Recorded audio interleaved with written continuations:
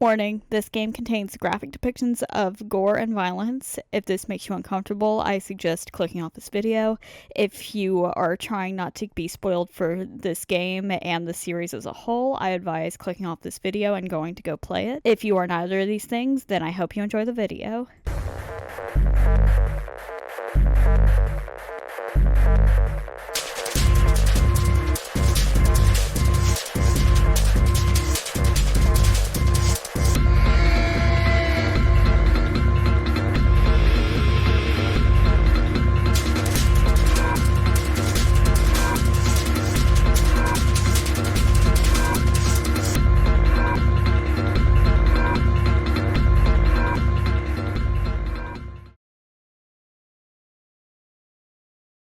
Should we just do a blanket, come on guys, don't spoil anything? Like, if you think it's going to spoil, I would advise to just not put it.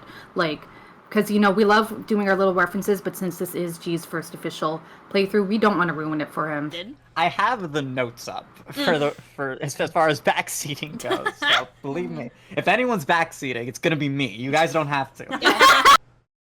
We got Mario blocks, okay? After all, it only showed a single number. 5. That's the same as the door. True, the numbers were the same, but he had no idea what that might mean. All he knew was that it was strange and new, and he wanted it off. Junpei flipped his hand over as if to remove a watch, but the other side of the bracelet was solid. No buckle, no clasp, nothing. It is like the Omnitrix. He can't get it off, bro. It was at that moment. Oh, what the fuck? You gotta be kidding me! Wait, what the hell's going on here? He's already so in tune with his character that he said "what the" before that actually showed up. Yeah, dude, walked in out of the glass of the window, and for a moment, Junpei stared at it.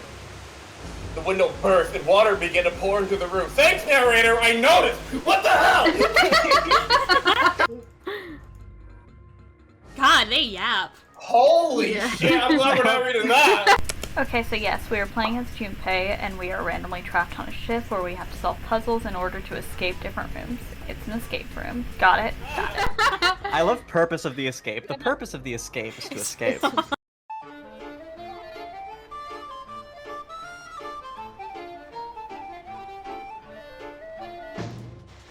Oh. Whoa!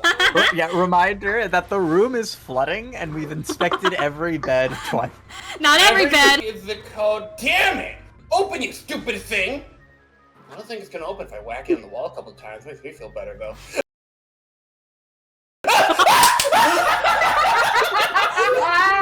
Everyone cheer for the digital room. What is this? Alright, let's see here. This is your initiation. A digital room with the following steps. First, add all the numbers in question to one another. Okay.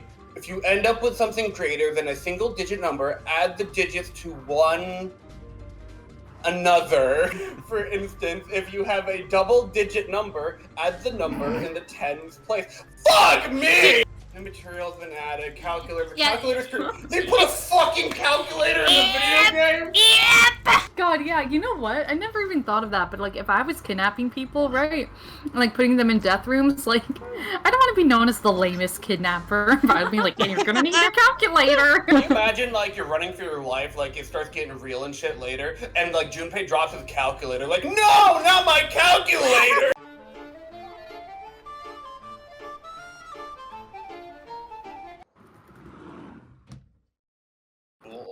Then it happened. What up, bro? What fucking Fallout convention did you walk out of, bro? My God! Tried to step towards the man, but his legs could no longer support his weight. Did they get gas in the fucking room? Oh, that's totally what happened, okay. Junpei collapsed to the floor, a crumbled head of limbs, like a discarded puppet. So what was this guy gonna do if he didn't shut the window? Yeah, I was just thinking that. Like, the window's open, bro. I like reopen that window. I like to headcanon. It's like, oh, if Junpei didn't close it, this guy would have just like walked forward and be like, excuse me, closed it for Junpei, and then like gassed him. Excuse me, pardon me. Hey, And coming Junpei through. totally would have been like, oh, thank you. Wait.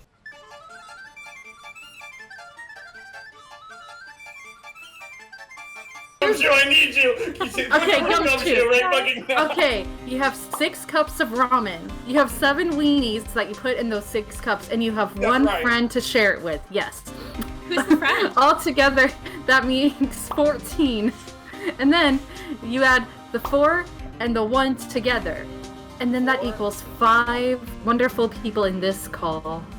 That's a little Gumshoe fun fact for you, pal. That's a new noise. Huh? Did it just unlock? Well, that light was red and now it's blue. Junpei, for the love of God, open the door. Yeah, we got quirky assistant girl, There we Gumshoe, and Edgeworth. Look. So that guy's got like the Phoenix head beanie in the back, I think. We got like World Ends With You guy over there. That guy looks like he has like an Adult Swim sketch show that only plays at like 3 in the morning. Oh my God! And I don't know, man. She's got some crazy shit going on. I can see her in her shop. Yeah, she does. Hey, you, come on. Oops.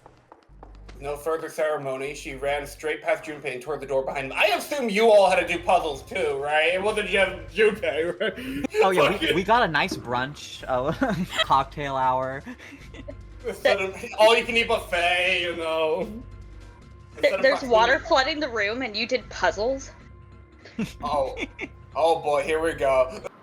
He couldn't quite remember where, but he knew. He knew met her before. You're the person that gassed me in my apartment! Her mouth. Oh my gosh. Is that you, Jumpy? I am Zero, the captain of this ship. Then it would seem Zero has seen fit to grace us each with a letter. Would you mind terribly reading it to us, young man? Oh! His request had been delivered to Junpei, who, after a short moment of surprise, did as he had been asked. Why am I reading it? Mine's fucking wet! Nothing but blackness. It had to be time. If that was the case, then they would need to escape by 5 Nights at Freddy's! 6 a.m. Junpei stared at it for a while. This is the symbol of Saturn. Oh no! Did you know? I'm an astrology girly. It's an astrological symbol. Oh fuck. God forbid women like astrology. In other words... Holy fuck. We're trapped. All the exits go nowhere. Junpei was not happy. You know what I'm saying? We'd have to be crazy to open these doors. If we do that, we're doing exactly what Zero wants us to do. Suddenly everyone began to speak at once. I agree. That's a terrible idea. We should go fuck stay yourself. here. Yeah, we should Stay here. This is just like Ace Attorney. Yeah. My name is Junpei. We don't have any other We ways don't to have open any of any these other doors. doors. We don't have any We should other just ways. wait. Someone's bound to come find us. Bound to come But find it us. might be the worst We don't have before. time for that. Hey, man, come 8.5 hours. 8.5 hours. The ship is going to sink. I need to take a piss. Does anyone here smoke weed? I like that. My shoes are so soggy right It now. was so hard. It was so hard. It's going to be hard to talk to each other if we don't have names. Yeah. Alright. Then why don't we have code names? And it better not fucking be Mountain. That one sucks. But think about it this way. If you're a mountain, you're like peak. Yeah, we'll each pick something. Like, I'll be 7. Alright, I'm gonna be Santa. Oh my gosh, is this where that comes from? Any of you chumps know Japanese? No. Well, San means 3. We'll all be Santa. You know, like Santa Claus. Fits, don't you think? Yeah. So, Right. Then your bracelet number. Yeah, it's a 3 on it. Good job, Grandpa. Okay, that was uncalled for. I'll go next, shall I? My bracelet number is 1. number 1. Given that, I think Ace seems appropriate. What? Yeah. So anyway, I'll be Lotus then. As I'm sure you all know, it has 8 petals. No, I didn't. Which means, of course, that my bracelet number is an 8. Thank you. I think it adds so much that G is voicing Junpei. Not to be mean, but No, I the feel it. level of knowledge feels similar. I feel like him and I are the same wavelength. I'm already predicting his dialogue. Like, I would appreciate it if you would all call me Snake. My bracelet number is 2. Since Ace has chosen cards, then I choose dice. Snake eyes, clearly. Which is particularly relevant, given that I am blind. this guy kidnapped a blind guy? That's not even fucking fair! I want to be Clover. Me in chat when we were setting this up. You know, like a 4-leaf clover. Good luck, right? His bracelet. Alright, my number's 5, so my codename is gonna be... Well, I have one. What? We literally already know who you are. It's not like there's any point to know. What? You don't get to have fun here. We already know your name. You're Junpei. That's your code name. Oh. Junpei decided he had to do something. What's your bracelet number? It's 6. That looks so fucking uncomfortable. What the hell? No, like, she putting it on top of the sleeve? Oh, hesitated for She didn't have a choice. and saw it. Alright then, why don't we just call you June? Yeah, you know, it's the 6 months of the year. So, you're June. Chompy. Their names decided, Junpei ran over them quickly in his head. Alright, here we go, roll call. Number 1 was Ace. Number 2 was Snake. Number 3 was Santa. Hell yeah. Number 4 was Clover. Number 5 was Junpei's number. Hane was 6, and Junpei had given her the codename of June. You won't have to say 7 was 7. Good for him. What's up? And 8 was Lotus. Heck yeah. That meant 8 of them, including Junpei, had revealed their bracelets. Wait, numbers. But there was still one person left. 3 a.m. Adult Swim host? He was the man with glasses and hair like a bird's nest. He hadn't said anything since they had met on the stairs, but he didn't look like the sort of person who was inclined to conversation. His skin was pale, his breathing was heavy, and he was soaked with nervous sweat. Oh boy, here we go. His behavior seemed very suspicious, or perhaps simply emotionally unstable. It was difficult to tell. I don't know. Hi, man. Hey, I'm talking to you. Man. I mean, process of elimination, guys. I mean, we all talked about our numbers. The man licked his dry lips with a shaking tongue and spoke with a voice like old paper. What does old paper sound like? Okay, it's fine. Isn't it obvious? What do you want us to call you? We all made up names. You should too, except Junpei. He doesn't get one. Fucking hell yeah. Sorry, Chompy. You've got some sort of plan? I do. Yeah? What's that? Sure, you want to know? Why are you being so weird, man? Hey, what the hell do you think you're doing? Silver Santa leapt forward toward Clover and the 9th man. He was halfway there when... Stay back! Suddenly the man's hand dove into his pocket. What the fuck? You just got a knife? He gave you a knife? Clover, are you alright? No!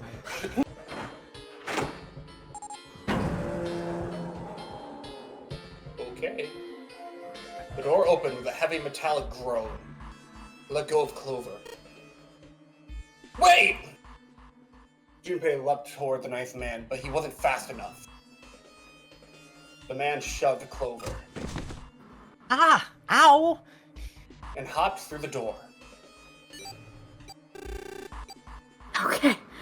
Have a good one, guys. I'm going off ahead now. I don't like that beeping. Well then. Goodbye. He raised his hand and waved, a twisted smirk on his face.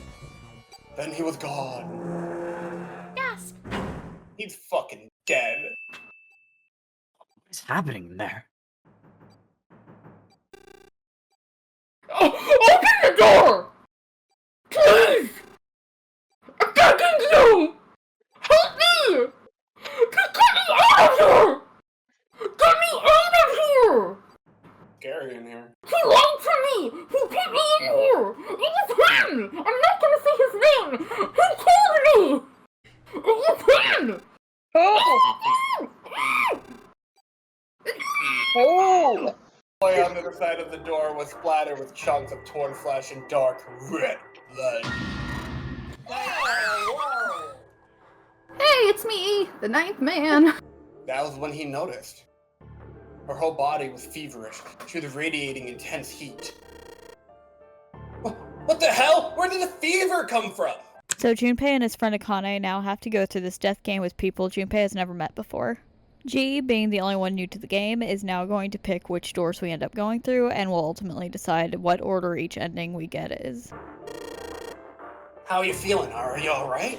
We just saw a man blow up on Twitter.com. Santa. Alright, sick one-liner from Sam. What?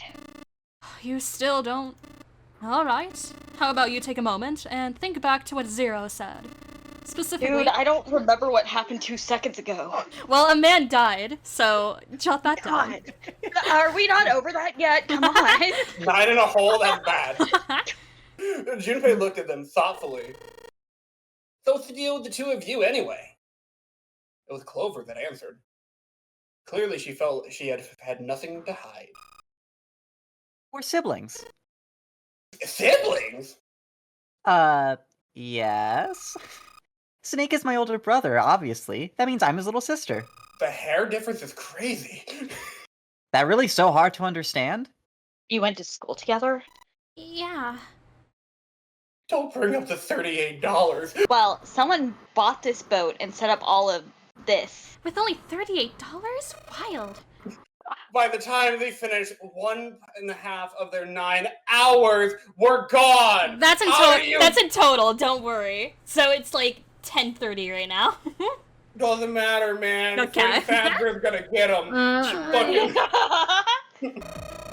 If I'm going to have to walk through all that blood, then I'd rather stay here. Ugh. And we were doing so well. We actually were about to decide on. Yeah, fucking after an hour and a half, Ace shook his head sadly. Sorry, I ain't going in there either. Someone else can go into door 5. What the fuck, Santa? Oh, Santa, not you too. Hey man, I just bought these shoes. Motherfucker! Are you fucking serious right now? Bro, you fucking dude. I will throw you in the water. How does that sound for your fucking shoes, alright? Dude, what the fuck is your problem? I'm trying to move the plot along, and I just don't want to go in that door, okay? Mister, I want to move the plot along. You gotta fucking move! Fine. I'll go into door 5. Jesus Christ. Can't go in there alone, though.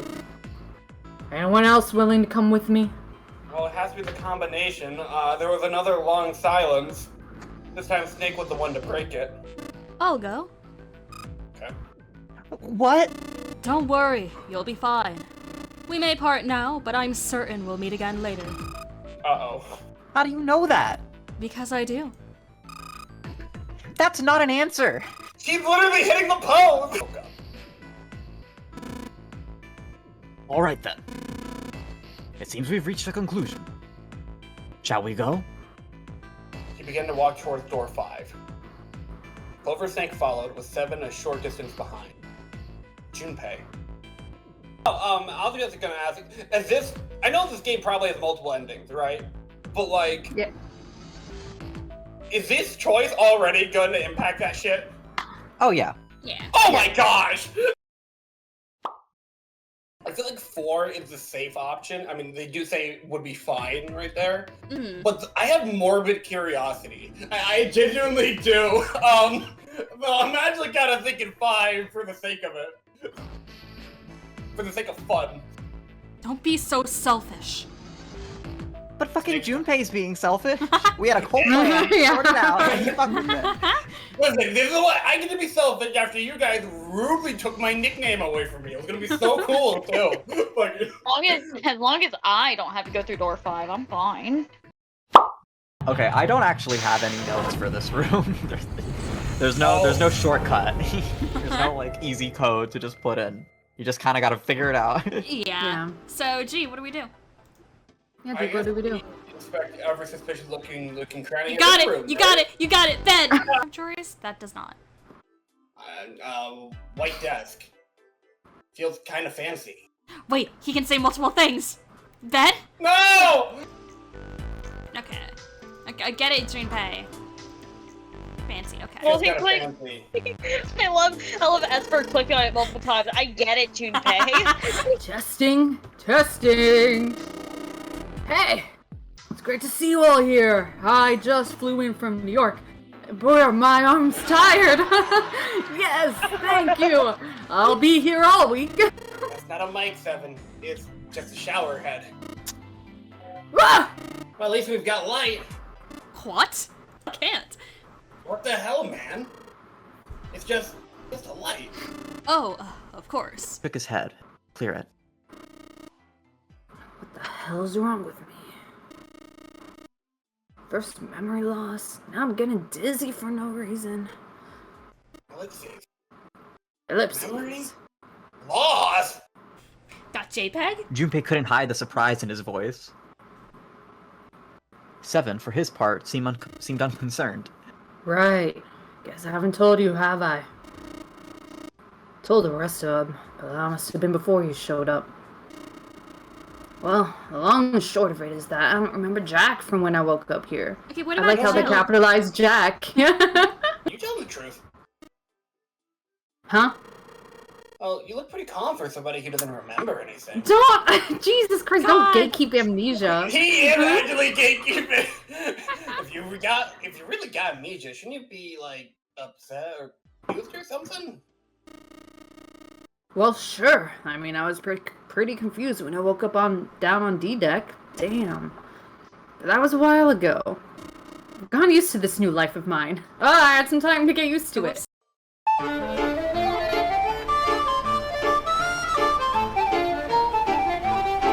Hey, this is something I totally should have had written down in my notes. How the fuck did I get past this one?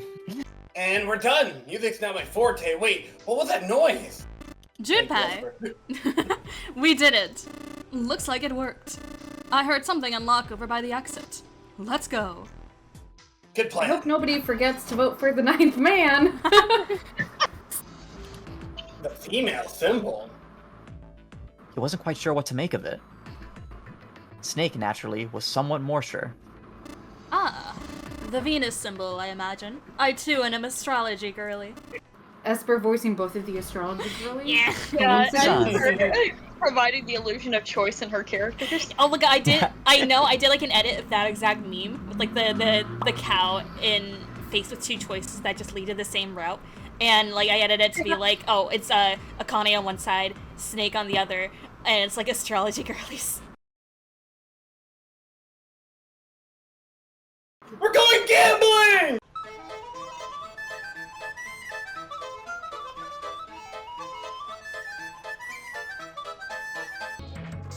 Is that... Yes! I did hear something from the exit. Excellent work, Junpei. Wonderful. Gold star for you. And next to that was another strange symbol. Hey, check it out. It's a symbol for Lotus. What? See, it's got the woman symbol, and then it's got devil horns, right? Oh Oh my gosh! Awful. Yeah, I see it. No two ways about it. Was a pretty good one, kid. Seven tousled Junpei's hair in what he likely thought to be a friendly manner. Junpei feared his neck might break, even though it was clear Seven had kept his strength in check. And it was very well deserved, frankly. I just read the dialogue. Something had clearly been removed from all three of them. I get it. So the Reds aren't working because somebody pulled out their guts. So I assume. But why? And who? I mean, it doesn't really make sense. I have no idea. Why on earth would I know something like that? They were happy to simply see one another again. Although the level of cheer varied greatly from person to person, each one of them was wearing some manner of smile. No one died! Hooray! Almost as though they had already forgotten about the death of the 9th man. Ooh, mood kill. Right, that one guy that did die. Confusion seemed to be the consensus. That reminds me, what's the deal with this big room anyway? What is this thing? Was this some kind of huge passenger ship? No one, not even Snake, appeared ready to offer an answer until Seven unexpectedly spoke up. I bet it's the hospital ship. In fact, it's probably the Gigantic. The Gigantic! Don't fucking laugh at me. Ooh, the Titanic had 2 sister ships, did you know? Who were identical to one another in nearly every aspect. The Gigantic was said to be one of them. She was initially intended to be a passenger liner, like the Titanic, but soon after the ship was launched, the First World War began, and she was pressed into duty by the British Navy as a hospital ship. And it's a ghost ship. Doesn't it look like it? From far away, Junpei heard the bell ring. It did so only once. It was 1 a.m. Right, first hour done. Shift's First going well. hour done. The shift is going well. And Foxy hasn't Nothing. even come out of Pirate's Cove yet, so like, Yeah. oh, good. Yeah. So your Yeah, Bonnie and nothing- Chica are definitely none of not that. active. I'm trying my best. I don't know Five Nights at Freddy's. I trust you with my life. He jumped through the entrance of the large hospital room to find 6 of the others already there. One of them was Fozzie Fazbear or whatever the fuck his Fozzie name was. So the guts of the red needed to enter each numbered door are missing, leaving our party stranded. Luckily, while searching the hospital room, some mysterious person has replaced the parts. Unluckily, Snake, a co-founder of the boys, is now missing. Junpei is not happy. Neither is Snake's sister, Clover. Why don't we team up? Oh boy! Team up? We're making alliances like total drama, guys! Even if we manage to escape, there's no way we could come back to rescue them in less than 5 hours. Well, you never know until you try. To add Ace to make 9. Right. Unless we bring Ace too, we'll be stuck. Lotus scratched the back of her ear. Oh, huh. Well, that's unfortunate. Do you think I could have a moment alone? I have to redo my math. There's some things I need to think about for a minute. Forget all this conversation, by the way. If you aren't gonna leave, then I'll just... Alright. Let's go, June. Yeah. Okay. They turned and left Clover. Awkward. Yeah, a little awkward. Well, I know we're not going through the 9 door. As they did, Junpei glanced back over his shoulder to see Clover wiping tears from her face. He turned to June. That was awkward, wasn't it? Yeah, so awkward. So let's just say I picked the other door and I didn't spend time with Snake and Seven. Would Snake still be the one that disappeared, or would it be like one of the other guys? I don't know. I don't know. Well, maybe you'll have to find out later. Why would you say that? That'd be a crazy thing to fake. Why would you say that? The question seemed somehow odd to Junpei. Well, why? Well, it's obvious, isn't it? They don't look alike at all. Ace looked at him for a moment, and then spoke. Yes, you know, now that you mention it, they don't. I don't know, fucking... Now that you family. mention it. Well, what about you, Junpei? Jumpy, some like to call you. Who do you think fixed this thing for us? Jumpy! But the interesting answer would be Snake for the plot. So I don't know. I'm thinking a 0. I'm gonna keep it real. Okay. But if we split into 2 groups of 3 and leave one person out, then only one person will be left behind. Oh, shit.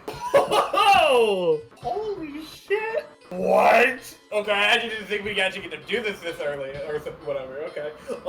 There's no way there's an ending in this game that's like, we all managed to get out, right? Ugh, don't answer that.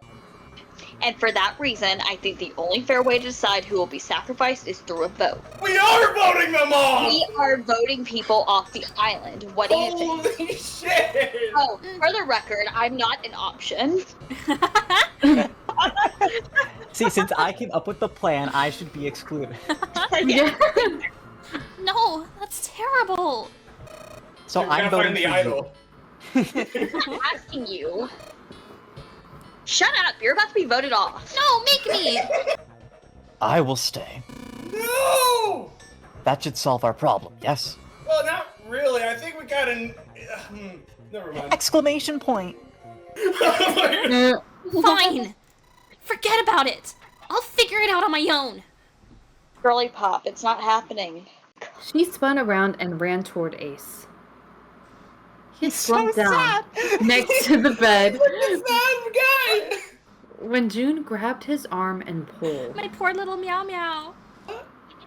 In it was a syringe and a small vial. The vial was empty. It had only recently been emptied. A few drops clung to the sides.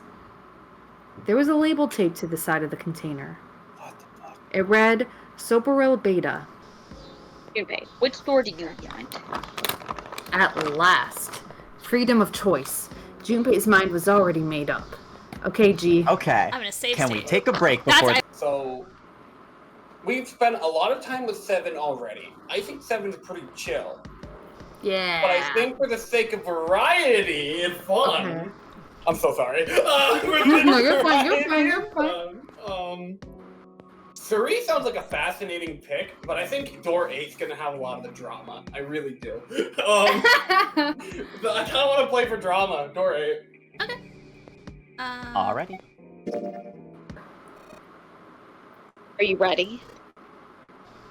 Yeah. Yes. Then shall we go? Why is she all quiet now? They were doing experiments on humans. Probably. Man, now she looks sad. How do I lighten the mood after human experimentation? The mannequin looks so sad. I gotta admit, I'm starting to feel kind of sorry for it. Am I getting attached to this thing? Maybe I should give it a name. Yes. How about the Science Boy? Yes. Yes, Science Boy! The Science Boy lying on the table. Wink, wink. Don't say and. It's rude. Have you already forgotten what you just picked up in front of me? Oh my god, what I just picked up? It's a rack. Hi, Lotus. It's a sort of thing that makes the plug with the 3 metal thingies into a plug with 2 metal thingies. You know, that thing you need? The specific thing that you need right now? Still useless? Not useless at all! That's just what we were looking for! Okay, I'll throw it away if it's useless then. No, it's really not! Going into the trash. No! Locked in. Yeah, dude, he is fucking locked in. Like, this is some intense Fortnite gameplay right now. Then, What the fuck? before Junpei had time to blink, she was typing at incredible speed. The click-clack of the keys running together like machine gun fire. Dude, she's fucking playing in build right now! They'd probably just think this thing here, the monitor, is doing the calculating. And once they've decided that, they'll start examining this monitor. They might poke the screen or something. Ah, I see. The color changes when I press it here. The monitor just isn't functioning properly. I guess people with prosopagnosia could be suffering from the same thing. Wait a minute. What? Nope. What is it? Well, put simply, it means a condition where the mind can't distinguish between human faces. In other words, my face may look the same as Clover's, or even yours. You're talking about his eyes? Yeah. No. He wasn't born blind. Some kind of chemical accident happened. Yeah! When he was a kid, he got in an accident near Hell's Kitchen. Holy shit! A really bad car accident. Was it- He ran into these chemicals. They sprayed into his eyes. He couldn't see after. And his arm. His arm? Yeah. My brother's left arm is... It's not like a normal person's arm. It's fake. It's not a real arm. What? Science boy? I think, No, Science Boy! No! Science boy, no! Science Boy! Science boy! The Science boy's head! Science boy's head is on fire! Science boy! No! All the humanity! What the hell is Science Boy? Where the map had said they would be. The same room they'd been in not so very long ago. So yes, after all the talking about which rooms to take and who needs to be left behind, we end up looping back around to the other rooms anyway. Not important for this ending, but it will be important in the future. Anyway, Ace is awake again. I said wait a minute! Why? Aren't you afraid, Jumpy? After Science Boy, I ain't afraid of anything. Afraid of what? Well, I never... you know... She'd never been in an elevator with a man alone before? Even so, she still seemed awfully alarmed. I might get wet. What the fuck? What? Down there, I'd get soaking wet. Well, I mean, of course you would. That's the way it works. I mean, I've never heard of anyone getting soaking wet somewhere else. That's true. What the fuck are we on about, Ellipses? You don't mind Mind what? getting wet? I don't know. I think I'd probably, like it? What? Gosh, Jumpy, you're so brave. Really? I mean, I think any guy would do the same thing, What happens, right? If you get the chance, you've got to go for it. That's what a man's supposed to do, I guess. You're so cool, Jumpy. I really admire you. I know that fucking line. What the fuck is happening? That doesn't really seem like the sort of thing you ought to admire someone for. I'm really scared. Yeah. I mean, like you said, you've never done it before. What the actual fuck? Yes. So We got fucking 5 hours, bro. So I don't think I'll be able to last very long.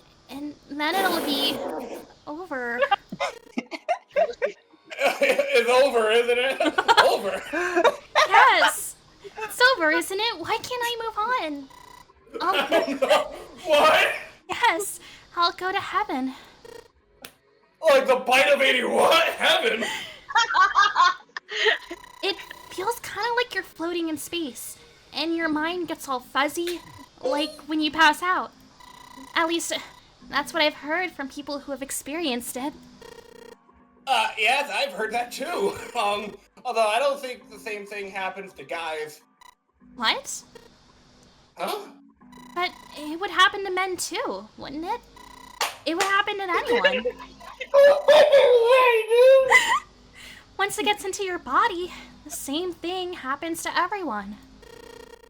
Well, I mean, usually it doesn't go inside the man. Usually, though. I mean, generally.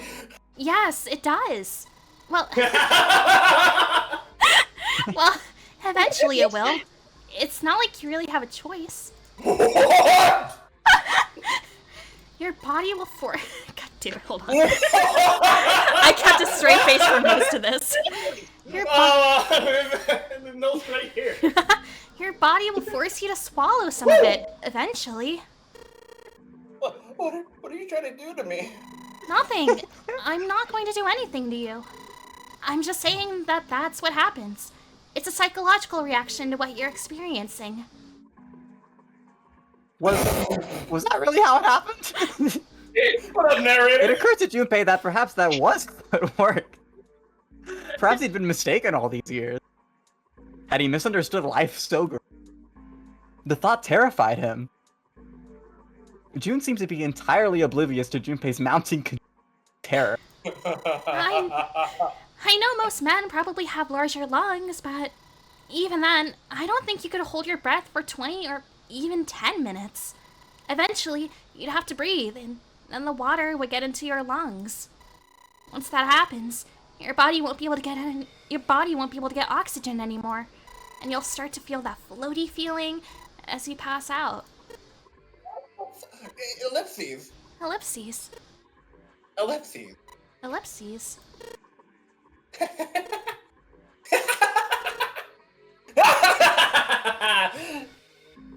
Finally, Junpei understood. He understood what June was trying to say and why she was scared. Ah, yeah, you're right. You wouldn't last very long. See? She was afraid that the only elevator button pointed down.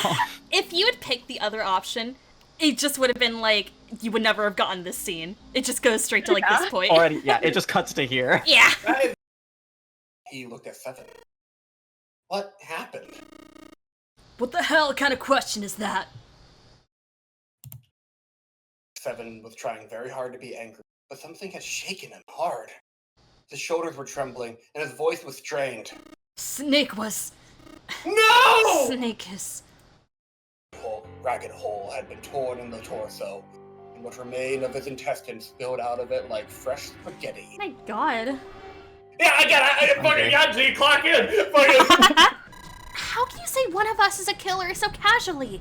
Well, I'm saying more than one, so jot that down. God damn it. Well, not just one of us. If I'm right, then at least two of us are murderers. Why don't you calm down a bit, Seven? What are you going to gain by being so suspicious? Why are you trying to get all this sus on us? That's what Zero wants, you know.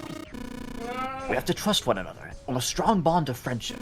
You might have fucking killed him, bro! You might have fucking did it! Hang on!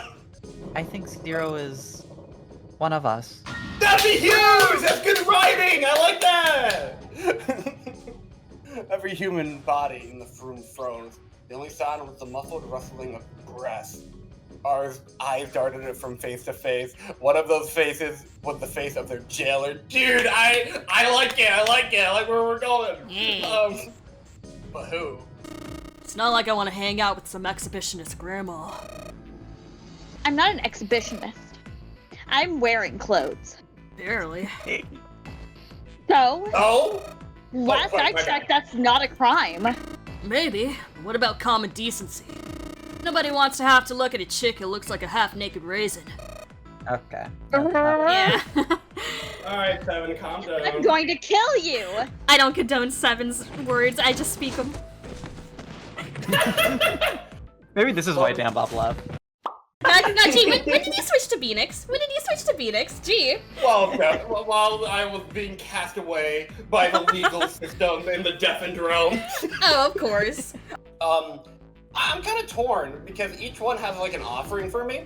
Door 1, I haven't really gotten to spend time with Ace really much at all. Same thing with Santa. Door 2, I spent plenty of time with both of them, and I feel like we just saw the chemistry that kind of happened there. I don't know if I want more of that or not. Door 1 and Door 6 both have characters that are just like really goody two-shoes though. I mean, I guess you could say that about all of them. Wait, who's goody two-shoes in Door 1? Ace. Oh, alright. Oh yeah, because he's like, oh come on, we're friends, everyone. Let's go Door 1. Let's have fun. Okay. Let's fucking go.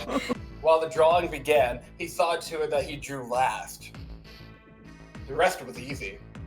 If he wanted to go into Door 1, he'd use his left hand, and his right hand if he wanted to go to 2. Of course, if he wanted to do Door 6, that would be simple. All he needed to do was switch nothing and say 6 had been what he wanted all along. That is fucking crazy. Yeah. I gotta give Junpei credit. That's some game right there, fucking. Oh yeah. That pig, you just wait and see. She's... That was fucking funny. Her eyes were the eyes of a woman prepared to kill. This is a pretty empty desk. My brother's desk looked a lot like this. Goddamn. Oh, come on! Everything reminds me of him. Everywhere I go.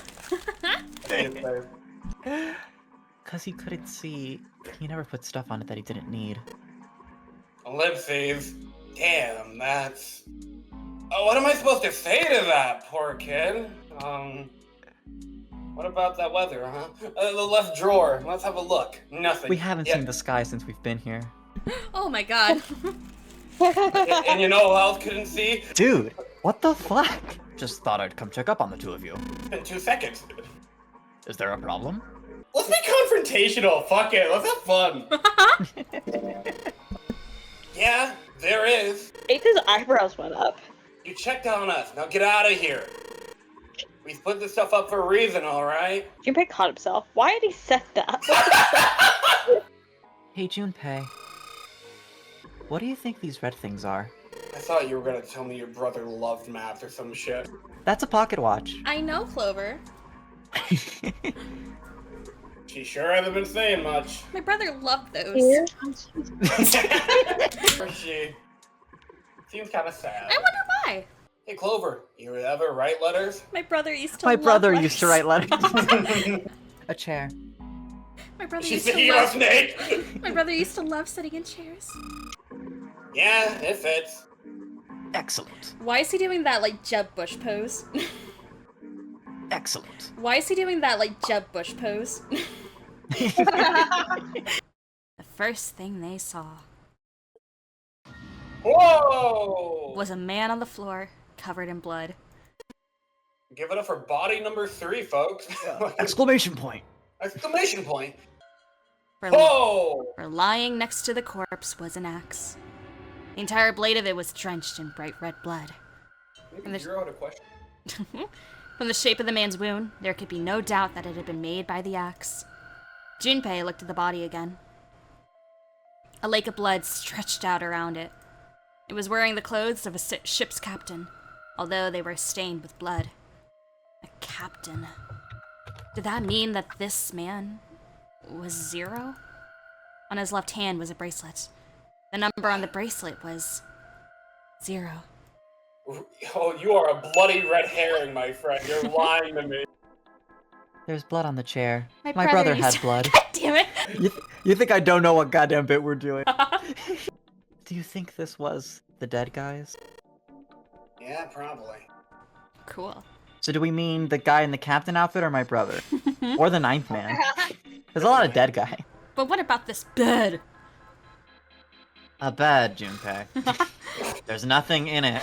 But the bed! It's a lamp. But it doesn't turn on. My brother doesn't turn on anymore. Camera. A camcorder. Sorry, Clover. A camcorder, okay. Like his point is pointing at the door. Well, power's on. Unlike my brother. You probably switch what you can see on the screens. Like 5 Nights at Freddy's! Oh my god. Do you know how to work this thing? We'll need it for the night shift. Have to leave the camera on Pirate's Cove, Junpei. We have to see if Foxy's coming or not. He turned to Clover, who was standing next to him. Her voice was almost too low to hear. 0. My brother's BPM is 0. He gestured toward the corpse. What do you think? That one's in better shape than the other ones we saw, right? Dude, what the fuck? I am distraught over and you're making jokes! The cover read, "All ice." There are hieroglyphs. A form of writing used in ancient Egypt back when I was a wee lad. Do you think you can figure it out? If my brother were here, he would figure it out. Err. It's scary in here. It's so hard. It was so hard. It was so hard. So old. I'm really out of breath. I'm quite old, you see. Hey. Where's Clover? Dude! He turned around. Clover was nowhere to be seen. What the hell are you doing? Nothing. What do you mean, nothing? Your hand's in the cookie jar! What the hell is that? What? You've got something in your pocket. What is it? Oh, this? This is... I wonder. He got a glimpse of her back. Sticking up from her collar was something that looked like a big wooden stick. Yourself. We found it! Found what? We found it! Door 9? What did you find? Well, we found it, Jumpy! The last door! Oh no. We found door 9! What's the point? Ellipses. What's the point in going to door 9? Whoopsies. We can't all go through it, can we? I didn't think people still talk that way outside of the 1950s. He's old, you know. God damn, you're old. Well, I'm a mother, just so you know. Would that be a problem for you? What do you think is happening here? That wasn't what I meant to... I was hoping you would come with me. Seriously, though, I was kidding. So, where was it you wanted to take me? There's something I wanted to Clover. What did you do?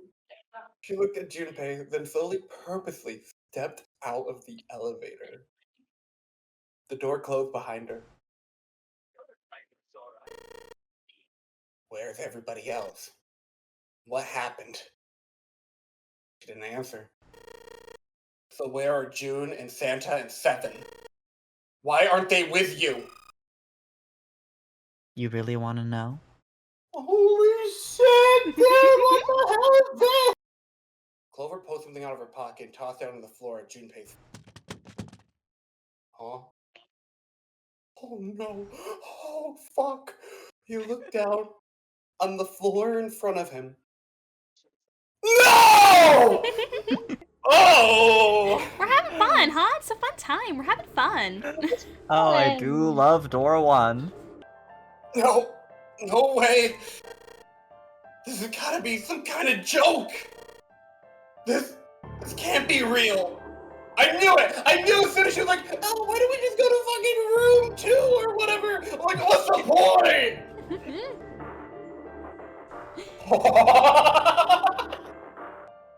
Revenge for my brother. He was forced into door 3 and murdered. You need at least 3 people to open a door. Who were the 2 that opened that door with him? It could only have been Santa and Seven. That's why I killed them. Why? Why did you kill June? Because she tried to protect them. She was in my way. She had to die too. Hey, Junpei. Felt Clover's hand on my shoulder.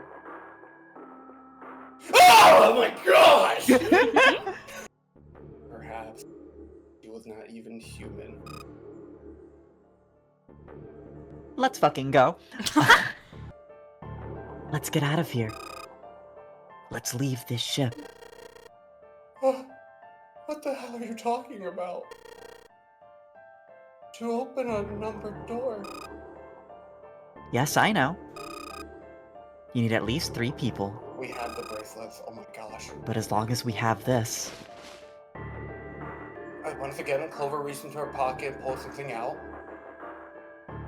It was another bracelet. 0! Junpei could see the number on the face. Yeah! Oh my god! Oh man, 0. 0. Oh, that's why she went back! Oh, that is disgusting! Oh my gosh! I had the morbid thought earlier of like, what if we did cut off like their hand or whatever, just used it? That is, the game actually went there! Holy shit! Rated M. You get it now?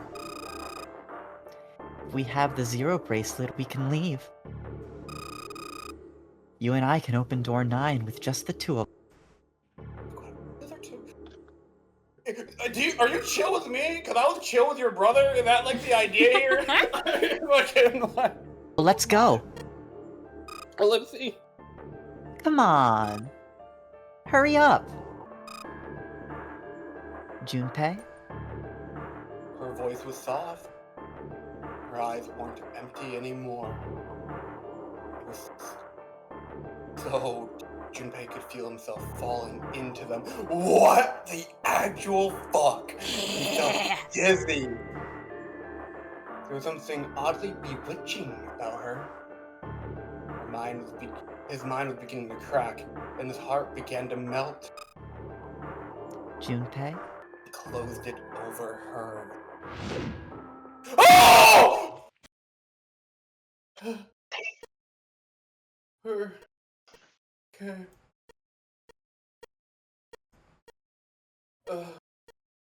Good.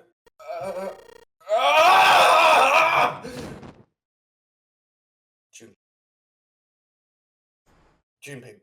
He shuddered, twitched his body, spasming as he went into shock. He screamed till his throat was torn, bloodied, then screamed more. Cries echoed across the room. Eventually, movement slowed, then faded. There was no more strength left in Junpei. He could feel his body begin to go numb. He no longer felt pain. He no longer felt anything. Whatever Junpei had been was gone. The last remnants of his mind began to fade. Ellipses, ellipses. Even as his vision faded to nothingness, he saw Clover.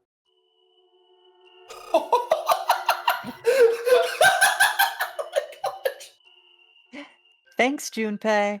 It's fucking haunted! I'm just gonna borrow this, okay? Her smile was cold.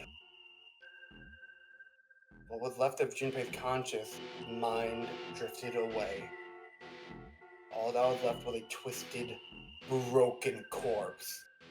Is that the end of the game? Oh my god, we got the bad ending! I love this ending so much. So we got what is commonly known as the axe ending, where Clover believes that everyone is in on killing her brother Snake and axes everyone. And so we carry on in getting more endings in order for G to get the complete story. So do you immediately want to go the door you didn't go to last time? Genuinely have not gotten this invested in a visual novel since Ace Attorney. It's so infecting. It's so good. Once I got that ending, I fucking binged and played the hell out of this fucking game. Imagine me playing this at like 14 or 15, not knowing this would irrevocably change my fucking life. Yeah, it changes your brain chemistry to play this game. I was gonna say, yeah, this is a brain chemistry altering game right here. This is kind of a weird-looking picture. Do you think it's an abstract painting or something? It looks kind of like a demon with an elephant-like nose, sucking on a human being's brain. Where the hell did that come from? Who the hell starts a conversation like that? I just sat down. There's a little blue platform protruding from the shower wall next to the knob. It's for putting soaps on. I used a shower once, so I know. I used to shower once, so I know. Canonically has taken a shower. June blushed and giggled. Yeah, let's go for a June run. By the way, Jumpy, how did you end up here? What do you mean? I told you earlier, didn't I? There was a man with a gas mask when you got home at night. You inhaled some white smoke and passed out. When you woke up, you were on D-Deck. Yeah, that's it. But is that really the truth? What? Jumpy, are you hiding something from me? No! Why would I? I totally didn't do a bad ending before coming here. I mean, why would two childhood friends bump into each other in a place like this? I don't know. Hey, I could ask you the same thing. Are you hiding something? What would I hide? Well, I don't know anything. I mean, you're hiding it. How would I know? You mean like, the number of men I've dated? Junpei's heart stumbled over itself. Do you want to know? He had to admit, he was a little curious. Is it 9? Don't worry. She smiled at him. Only 18. Double 9! Time 0. Never mind. I guess I just haven't met Mr. Right yet. Objection! Do you think maybe this boat and the Titanic have something to do with each other? That's a good point. I doubt he would have mentioned it if there wasn't a reason. It was either retired and dismantled, or sunk in the Atlantic by the curse. But then that would mean that this ship is... Wait!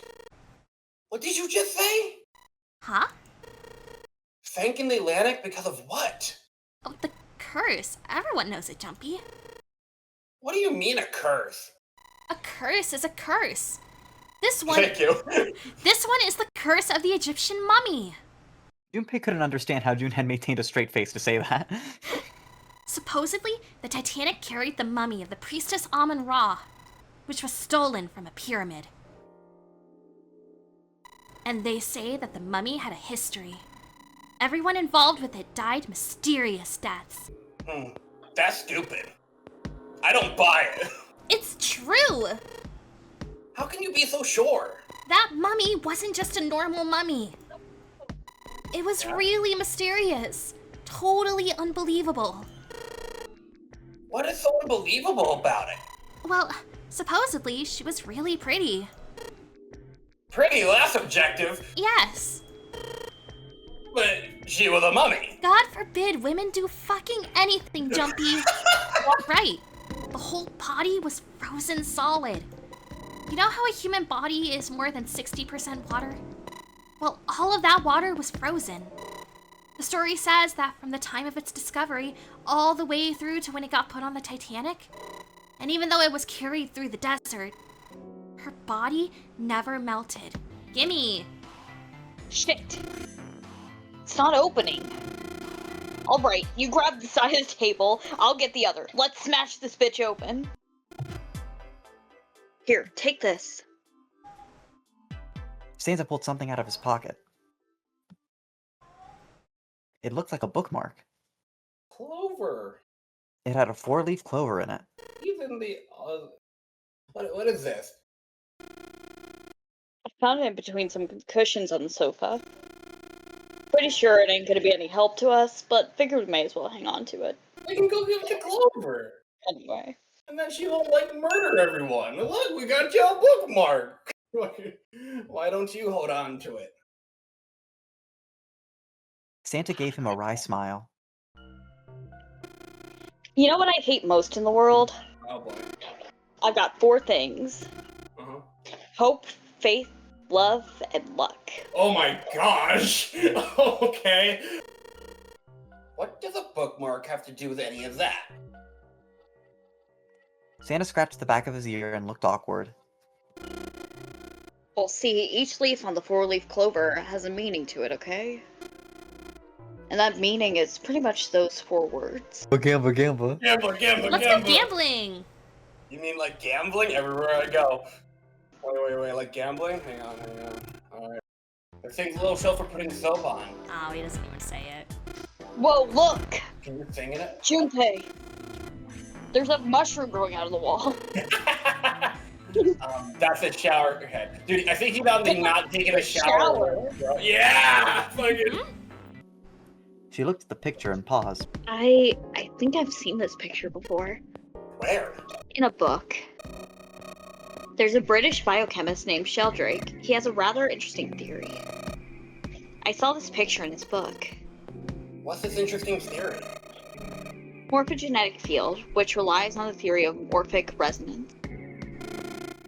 Man, I can't deal with this. Just listening to you talk about it is giving me a headache. It's too hard. It's not a difficult concept to grasp. In essence, he states that the shapes of living organisms and their behavioral patterns are transmitted through a field not visible to the eye. What part of that isn't difficult exactly? Hey, what do you think this picture looks like? What do you think it looks like, G? Yeah, what do you think it looks like? Dude, it looks like kind of like a bird. Okay. Yeah. Good. Yeah, let's go for that bottom option. Yeah! Funyaripa. See? I see this totally looks like one here and here. Junpei indicated parts of the picture that looked exactly like the other parts. After 3 seconds of silence, Lotus looked at Junpei. What the hell is a Funyaripa? What do you mean, what the hell is a Funyaripa? You mean you don't know? How the hell would I know? How could you not know? That's practically blasphemous. Say you're sorry.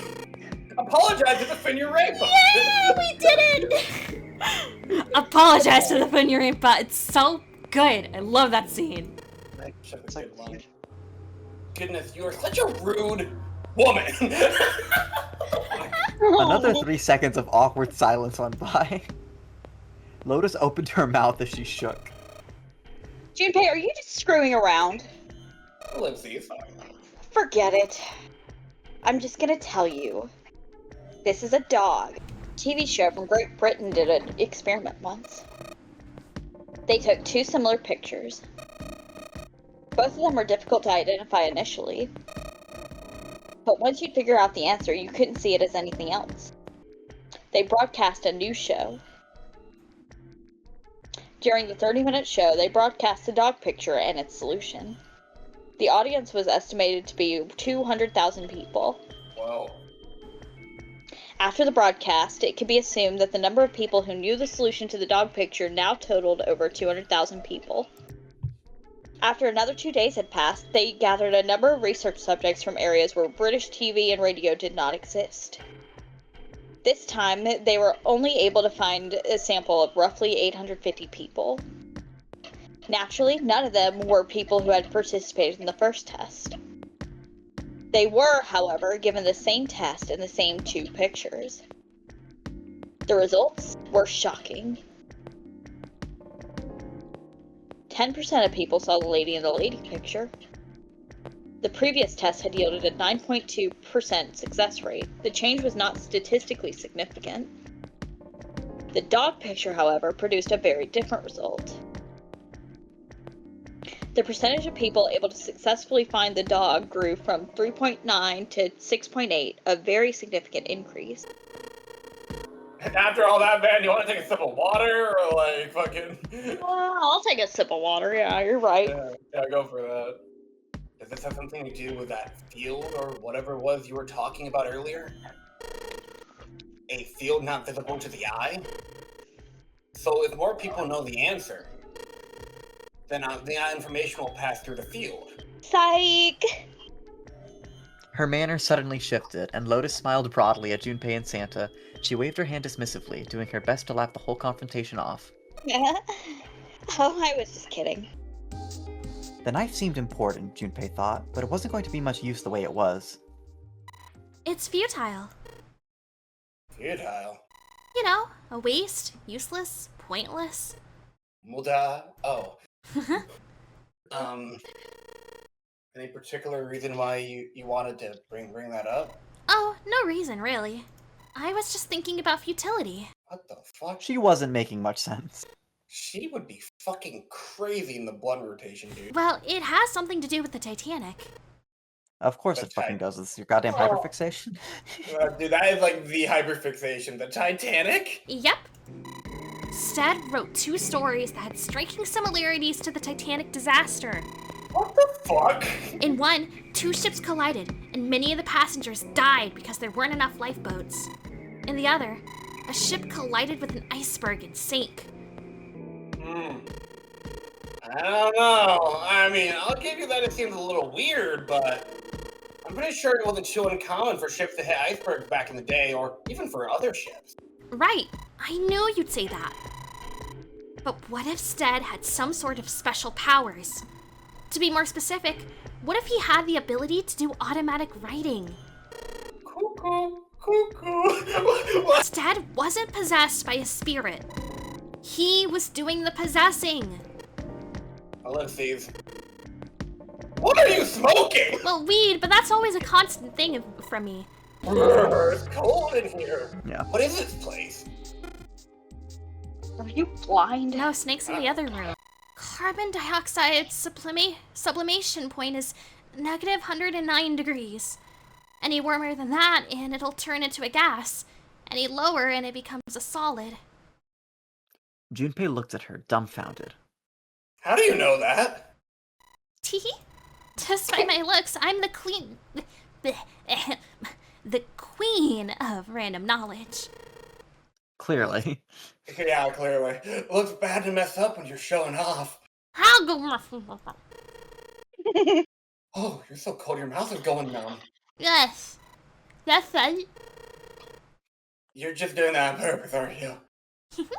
Don't you think that's kind of weird? I wonder why it doesn't turn into a liquid first. It did seem rather odd to Junpei, and he couldn't help but think about it. But it can turn into a liquid. Carbon dioxide turns to liquid if you put it under high enough pressure. But at 1 atmosphere, normal air pressure, It won't turn into a liquid, right? that's right. Instead of melting, it'll do what's called sublimating and change immediately from a solid state to a gaseous one. See, that is weird. We are going to freeze to death. There is a kind of ice that doesn't turn into liquid when it goes above 32 degrees. Huh? I heard about it. Its melting point is 96 degrees. Ice with a melting point of 96 degrees? Yeah. Well, What are you smoking? Well, weed, but that's an everyday kind of thing for me. Well, you could also look at it as ice that won't melt until it's 96 degrees. What is this ice with a melting point of 96 degrees called? I heard it's called Ice 9. Fuck me! Have you heard the story about the crystallization of glycerin? For 150 years after the discovery of glycerin, people cooled it, warmed it, and did all sorts of things to it. But whatever they did, it never crystallized. However, one day in 1920, with the seed crystal, further crystallization of glycerin would be a simple matter. However, something very strange happened. Not only did the glycerin encouraged by seed crystals to begin to crystallize, nearby samples did as well. It didn't end there. After that day, all glycerin in the world began to crystallize naturally and cooled to less than 64 degrees. Before that day, no matter how glycerin was cooled, it refused to crystallize. But once the crystallization process had begun,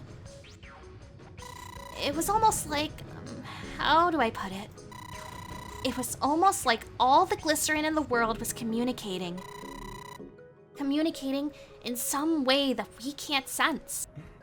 Wow. If you go for like the mean options here, you do like miss out on this completely. You Wow, okay. like Junpei is an asshole for it, and it actually like is a flag in the game to be like, okay, they don't know about this. Oh, damn, really? That's actually Yeah. kind of nuts. Break time is over. Especially for you, lady. You've just been... Oh, shit. How fucking rude. I was plenty busy. Yeah, how about you pull all that energy into something besides bitching? Let's go. Oh my god. Guys, mom and dad are fighting. Oh. So we finished up this room and called it a night. And for next stream, we had Danbop back. Woo! Hey, look, it's Lotus's symbol. Junpei. Did he not make that joke with the fucking 7 in the other timeline? He when did. it? Huh? See, it's a woman's symbol with a thorn on it. That seems like... Ah! Ouch, ouch, ouch, ouch, ouch, ouch! That joke killed it with the boys. The boys loved it, damn it! I know. It was really popular. I believe the bottom of the device has been removed. It was the boy. They turned around to see The boy. Hello. the boy. Snake! Oh my god, he's so alive. You're so... was more than just There's Snake. so much life in you, man! It was the rest of the boys and Clover. No, Clover's a boy. It was the boys! Yeah, Ace, Clover, and 7 quickly filed into the room as well, all having become super close from gambling with each other. No! I've been part of the game this whole time. Someone other than the 8 of them. Sure. Maybe there's someone else on the ship with us. You mean someone hiding here? Yeah. Well, I mean, it's just an idea. It's just a theory! Mm-hmm. But you're saying this mystery person fixed the Reds. That's your theory? Yeah. Game theory. Your game theory? Game theory. Why? That's, I don't know. Throw. Santa shoved his hands into his pockets and cracked his knuckles. Seems unlikely. Why? I don't know, just a feeling. That's my evidence. Hard to believe Zero to bring in a secret 10th player. Greeny the Goblin was right down the hall. You didn't see him? Hey, everyone, I'm here! He's right here. He's in the hospital room. Okay, but I mean, the name of the game is the Nonary game, for Christ's sakes. Look, listen. Organization 13 can have 14 members, and the Nonary game can have 10 players. Well, that's not what I meant. Yeah, right here! Yeah, he's right over there! I mean, more like someone who's been living here for a long time. Or someone who, like, stayed here. Seriously? That's even more ridiculous. It's so lonely. People get left behind if we split into 5 and 2. And one person left behind if we split into 3, 3, and 1. I got that part. You can't go through the numbered doors with any less than 3 people. If we split into 4 and 3, then why do 3 people have to be left behind? Just run the numbers, Junpei. You have a calculator that you just discovered. Right. Let's say we go through. I didn't know there was an actual in-game fucking calculator till now. There we go. Holy shit. Forward into time they went, speeding across, trying to figure out when was next going to be a moment to choose. Now, real quick. As a reminder, door 8 was the Lotus door. Door 7 is claimed by 7, and no one's claimed door 3. Yeah. Oh yeah, and Snake is gone, and we're like, Yeah, where's that guy? Snake is Where's our gone. And Ace is asleep. Yeah. Oh yeah, that's right. Let's go with 7. Alright then, that means June's gotta go through 8. What? Why? What? She gets to hang out with Science Boy? Wait. You guys ready? Oh, we're squad. Oh my god, this is the best combination. This is a great crew, yeah. This is a great crew. I love this crew. He looked to his right, There, contest, go! toward door 8. June stood there, a mirror image of Junpei. I'm gonna win the staring contest, Jumpy. No, Believe you it. never do. Okay. She turned and looked toward him. Their eyes met. They nodded. Their farewell took almost 1.5 seconds. Blur. Then someone took hold of Junpei's arms and hauled him bodily through the door. It was definitely okay. Clover. So, since they're in the other room, I am going to... Santa and Lotus are going to turn Science Boy into a coffee machine, and they're going to go take a coffee break real quick. Oh, that. Cool. Fair enough. Woo, woo, woo! Oh. Hear the muffled panting from the other room of like all the contestants. Yeah. He stood up straight, no longer out of breath, and wiped some of the sweat from his head and neck. Clover smirked at him. I would have thought a guy your size would have bigger balls than that. I forgot you had that line. You have no You balls. little. Oh, do you want to die? I'd like to see you try. What, kill me? You fucking brat. All right, let's go. What the fuck? Hey, calm down, guys. This isn't the time for, whatever this is. When Junpei's the voice of reason, you know you're in deep. Clover's curiosity got the better of her, and she darted past Junpei to peer around the screen. I read that very practically, without actually realizing it was meant to be a scream. 7 smirked. Well, I guess it would have been weird if you actually had any balls. Shut it. God, I make myself Don't you laugh. start with me. I don't want to say that. That is fair. That's Yeah. more than valid. Maybe it's got... Next line. Yeah, that's fair. Clover glared at him. Anyway, how about we take a look around this place? Let's go! You know it's really fucked up when Junpei doesn't have the messed up lines! Okay. Sure thing. We'll just pretend this never happened. Squad. Oh my god, this is the best combination. This is a great crew, yeah. This is a great crew. I love this crew. Ew, that's gross. This is the chest. It's so gross. But like to the tune of, it's so hard. Yeah. It's a woman's chest. So gross. I am not going to say anything weird about it. Okay, good. Oh, never mind. What's this thing? It's got these short iron legs. I literally forgot that 7 had all these cringy lines, and I'm like, no, my boy. Yeah. It's like the one time though. Maybe it's a heater. It's No. like just this room. Does this like lower him on your rankings, Danbop? No, You can be like, I simply do not see this. I don't see it. Yeah, the creators don't know the characters like I know the characters. Yeah. Something stinks. Is it usually the butts? Oh, we're catching on! EDT is tartaric ethylenediamine. What kind of medicine is that? It's not medicine. I think it's an industrial strength detergent. Why would they have something like that here? Well, probably to clean stuff up. Clean what up? Fuck if I know. Why are you asking me? Still. It looks like it's cleaned my brain up. You drank it? Of course I did. Yep. It happened about 50 years ago. And I'm done. Hey, Junpei, you want to listen to this? It's important. This is the shit I remember from my life. Right? When my Like, amnesia clears up. Working up to the assumption that Zero's like watching and not just one of the players, right? They think Zero's like, oh my gosh, yes, they understood the reference! Oh my god, dude! Once a crystal turns into a hydrate, though, it's useless as a cleaner. The factory had to just dump the crystals. As a hydrate, they were useless. But it didn't end there.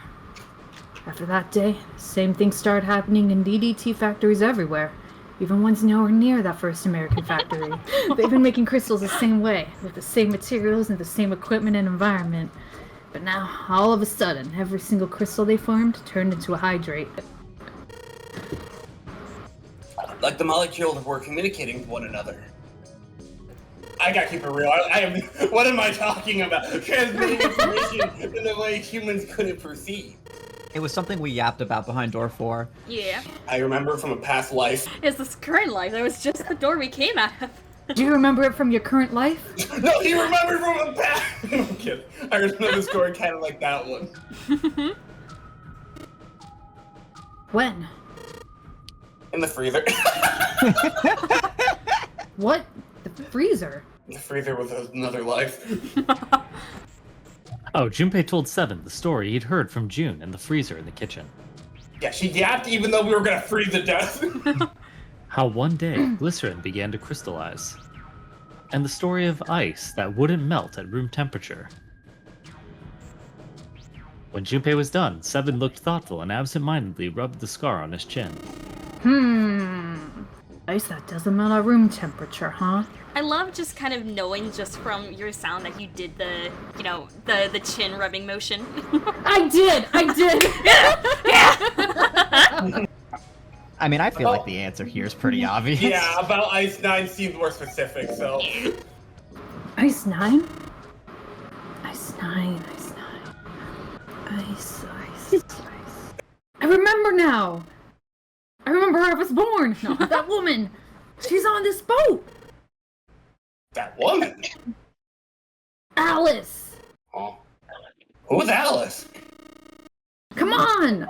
The woman who won't melt at room temperature! Keep up, Junpei!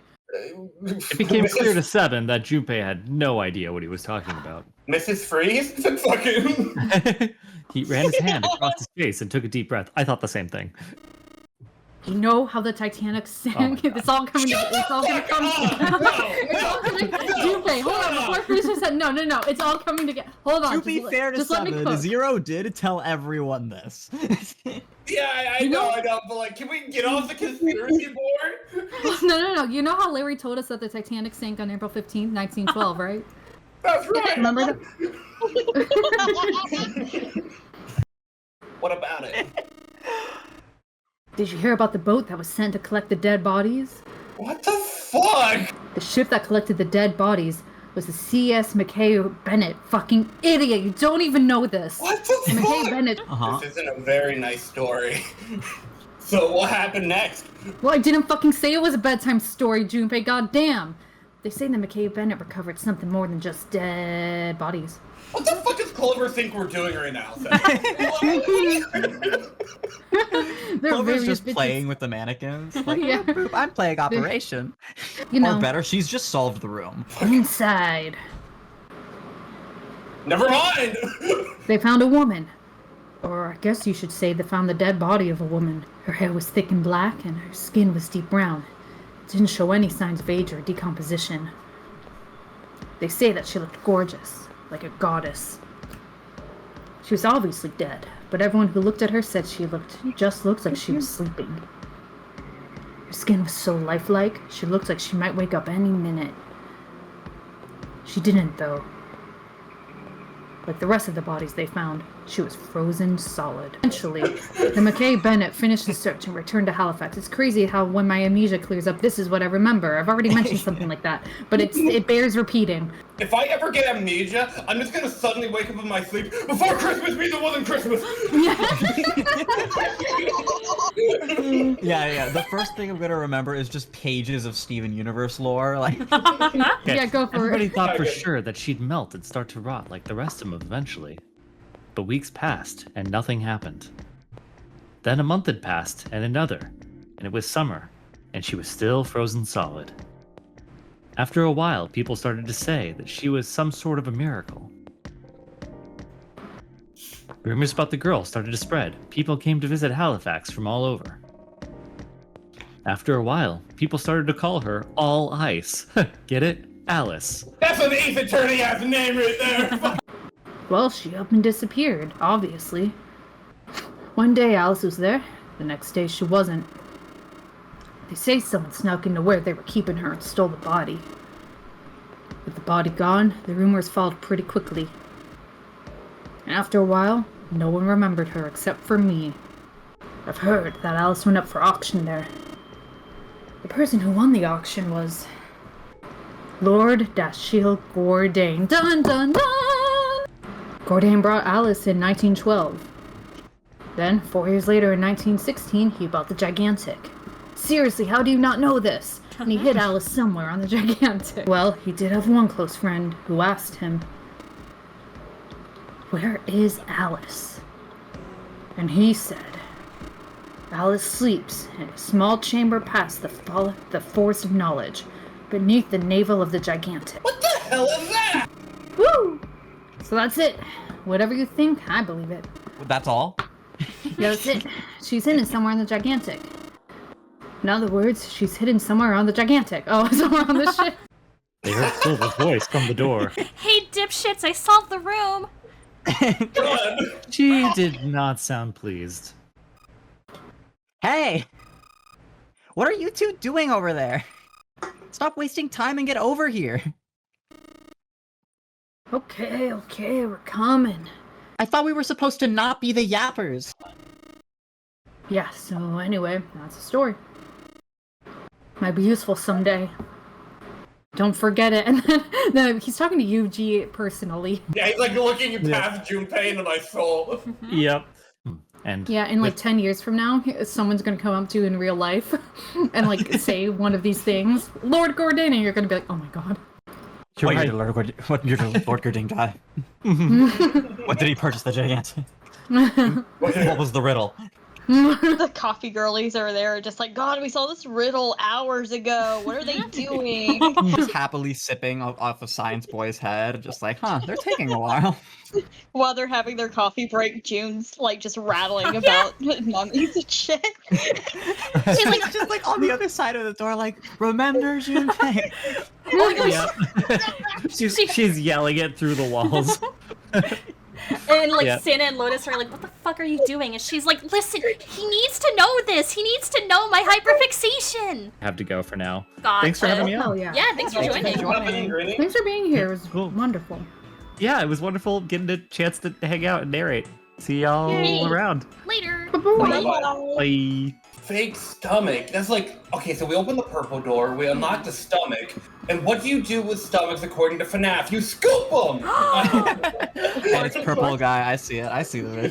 Junpei stopped, about to put the key into the doorknob. What's that? Where's Clover? Hey, Clover, can you hear me? Perhaps it was something he'd said, or perhaps it was something else. She is, like, wearing fucking earmuffs the whole time, so... Oh boy, here we go. So anyway, my brother might be dead. Ellipses. Ellipses. Huh? That's why we couldn't find him. If he's dead, I'm going to be next. Suddenly, the operating room felt very, very cold. What are you talking about?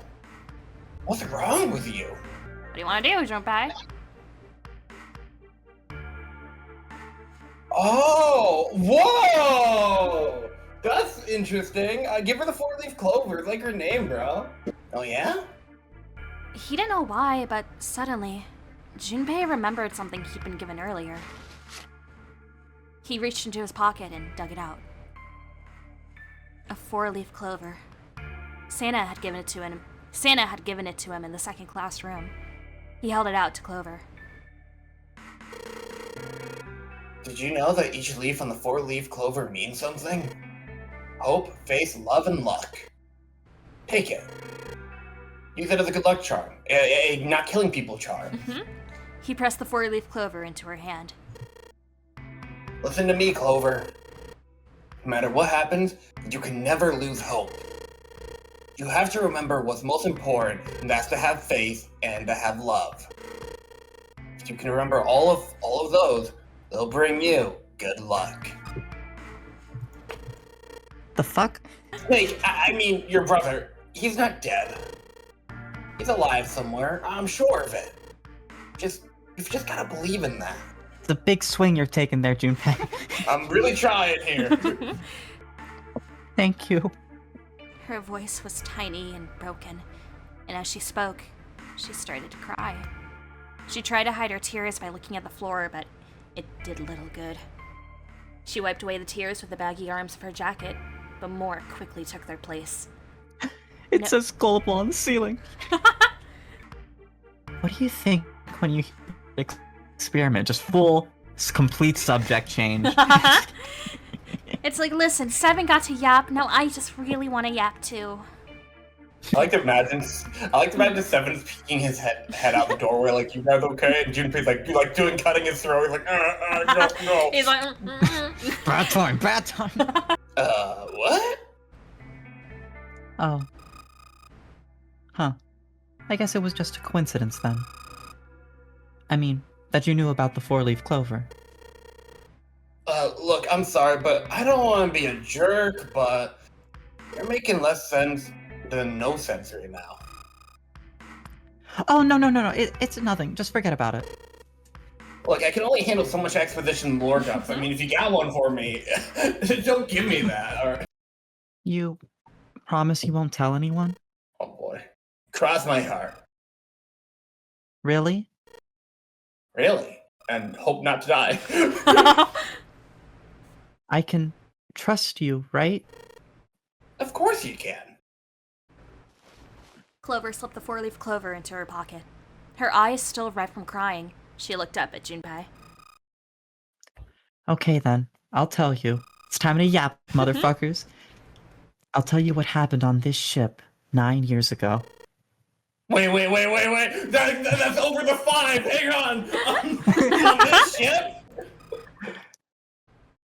Dude, the game's called 999. What the fuck you expect? Yeah, this ship. He was entirely lost. He had 1,000 questions, but it was probably best, he thought, to save them until Clover had finished. It was an experiment to test some sort of psychic thing. Oh, There hell was yeah, an you're still Abra here. and a Kadabra, and even an Alakazam. But is he really John? All Junpei could think was, she's finally completely lost it. Isn't this like Lock Socks? Oh, you're fucking Or the no. Ship of Theseus? I was thinking about that! Junpei grew... You watch WandaVision too? Junpei grew even more confused. He'd never heard of either of those things, although they sounded smart. Let's say I've got a pair of socks. They're my favorite socks. One of them gets a hole in it. But they're ugly socks. Don't fucking judge, Seven. What would you do if that was your sock, Junpei? He like yells it from the other room. They're ugly. Patch it up, I guess. Fuck it, we're cheap.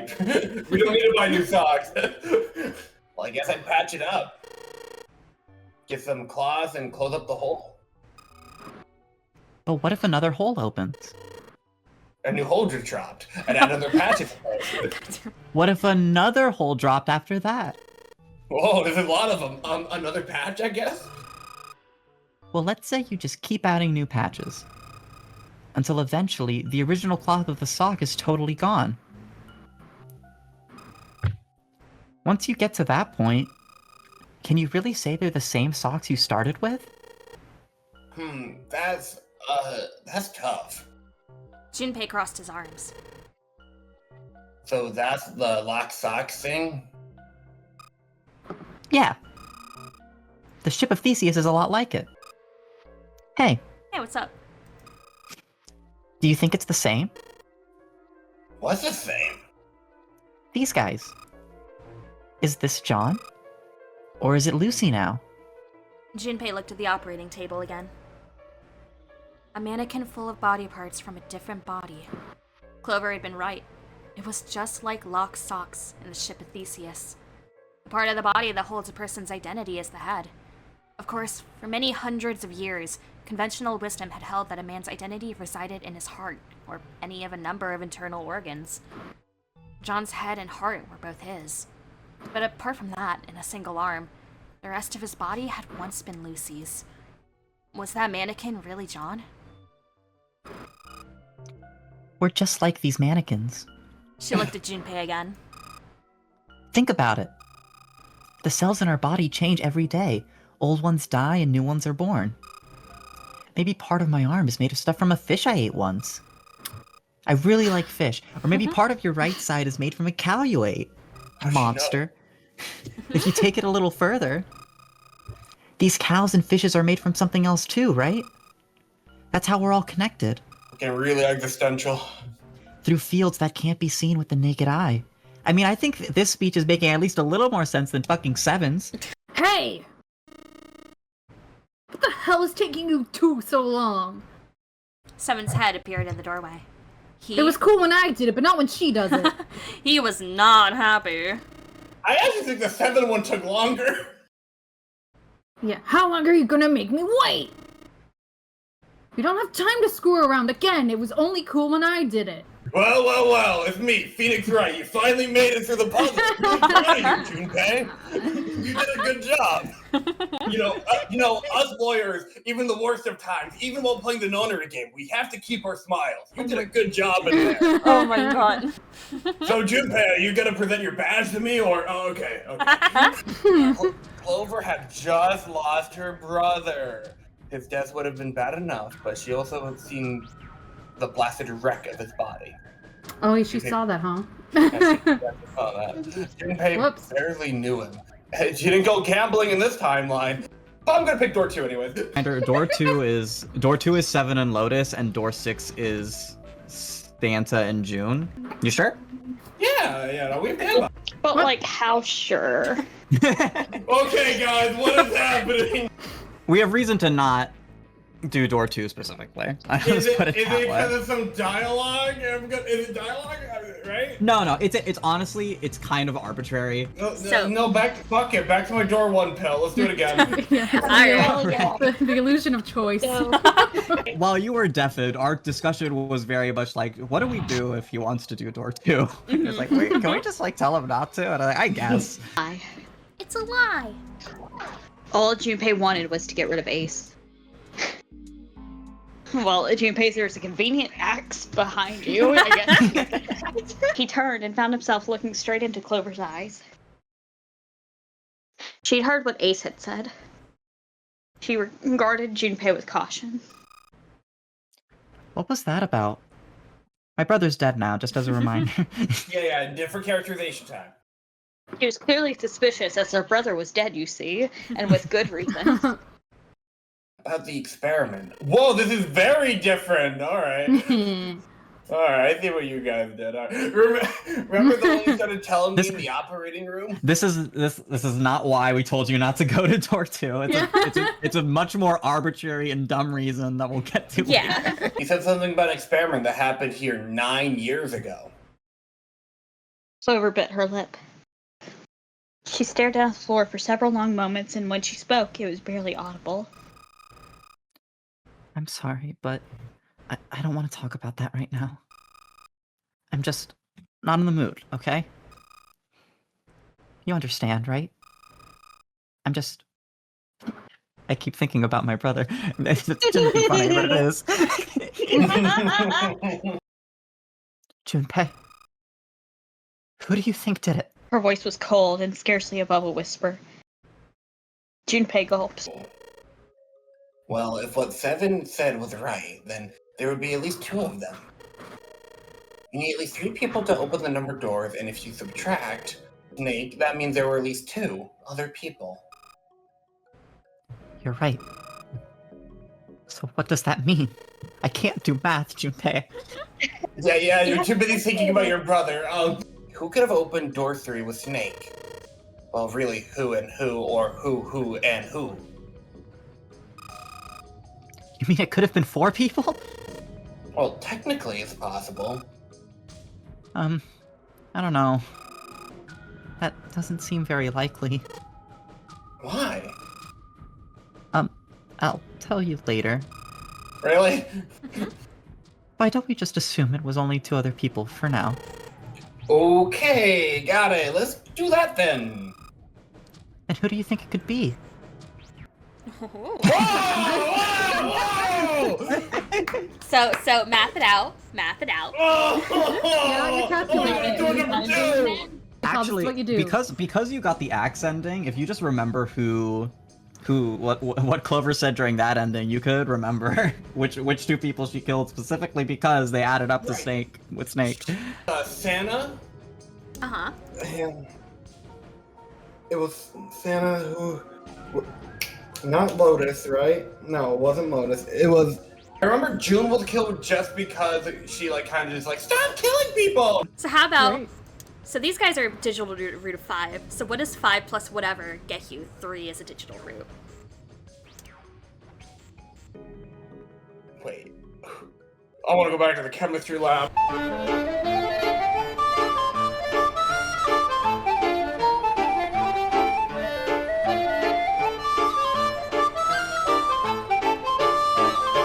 Oh my god!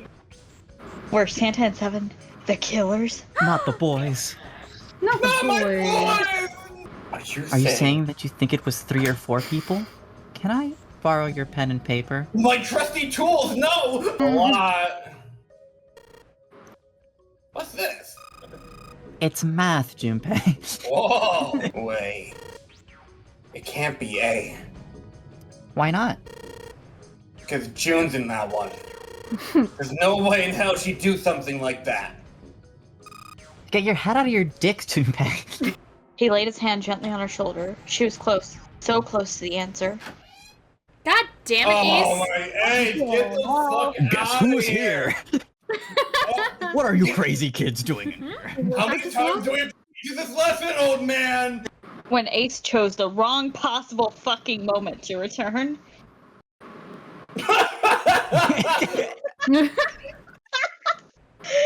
You kids doing math in here? You guys got calculators on your phone? I did math too back in the Stone Ages. Stone Ages? He just keeps getting older. I'm very old. I invented math. June, I knew the guy who made the addition side. He fucking sucked. It was fucking crazy when he put those 2 sticks on top of each other. Did not expect it to be used at Jesus' death. That was crazy. That was crazy, but live Ace reaction. I mean, I know it's kind of a messed up thing to say, but he kind of has it better, you know? Dying from a bomb going off inside you. I mean, that's just... Imagine going through that. Junpei, are you okay? This is true crime podcast Junpei, you know? Some of Snake's bones went right through his skin. I don't want to think about this. No, hold on, you gotta lock in. Follow along with me. Everyone else have their weird rants. It's my turn. It's June. I think the explosion must have thrown him against a wall or something. There was a broken bone just sticking out of his left arm. He clapped his hands over his mouth. But it was already What? too late. He turned to look at Clover. She was glaring at him furiously. I wonder why. What did you just say? Her words sounded cold. No. No. He knew an apology. He knew an apology could hardly atone for what he'd done, but he tried anyway. Oh, What did you say about his arm? arm?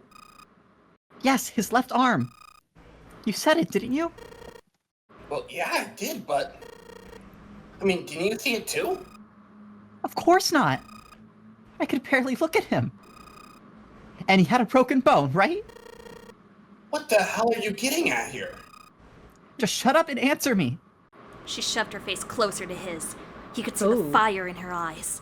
She's going attorney mode. Junpei winced and swallowed. Yeah, he did. Thank you. It was close to the last thing he'd expected to hear. Junpei had no idea what just happened. He didn't think he'd done anything worthy of thanks, and he couldn't understand why she would have chosen that moment to begin crying. So he simply stood there, confused. Thank you, Junpei. She thanked him again, and then something even stranger happened. Whoa! Clover threw herself into Junpei's surprised arms. That's better than an axe, I guess.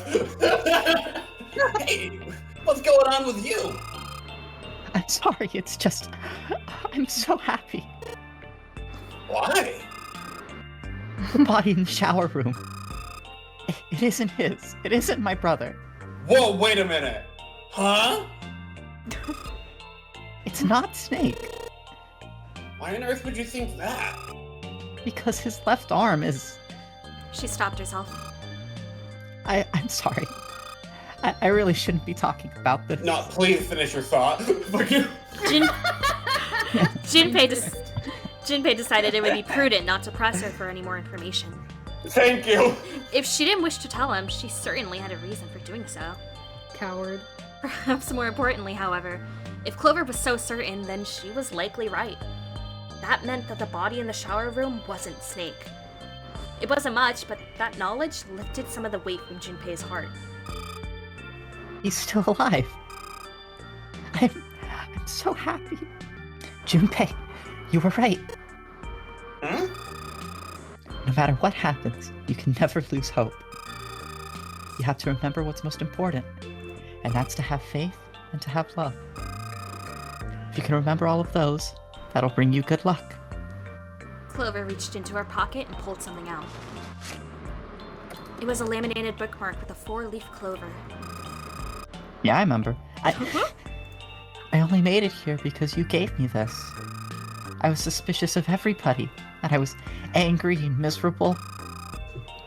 But because I had this 4-leaf clover, because of what you said to me, Junpei hadn't thought his words would have such an effect on her. Her words were making him feel a little awkward. Thank you so much, Junpei. If you really want to thank somebody, you should be thanking Santa. Santa? Well, he was the one who gave me that thing. Did Santa really tell you those things? Her eyes were serious, but not angry. Yeah, he did. Did I, say something wrong? Oh, no, not at all. In fact, this could be really good news. I think. You don't have to murder him now, you think? Oh, yeah, also, for the record, Cyrus mentioned this, but if you remember, back in the laboratory when we were talking to Clover, she did mention that one of Snake's arms was, like, amputated. Yeah. Or, like, prosthetic, as the word. Oh, yeah! Santa knew about the words and the clover. The only people who should know about that are the other subjects. Subjects? The other people who were in the experiment 9 years ago, with my brother and me. What? Let's see. But he's blind. Did you know? And I was part of the Nevada test group. So neither of us would be able to recognize the faces of the people who were on this boat. Do you know about morphogenetic fields? Remember that one weird rant? It's gonna be real important. The ability to access a morphogenetic field is affected by a couple of things. The first is epiphany, and the other is danger. You know how sometimes when you're up against a really tough problem, like a basic addition problem, and then the answer just kind of pops into your head? That's an epiphany. And what you learn from the epiphany can be transmitted with telepathy. What? When you add danger to that equation, then it gets easier to transmit that information over telepathy. Yeah, but it couldn't be just any old danger. It had to be life and death. And someone did actually die. A girl. Junpei felt the sudden grip of despair on his heart. Something deep and distant and powerful squeezed. And for a moment, he felt very, very empty and alone. She was on the boat with my brother. I was in Nevada, so I never met her, but I did hear her name. Ellipses. Her name was...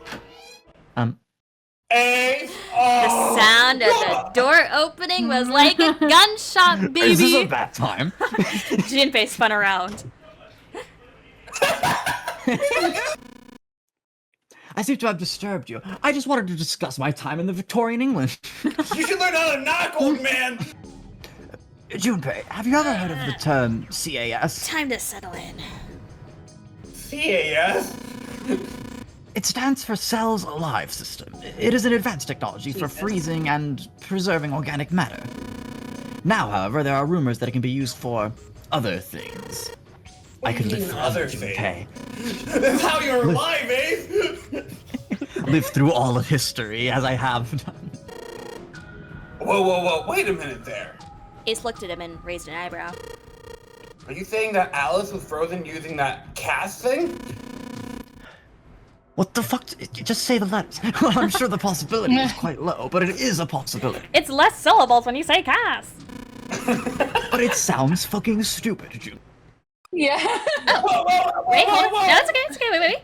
Yeah. I found it in the pocket of the guy with the captain's clothes. My trust Okay, is Jesus. So high, bro. It said something about the darkness of the sinister hand or something. It's probably fine. At the other end of the carpet, an altar. It was a recessed space set into the wall between the two other doors. Sitting on a raised section of the altar was a coffin. Oh, we found her! Coffin. No, it couldn't possibly be. Coffin. But if it was, then whose body occupied it? That was as far as Junpei wanted to pursue that line of thought. He decided not to think about the coffin for the time being. Seven snatched up the notebook and began to write in it. Everyone else clustered around him, desperate for a look.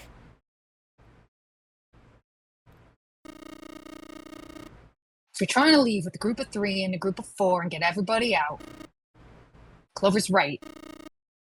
But there's another way. Only one combination, though.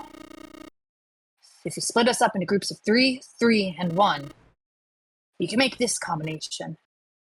Wait. This means... Don't get me wrong here. I'm not trying to copy Ace or nothing like that. Even if he hadn't been the hero back in the big hospital room, I'd still be saying the same thing. The same thing? Are you saying?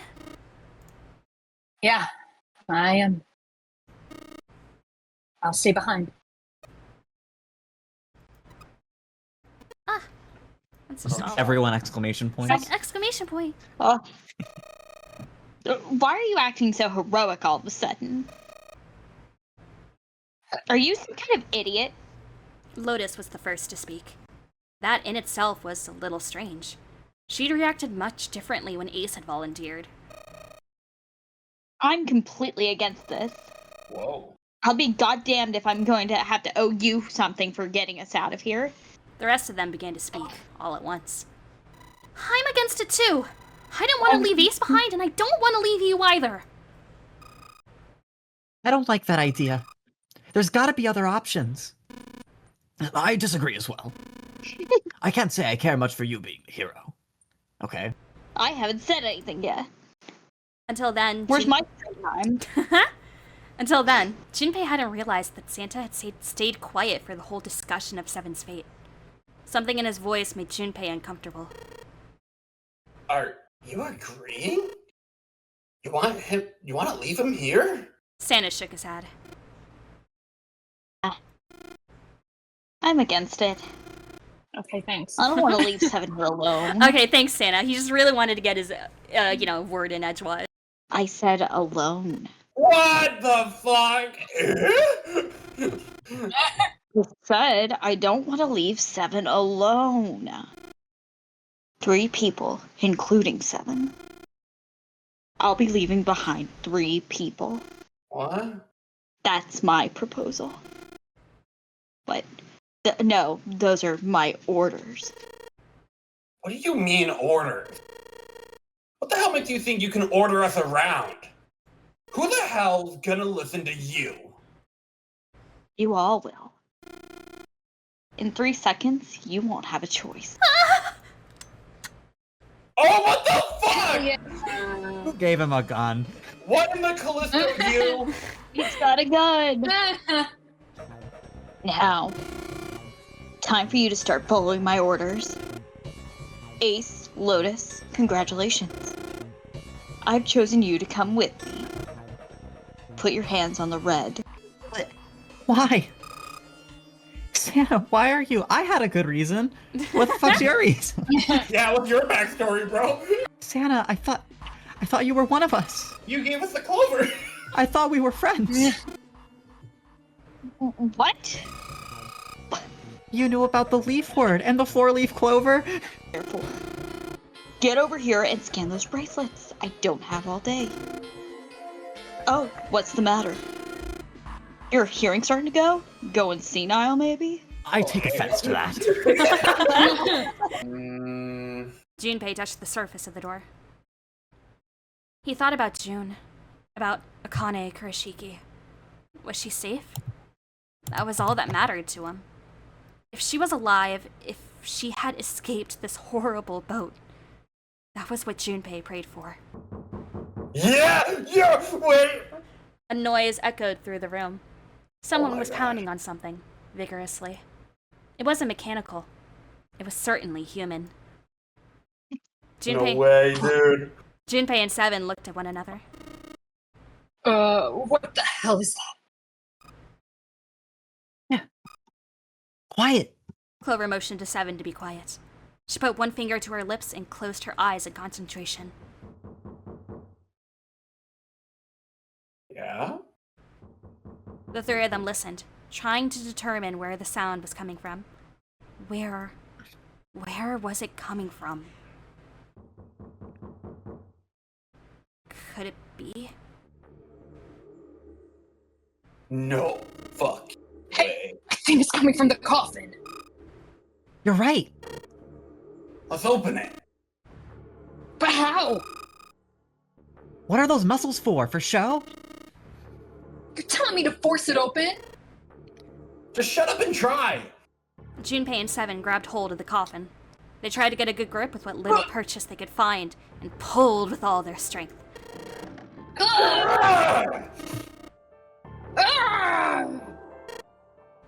Good job, guys. Man, it won't even budge. There was some sort of keypad attached to the coffin. Its purpose would not have been difficult to determine. Their eyes were almost immediately drawn to it. Not another one. Yeah, looks like it. Do you think we have to put in the right password or it won't open? I think so. The noise wasn't stopping. In fact, it was getting louder. They had no idea who was in the coffin, but they wanted out, and they wanted out now. They had no idea what they were supposed to do. Without a passcode, it didn't seem like there was a lot they could do. They couldn't even tell how many numbers the passcode needed to be. Isn't there a hint somewhere? Let's look for one.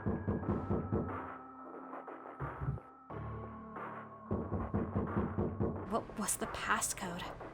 What was Junpei supposed to do? How was he supposed to figure it out?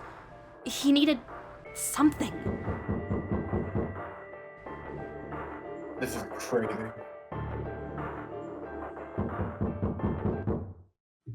Oh, what the fuck?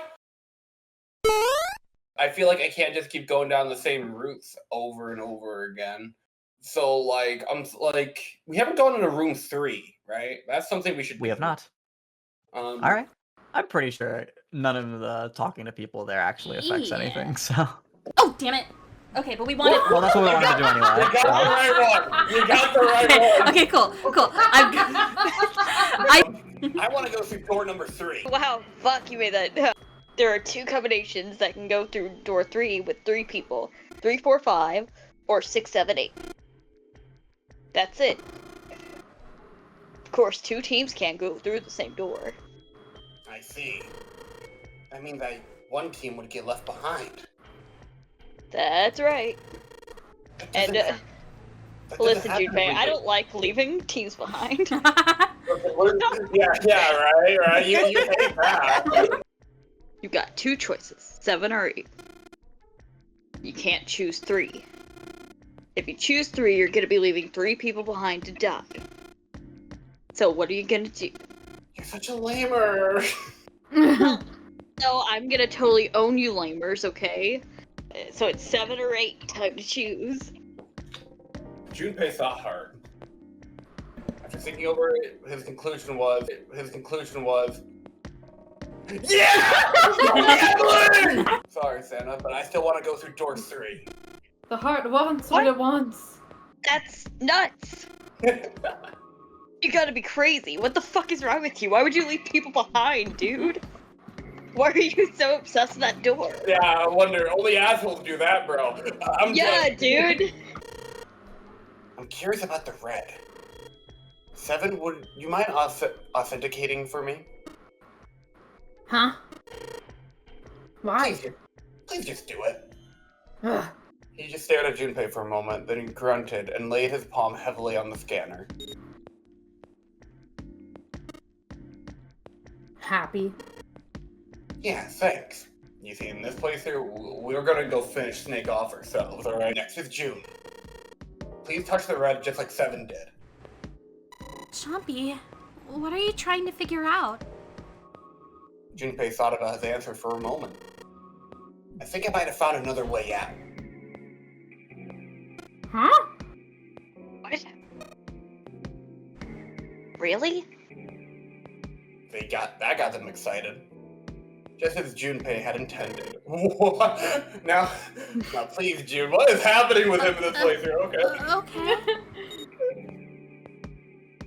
There you go. Hey, wait a minute. What the hell are you up to? I'm not up to anything. I'm just waiting. Waiting for what? I'm waiting for the balance to shift. Santa, or Lotus, and Clover. Once one of you moves, the others will have a choice. So I'm waiting. So, hang on. Alright, switching over, cool. Is it Phoenix? Yeah! It's one of those playthroughs, alright. That's really good. Lotus leapt forward. That's a crazy image. She grabbed Clover by the sleeve and ran for Junpei in the door. Caught by surprise, Santa froze for a moment, then shot forward like a bullet from a gun, huh? Lotus had a head start, but Santa had the advantage in size and speed. Almost immediately, he passed Lotus and Clover. No! Wait! Santa did not hesitate. Bruh! He slammed his hand down on the red. Can't believe you'd pit Team Van against each other like this. This is fucking insane! This isn't right! This is Team Van and you're fucking us over! He stopped as he got close and extended his fingers toward the switch. Oh my god, You is hear this the like Nintendo Switch click sound? A vast, ragged hole had been torn in the torso, and what remained of his intestines spilled out of it like fresh spaghetti. My hungry ass Damn, could they never went so be in an hard. escape room.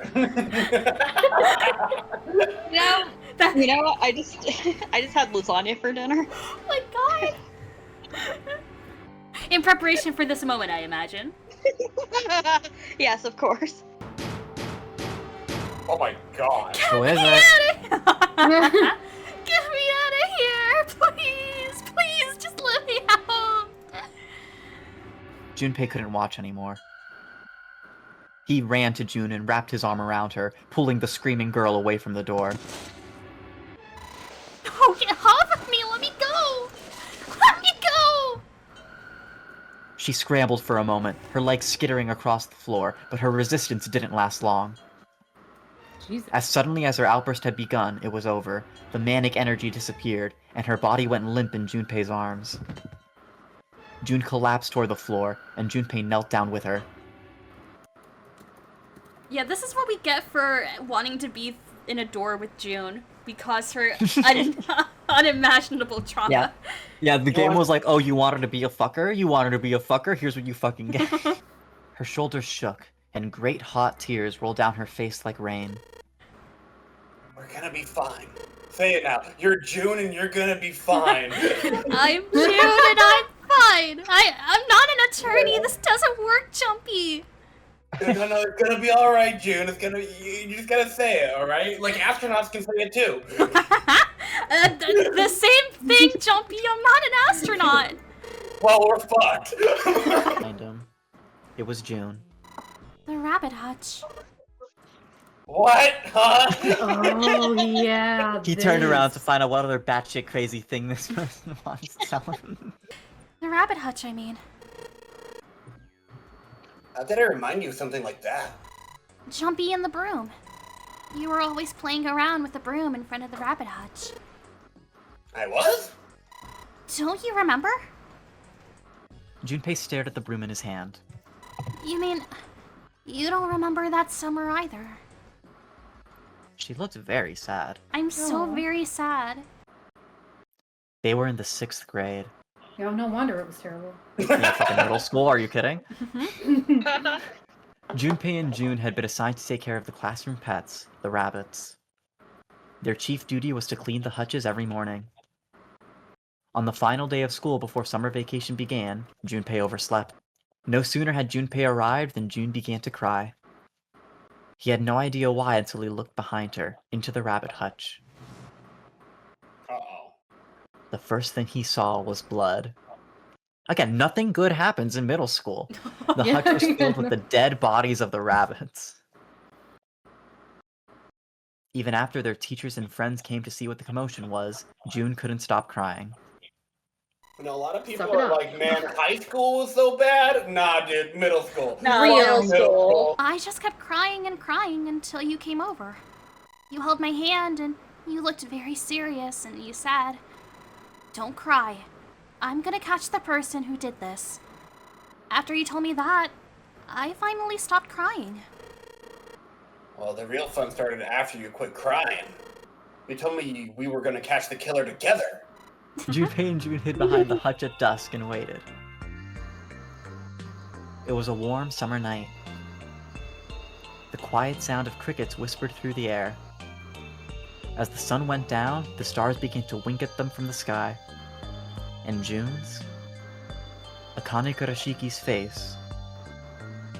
That night was something Junpei knew he would never forget as long as he lived. But the murderer never showed up. We waited for them all summer vacation, and they never showed up. Yeah, but the animals didn't get attacked either. I think all that work amounted to something, you know? He'd felt the same way, but it was good to hear her say it. Although, you know, if you think about it, we were probably taking on a lot more than we could handle. What do you mean? She looked up at him, confused. Well, come on. We were just kids. If whoever killed the rabbits had actually showed up, they probably would have had a knife or something. I mean, you must have been pretty worried, right? I wasn't worried. Because you were there with me. Okay, I think I know what to do here. G, what do you think we do here? Okay, we combined the toilet paper and the luminol. Let's have fun. Sure. Let's just have fun with it. Nope. No blood. You're completely wrong. Toilet paper. What the fuck? Okay, this is the broom? What? This is like me playing Ace Attorney, just randomly presenting a piece of evidence, just trying everything. It's like, oh yeah, I know about that. What the fuck do you mean? Use the broomstick to make a stick for the toilet paper. You see that until that toilet paper's on that shelf thing over there? We're doing that. Okay, I see the vision. All right. Yeah. What if I wrap the toilet paper around the broom? What? What? Stupid. What the fuck? What is this? Somehow my idea was smarter. What the fuck is wrong with Zero? Or what the fuck is wrong with Junpei? I don't know. You know why thermometers only go up to 107 degrees Fahrenheit or 75 degrees Celsius? Like this one? What the fuck, man? No, I can't say I ever thought about that. 107 degrees, the cells in the human body start to die, and the organs begin to shut down.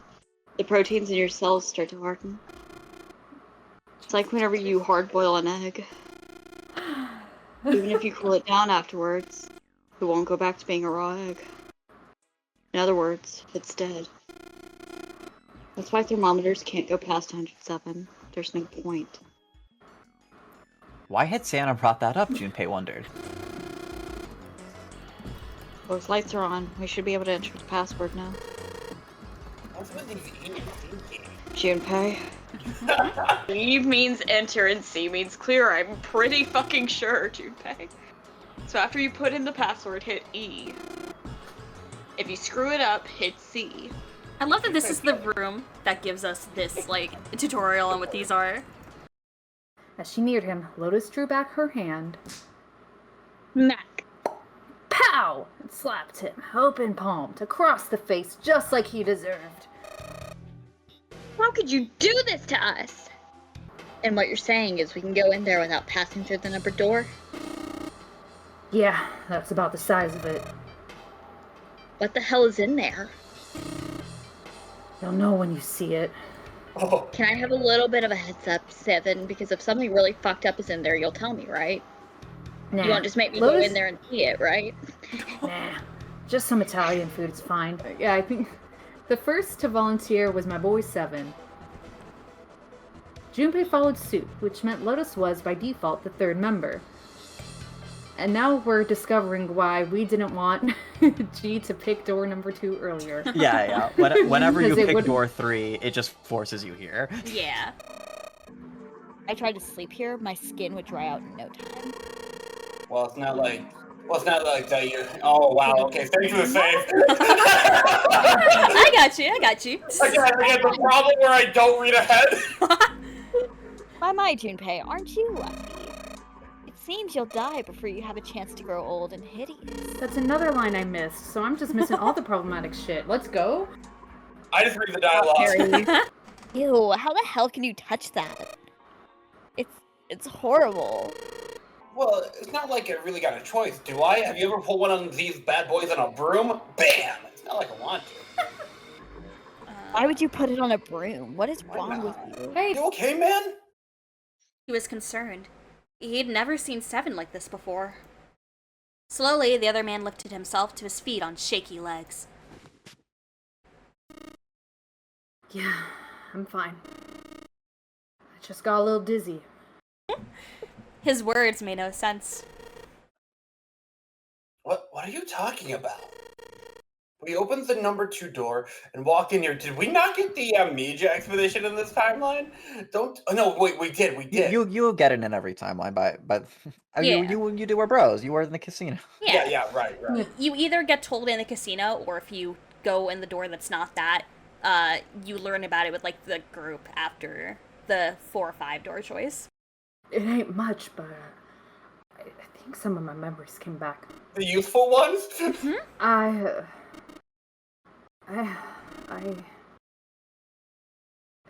think I've been here before. Oi, light. Oh, fuck, how do you pronounce it? Oi, Owie. Owie. Owie, fuck! Owie, light, Nona. Whatever comes out of my mouth, we're gonna roll with. What was that? Seven's brow furrowed furiously, and he ground his teeth back and forth. It's right there. I feel like I'm this close to remembering everything, but I just can't. Seven stopped, frustrated. He pulled his hat off and ran a hand through his hair. Then suddenly, he looked up, his eyes wide. That's right! An experiment! There was some kind of experiment going on this ship! They were trying to control people. Or something like that. Junpei didn't know what to make of Seven's story. Instead, he simply stared as Seven continued. Owie, Light, Nona. Those were their names. Some of them. The kids that were there in the experiment, I mean. Whoop. I think there were 4 or 5 more. I don't remember all their names. Let's see. Yeah, that's right. That's why I'm here. Seven began. So wait. Mm-hmm. I'm sorry. Okay. 4 or 5 kids in some kind of mad scientist experiment type thing, and we have to survive till 6 a.m. and they're probably dead? Oh. Oh my god! Like, it all leads back to FNAF! Wait, also, these rooms have sun and moons. Whoa, wait a minute! Whoa! Nothing to me, and I love it. Dude, we're cooking right now. We're cooking that fast goo right now. The fast goo? Movie. Cradle Pharmaceutical. Who's kidnapped the kids? Was I working that case? What exactly do you remember? Well, maybe you can stop talking like a crazy person and tell me what's going on here. What's going on here? You know, saying it like a normal person would say it. What's going on here? Seven stood up slowly. It's not like I really remember everything. I've only got bits and pieces. They're scattered and they don't make much sense. I don't care. Like I care. Tell me the bits and pieces then. Okay, As he wiped the sweat from his brow, he spoke. From what I can remember, I think I was... And then all of a sudden, Ace enter. What are you guys doing taking so long? Yeah, I know. And then he gives that look of surprise, like, oh, I'm sorry. Am I in the wrong? Well, Junpei, I need you over here where there isn't plot. Yeah, I think I was. I dropped the singular bit. I was looking for that group of kids that got kidnapped 9 years ago. You remember that, right? It was all over the news. You can read? No. I mean, yeah. Just disappeared. Nobody knew why. It was all over TV and the newspapers every day. So you're saying you were investigating it? Yeah, that's what it looks like. And I guess I found something. There was this medical company called Cradle Pharmaceutical that had something to do with those kids. After I figured that out, I managed to get some information out of somebody who worked for them. And so, okay. Seven had headed to the wharf. He kept I'm going to the wharf! He kept to the shadows, and before long found the suspicious ship he'd been looking for. There were a number of human shapes moving near the ship. They were men in black suits. Many of them were carrying large bags onto the ship. Who are you people? The bags. There was something about the way they moved as they were carried. There could be no mistake. There were human beings in those bags. He had moved before he even realized he was going to. Out of the shadows he came, his gun already in his hand. He heard the words, "Don't move," but they weren't his. He felt metal touch the back of his head. What? Drop your gun. came the cold voice from behind him. With the words, he felt the cold metal thing behind him press against his skull.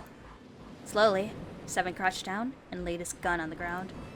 Then suddenly, he felt a sharp pain in his neck. A needle. Cheater. Was it some sort of drug? A pharmacy with drugs? No! Damn it. Shit, my head hurts. Seven woke to find himself lying on a hard floor. Now he's lying on the cold, hard ground. Okay, and Junpei, this is the exact pose that I hit. I remember now. Ugh. The internet will call this a baby girl pose. You need to keep this in mind, Junpei. Seven lay down on his stomach and peered through the grate. He couldn't see anything. It was too dark. Now that he'd found it, however, there could be no doubt. This was the source of the voices. For a moment, he was confused. Why were there children nearby? Then he remembered what the man from Cradle Pharmaceutical had told him. Yeah! Hold you there, you son of a bitch! Go! The dark square sat open before him. Seven wiped the sweat from his forehead and crawled inside. Whee!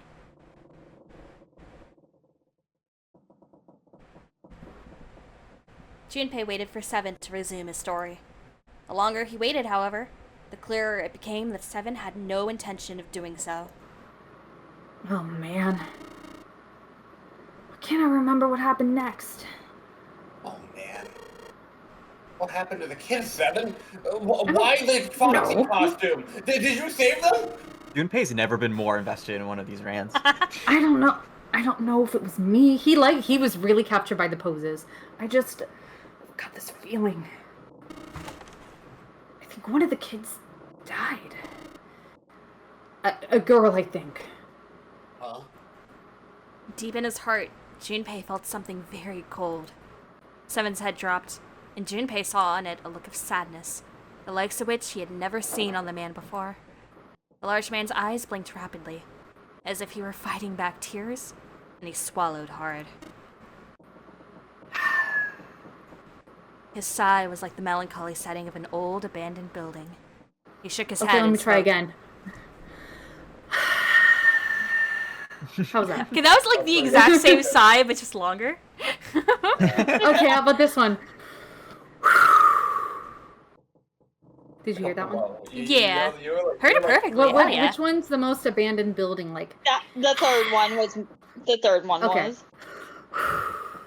It is fascinating to get this information, like after Clover tells us something similar in the coffin ending. Like, it's such an interesting order. Yeah. I love how well this game is organized, where like you could really get these pieces in any order and it still feels like the canon order, and like like you're fitting things together purposely. It's just very well done.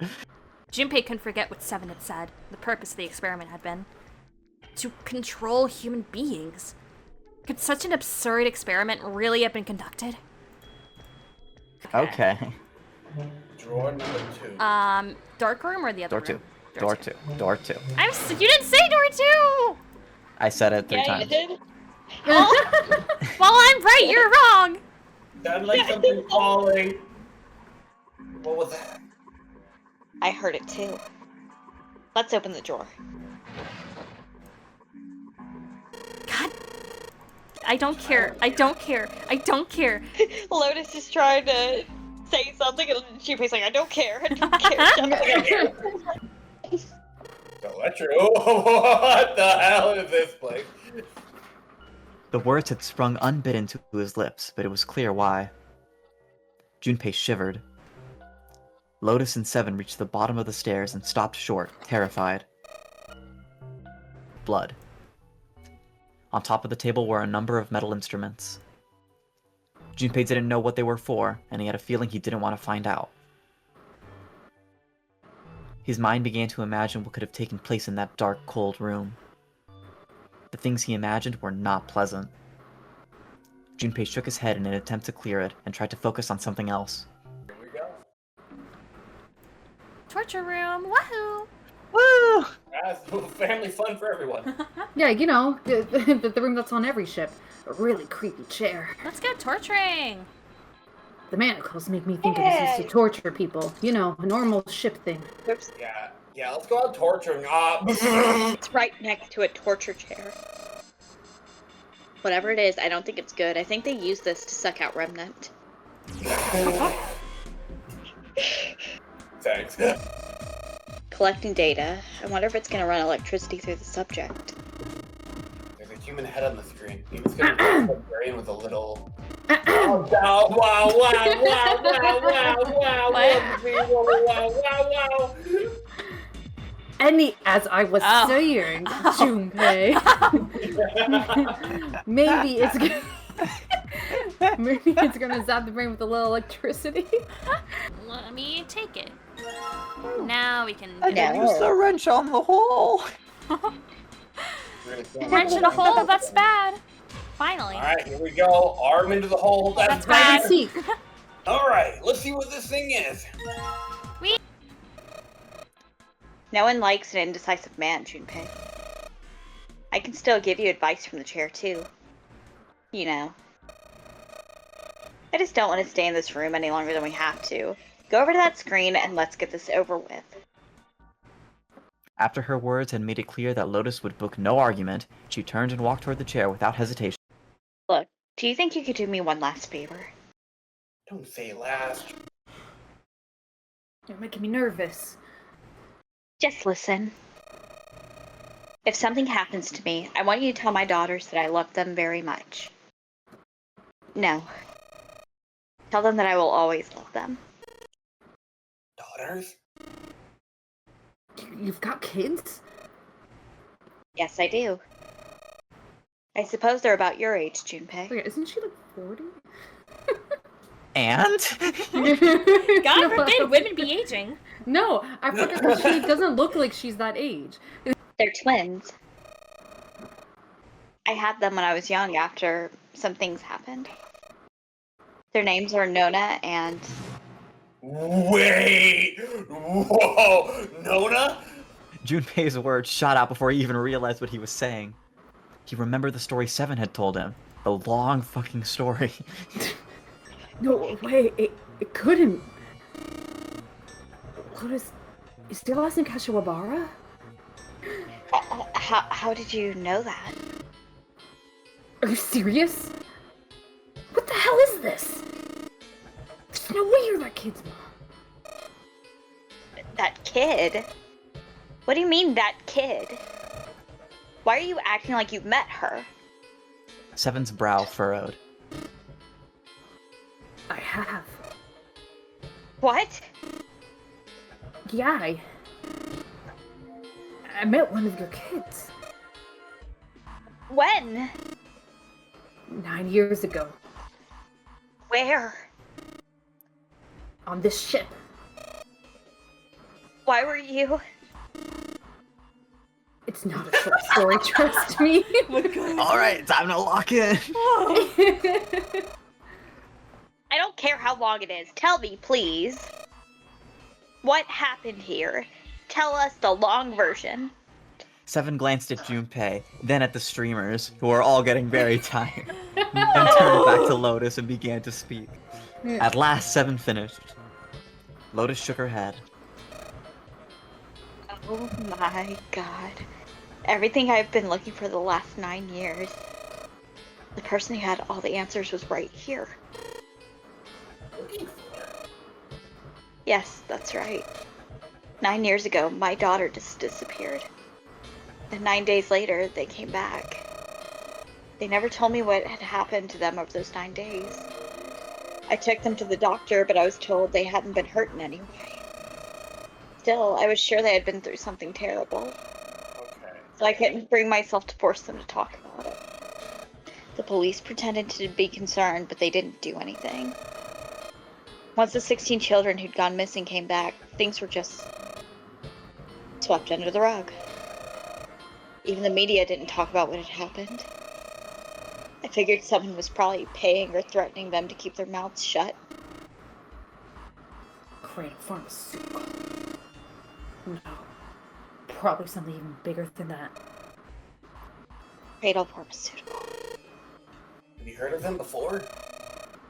No, that's the first time I've ever heard that name. For a while, I was trying to get some kind of story out of the kids at the hospital. One of them told a weird story. What was it? Have you heard about the Gonsfeld experiment? Okay.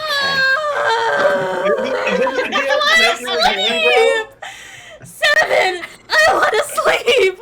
You just know you're fucked every time that like fucking bracket comes up and you're like, oh god damn it. Seven cleared his throat and proceeded to explain the Gansfeld experiment. They are put into separate rooms, far away from one another. Then a series of video images are shown to Subject Q, who is told to send the images to Subject A by thinking about them. The telepathy shit!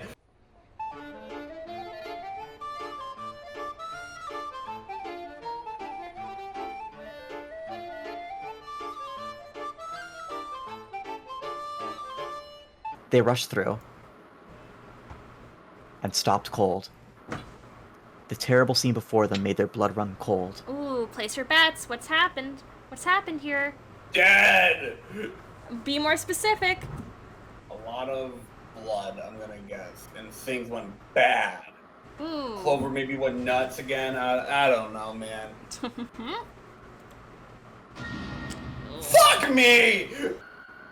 The key. Give me the sun key. Why? What do you think? We have to get out of here before the murderer comes back. Canny! Canny!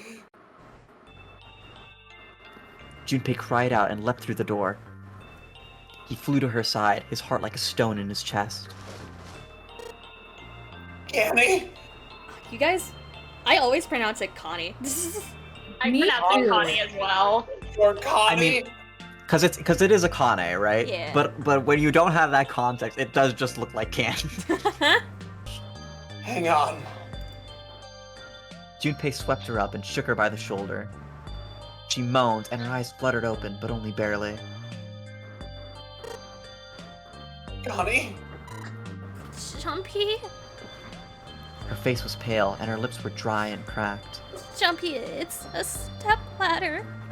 It's a step ladder, Jumpy. Oh man. Connie. What the hell happened to you? How did this happen?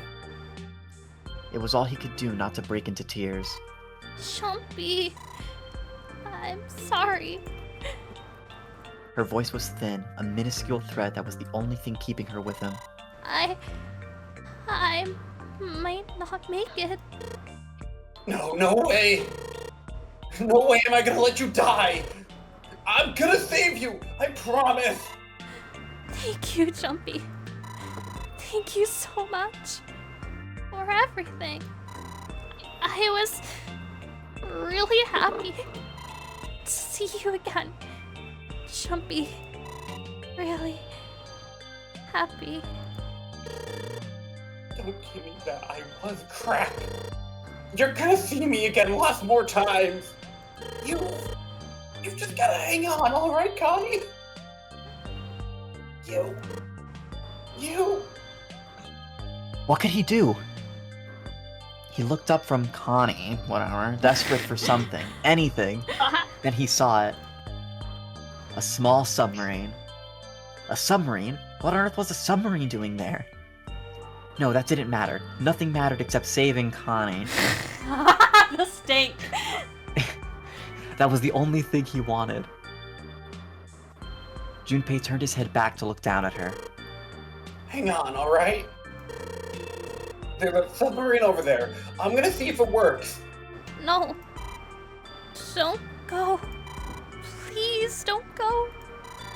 Please just stay with me. Okay? I wanna be close to you, Jumpy. When I... Connie? Jumpy, did you know? Did you know gaming, Jumpy? I didn't You- know. That's good, Jumpy. You meant a lot to me when we were kids. I've liked you for a long time, Junpei. A really long time.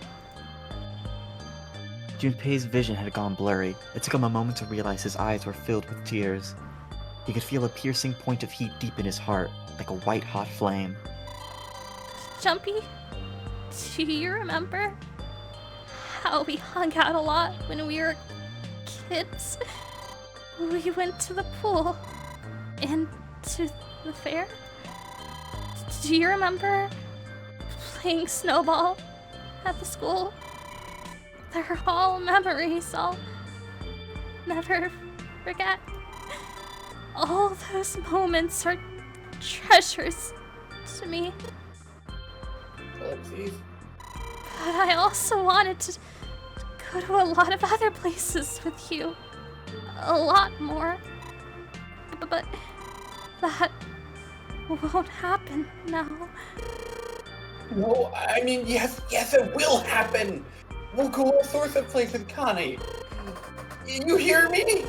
I promise, we'll go wherever you want. Really? Yeah, really, I swear. That makes me happy. Really happy. Really She said it to herself, over and over, a weak smile creasing her tired face. Jumpy, I feel sleepy. Espurr's method acting right now. Connie, don't fall asleep, we still have a stream to finish. Thank you, Jumpy.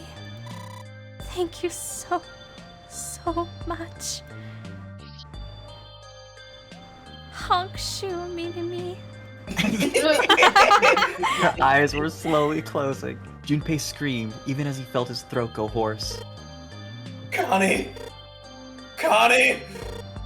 Connie! Bum bum bum bum bum bum bum bum.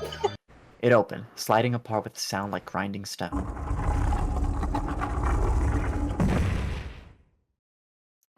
Junpei passed through the gate and into the hallway. Oh my gosh! Hi, besties. I was about to make this comment earlier. I have not found a single good fucking ending for 7 yet. No, my boy! My sweet boy! His heart rattled in his chest, an empty, lifeless thing. It had been so utterly broken that there was nothing left to feel. When he saw their bodies, he simply stared.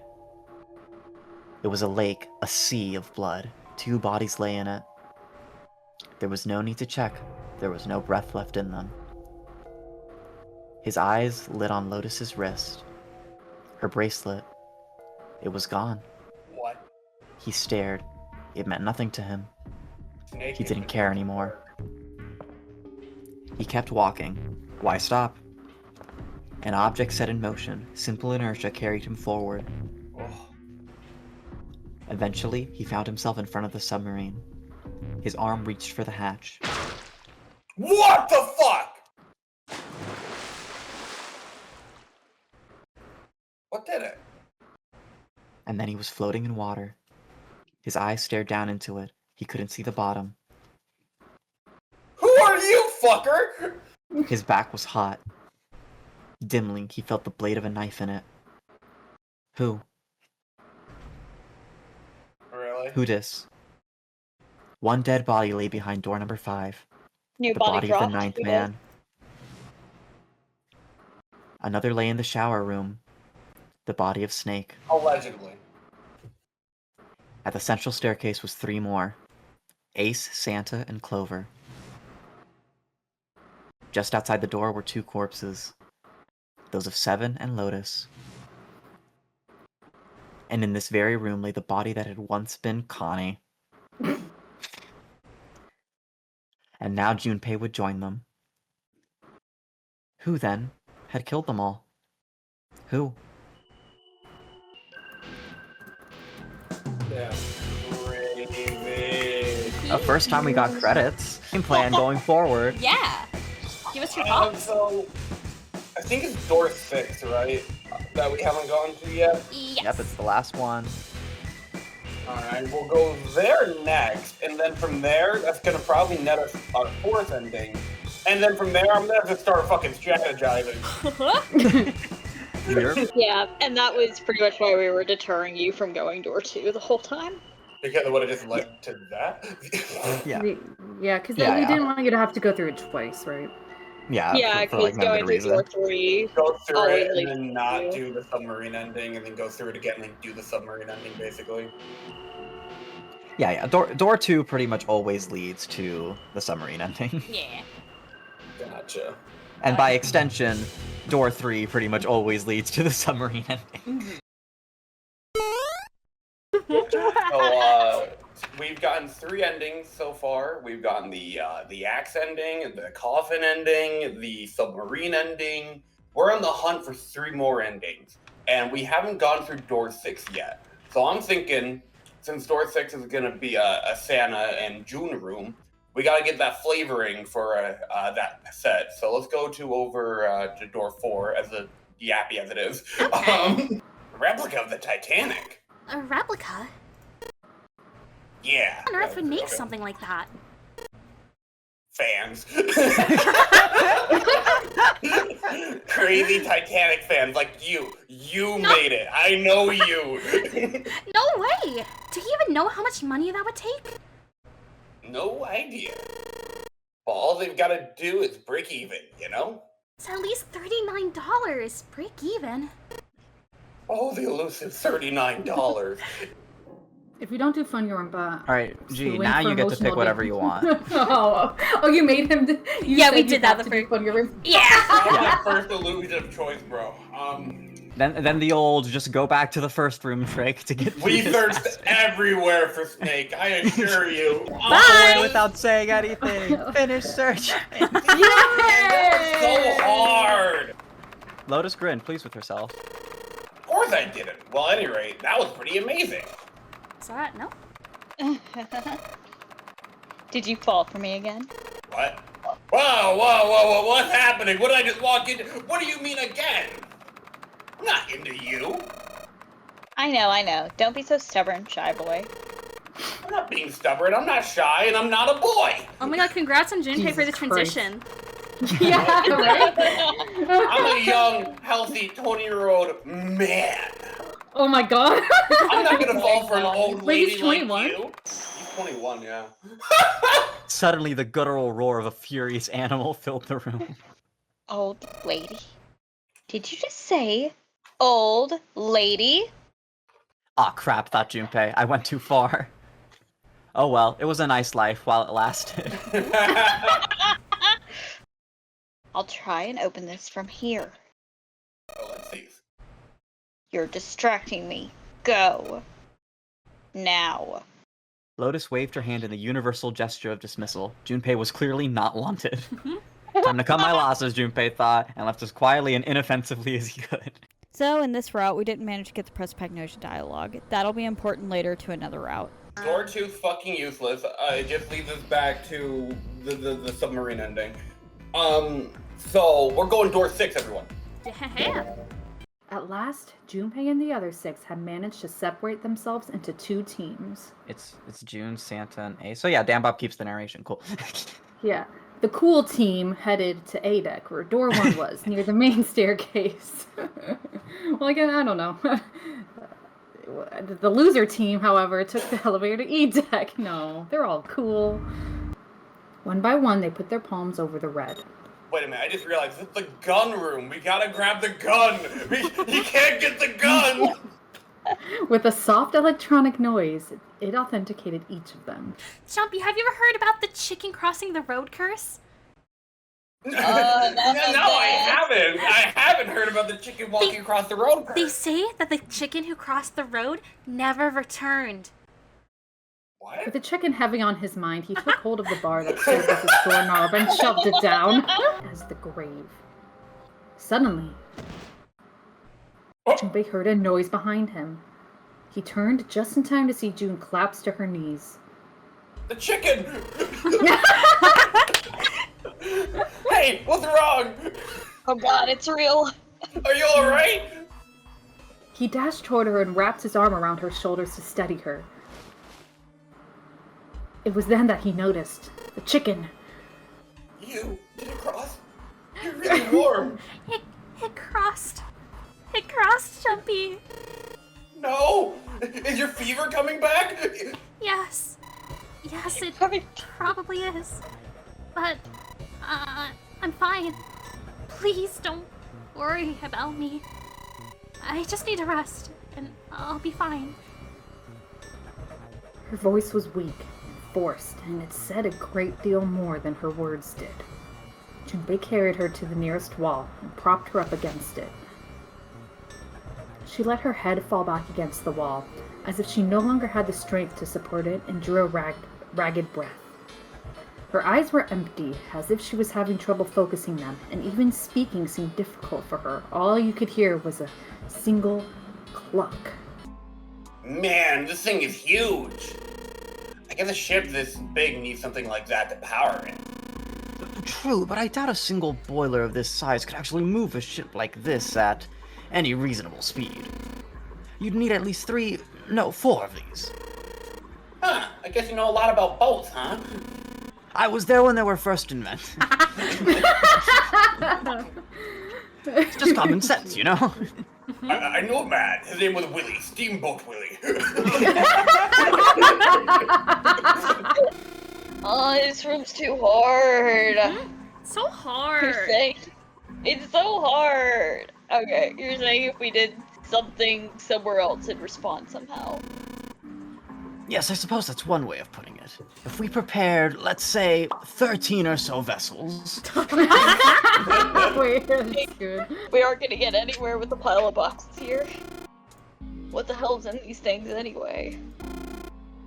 They're way too heavy to move, it's so hard! We should be able to haul up the wooden box now.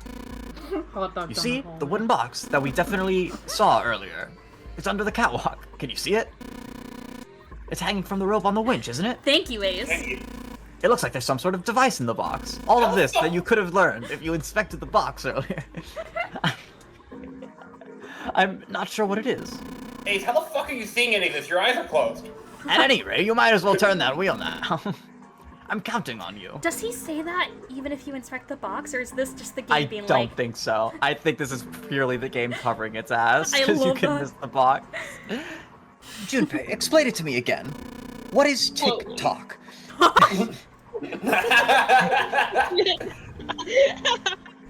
You're planning to stoke the furnace with coal, which will heat the water stored up there and make steam, which will then drive something else. Am I correct? Oh my god, he knows what steam is? I want to help too. My cheek is melting. I think you'd better rest some more, alright? But... You're gonna get wind raised. Fucking no arguing. You need your rest, so you just stay there. We'll handle this. Ellipses. Ellipses? Okay. I understand. Ellipses? Alright, time for manly work. Boys only. Let's do this. Let's get to the corner of the furnaces, guys. And then just like the soft tone of like Lotus in the distance being like, someone's being a fuck ass right now.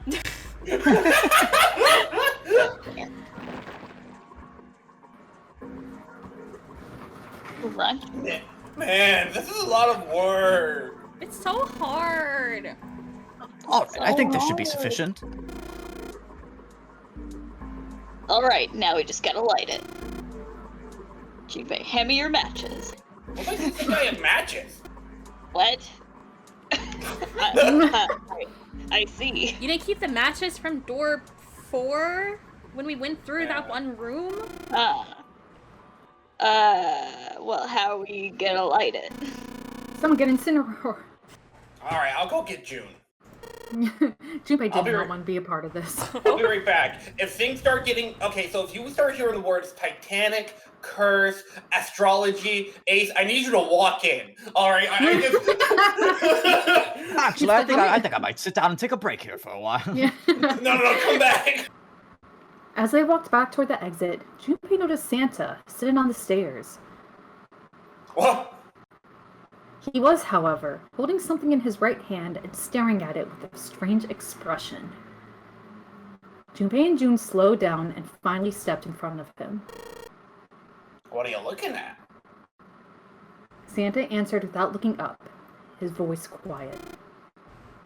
It's a photo. My sister.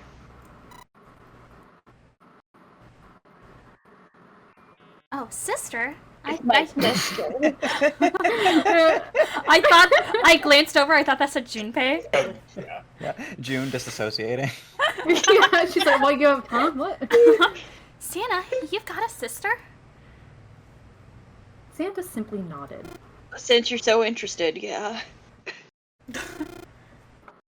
Kid was as cute as a button. June cocked her head, confused. She was only about an inch tall then? Santa glared at her. Shut the hell up. Girl. Sorry, jokes. I just got the jokes. Sorry. You're cooking. Jumpy, please save me from the social faux pas. Please save me. This is a social blunder of epic proportions, Jumpy. Santa, have you ever heard about the Titanic? Hey, get in here. Santa didn't smile or laugh and spoke. I was her Santa Claus. Shut the fuck up! You asked me what was wrong, and now you're telling me to shut the fuck up. Yeah. Can you, undump your trauma, please? You asked! Have you ever heard the story of the two Santa Clauses? Oh, I thought they made 3 of those movies. Oh, God damn it. Gee, we were on the exact same wavelength in the movie. Yeah, no, literally. Santa glared at Junpei for yet, a 4th time at this point. It goes that a long time ago, there were 2 Santas. One of them wore white, and the other wore black. The white Santa gave presents to good kids. And the black Santa played tricks on bad kids. They went on like that for a while, but eventually the black Santa's tricks started to get even worse and worse. It's like yin and yang Santa, what the fuck? Junpei, listen. Pretty soon, the white Santa couldn't stand it anymore. And he stabbed the black Santa to death. What the fuck? I know, it's really fucked up. When he stabbed the other Santa, the white Santa got blood all over his clothes. And that's why these days his clothes are red. Is something funny? Seven, I hear you in the other room laughing. I just sense that something funny is going down. I don't know. You could say that red is all that's left of the black Santa. Junpei was silent. He could think of nothing to say. That was pretty fucked up. June was staring at Santa, sadness playing on her face. We've had a lot of really unhinged monologues.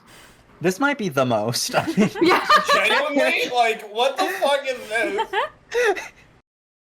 I wonder which Santa I am. Oh boy. The white Santa or the black Santa? Ellipses. So the Titanic, right? Junpei wished they were talking about the Titanic right now. Oh, what I'd give to go back to that. Ellipses. Alright, let's go. I traveled down from road. Dude, that motherfucker sits outside of a Spencer's or a Hot Topic waiting for kids to walk by and he's just like, the tale of 2 Santas. Jesus. Ace was waiting for them at the top. Ace, You where did were you? not. Where were you? Your Ace? ass did not hear the cues. One time I need you. He was leaning against the handrail. He did say he was going to take a break. Learn to listen. And I told him my strategy. A bunch of bags here. I wonder what's in them. Oh, hello. Oh, what the fuck? Yeah! The 9th man! Drop your 9th man! Woo! Ninth man cometh. On it. Some of these have funny dialogue. You're a fucking Santa. Oh, a snake! It's good to see him again. is that Snake's card? Yeah, you want to see it? No, that's fine, actually. I'm good. It's Ace's card. It looks like some kind of European lord. Well, funny you should say that. Oh, my headshot. You want to see it? It's actually a pretty good picture. No, I don't need to see it. In fact, we really ought to get back to our search. Junpei, think you can go look at that? Sorry, but no thanks. Why? I have, a bad feeling about it. Oh, Jesus. Okay, fine. I'll go. Please be careful, Santa. Yeah. But just in case. Wait, what's he gonna do with that screw? I don't see what he's throwing through out of the fence is a. Holy shit! Ah! This. Oh man. There's electricity running through that fence. That's really smart of you, I'm not gonna lie. Looks like it. Then we can't get to the other side. Man, the guy on this card is one good-looking son of a bitch. Fuck yeah! Fuck yeah!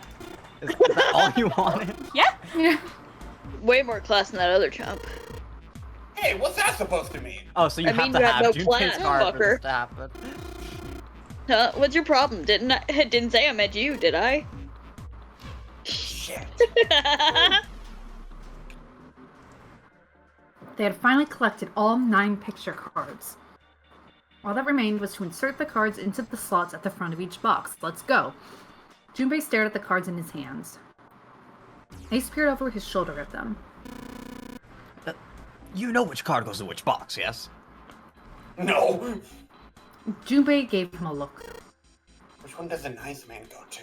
Of course I do. It's really obvious.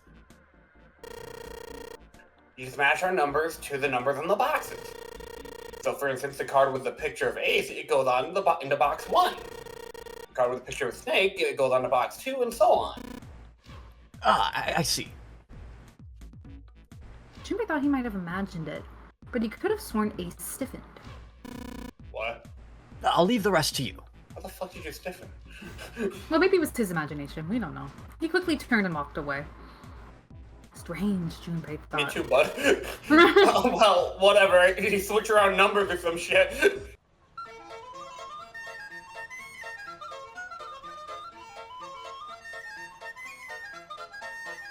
What's up, Alice? No.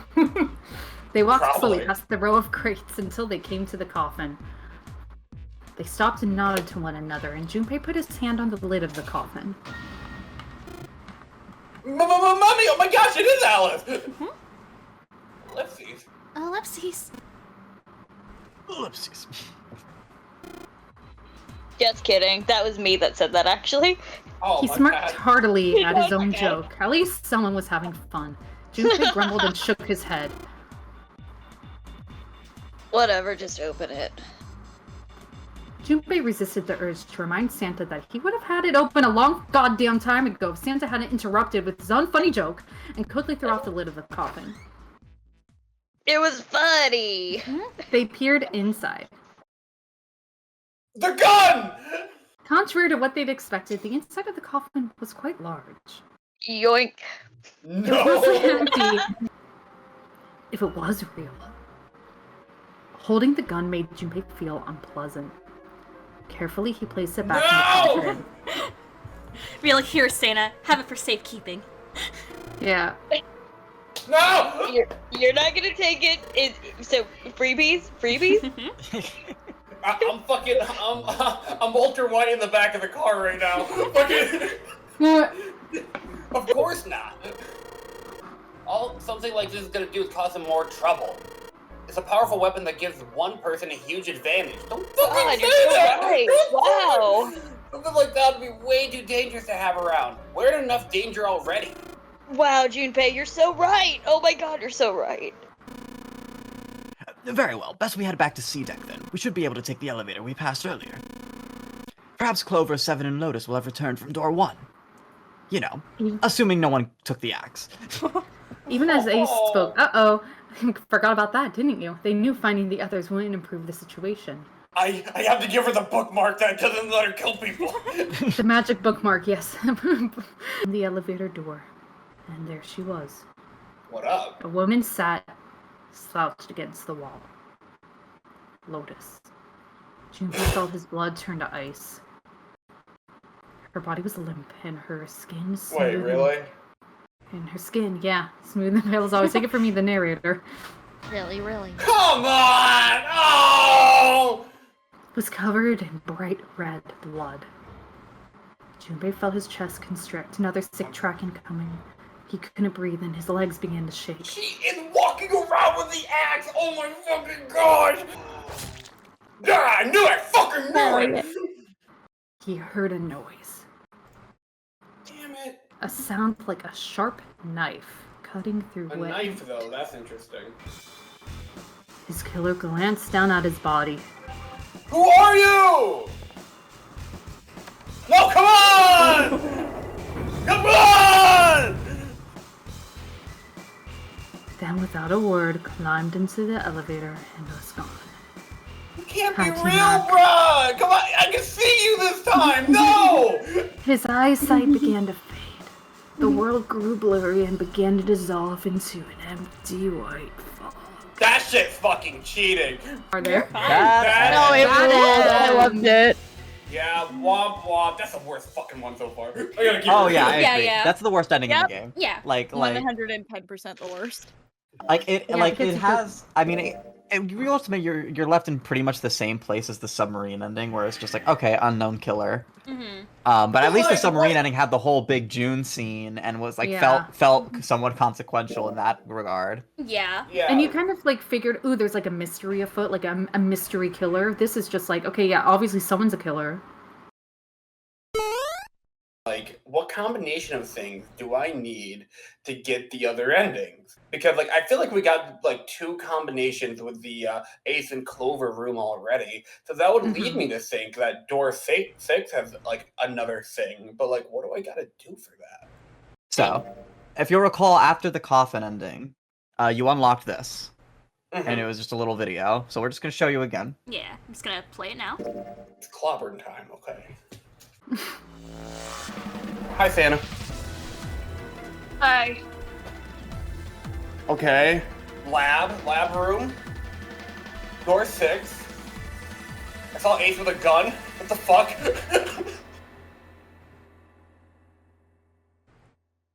What? I wonder. Alright, I'm gonna. Okay. So, when did we get this preview? We got it after the coffin ending.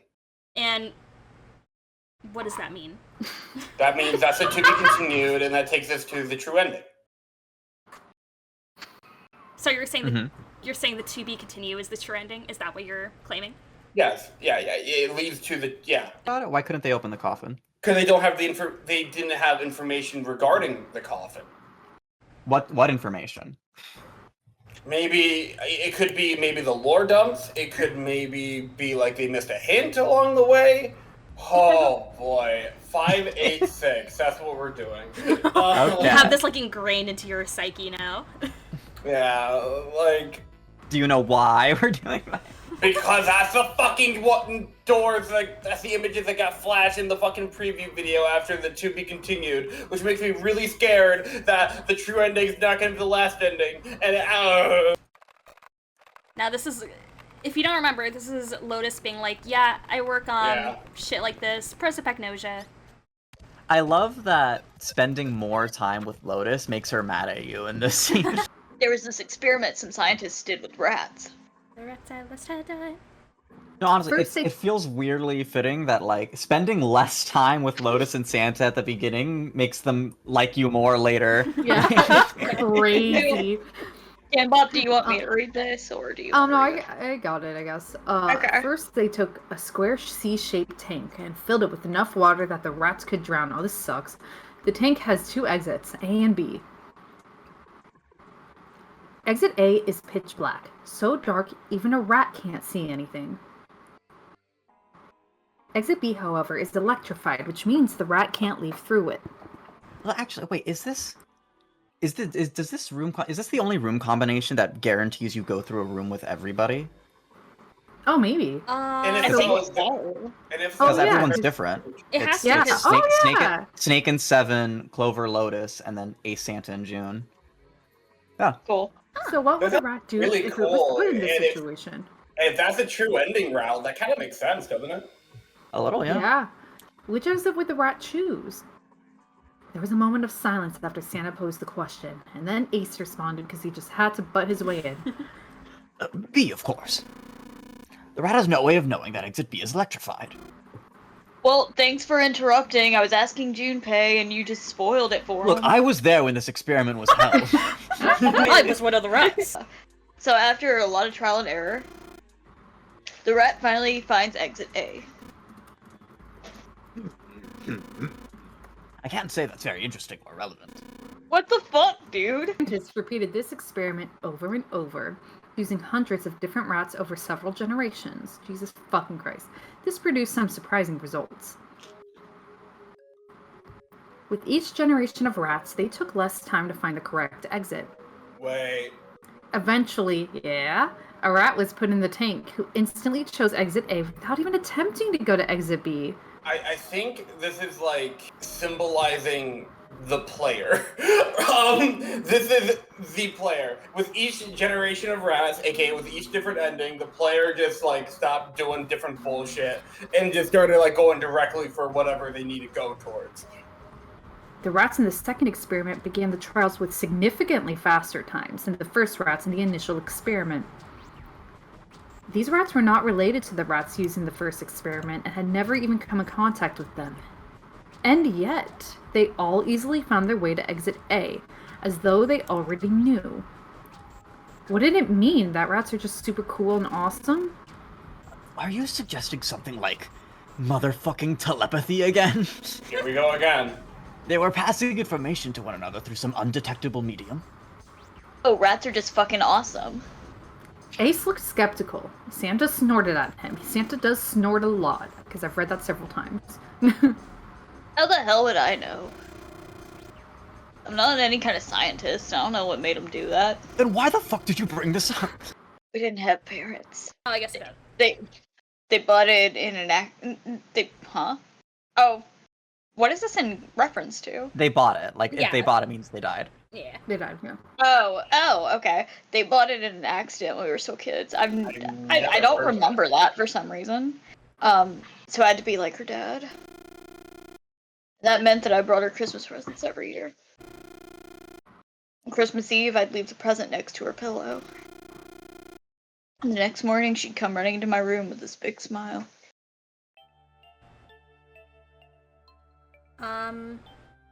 Sweet. Look! Look!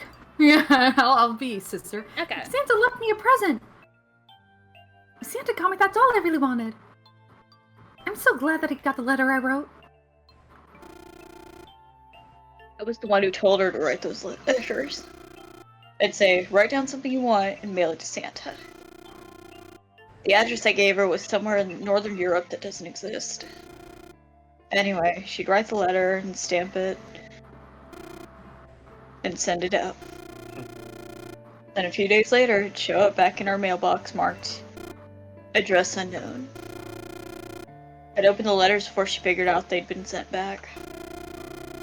Once I had the letter, I'd go around to a couple stores with some money I'd saved up over the year and buy her the stuff she'd asked for.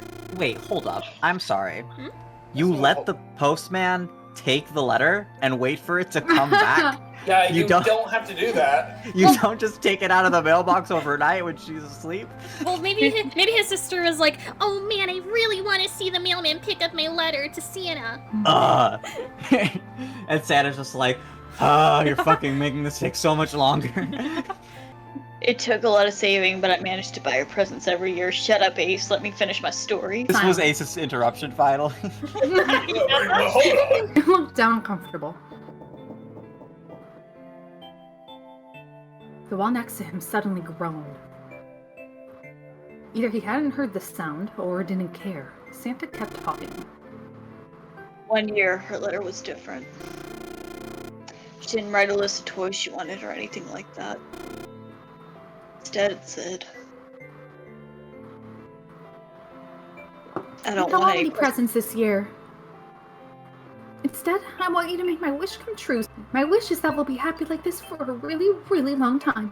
Uh-oh. No kid is writing that in their fucking letter to Santa. Nah, dog. I just hope we stay happy. Yeah, sure. What do you want, Barbie? Hey, just let me finish my story, damn it. But I couldn't make that wish come true. Some Santa I am. Santa looked sad. Junpei had never seen him look sad before. New emotion unlocked. He wasn't sure he liked it. Junpei decided it was probably best not to ask Santa any more questions. But... What happened? June didn't get the memo. Oh, June no. glanced up at Santa quickly as she spoke. He answered, but only with an effort. She died. She was killed 9 years ago. Ellipses. Ellipses. Oh, just that. Oh? Just then, Huh? Junpei heard a noise. He spun around just in time to see June collapse in front of the fence. God damn it, Did June! you fucking touch the fence? Okay. June, are you okay? Is this because we didn't talk about mummies in this timeline? Yeah. Is it because you really hated the sad story Santa said? She did not respond. Junpei spun back around to face Ace. I'm sorry, I gotta go check on her. You saw a puzzle. It's really hard. You do the boxing, alright? Just put the cards in the boxes. I'm counting on you. You can count, right? He shoved the cards into Ace's hands and ran off toward June. I'm sorry. I'm fine. I just tripped. Don't give me that. Now's not the time. But it's true!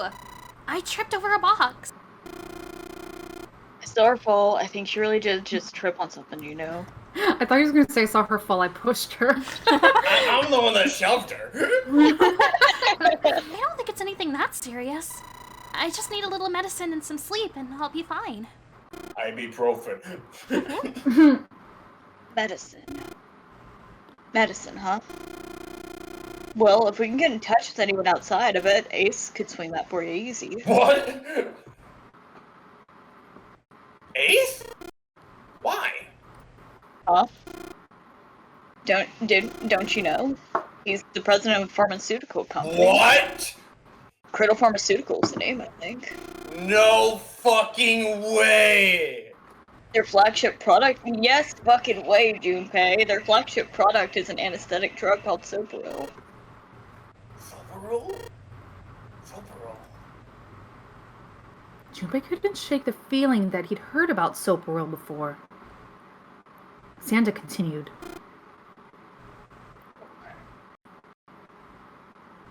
Espurr.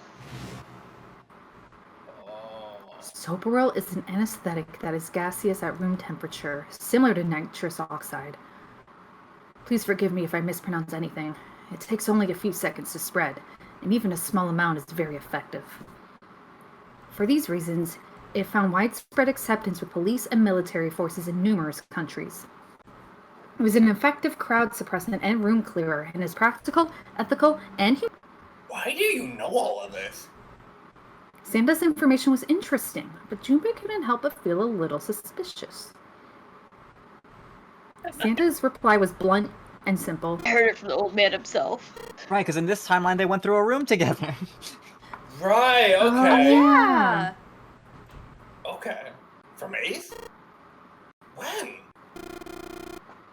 By the number 4 door at the central stairway. When we were searching the second classroom. Remember how Snake 7 and you went to door 5? I asked him what he did for a living, and he said he runs his own company. After that, we just started talking, and I guess it just came up, you know? He talked about how much he gambles, and I asked him where his money came from. Yes, you definitely avoided my backstory. Are you worried about something? No, nothing. I just don't trust him. He's making too much money over there. He's got some sketch. You think I'd be able to live this long if I wasn't making shit tons of money and pumping myself full of de-aging drugs? Oh my gosh. Junpei looked over toward Ace, who was still figuring out the puzzle and counting on his fingers. Oh my god, I was just kidding, but here we go. He seemed to be having difficulty with the 9 boxes. The game does the game want you to do it anyway? When they made addition. What are you talking about? With math, he invented math. What the hell is he doing? He turned back to June and Santa. June, don't push yourself, alright? Yes. I'll push her, it's okay. Just shoves her back into the box. What's really funny about this puzzle is it wasn't even a puzzle where you really had to like solve and interact with anything for like a mini game. Yeah, the game just did it. So like they're literally just doing this to make Ace look dumb. What the fuck? He doesn't know how to count. The older man turned around to look at him. His face was pale and covered in sweat. What happened? Nothing. My vision has gotten rather blurry. I think perhaps because I'm so old, you see. I can't see very well at the moment. Can't see very well, you see. Like I can't. What can't you see well? These pictures. Ace held out the cards to Junpei, splayed out in the shape of a fan. I don't care to admit it, but I may be developing. Presbyopia? Dear God. Presbyopia. Dear God, it's presbyopia. Growing old is a difficult thing. You must understand. Especially because I'm you've been like growing old 6,000 as years long as you. At any rate, I'll leave the rest to you. I'm feeling awfully tired, so if you don't mind, I'd like to rest for a bit. He shoved the card into Junpei's hands and walked quickly away. And that's why he doesn't help in this room. Junpei looked at him quizzically. The mystery of why he didn't help in the previous run was solved. How could simply looking at cards have tired him out? I'm quite old, you see. All of the pictures were quite clear, and each person easily recognizable. Was Ace's vision truly so bad? Again, set from someone with 20/20 vision. But if it wasn't, what had made him so uncomfortable? That was when Junpei remembered what he'd heard from Lotus much earlier.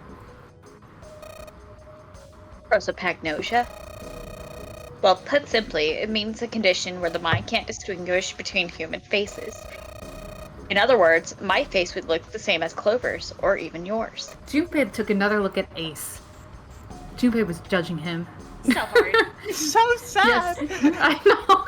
He's really depressed. Oh, He's so please. sad. He sat at the base of the stairs, looking quite depressed. You see. Let's see. Stairs, up the stairs. I know. Up. Listen.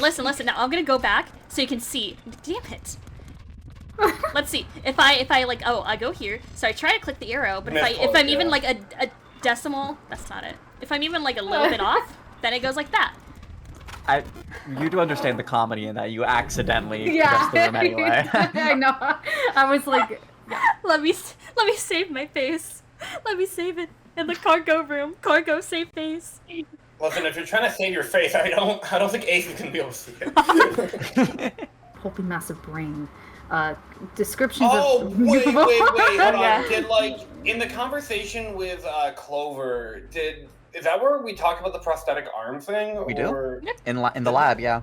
Okay, and this is where fucking Junpei is gonna realize, oh shit! The left arm was hideously twisted into a horrific alien shape, the bright white of the ulna shining through the remains of skin and muscle.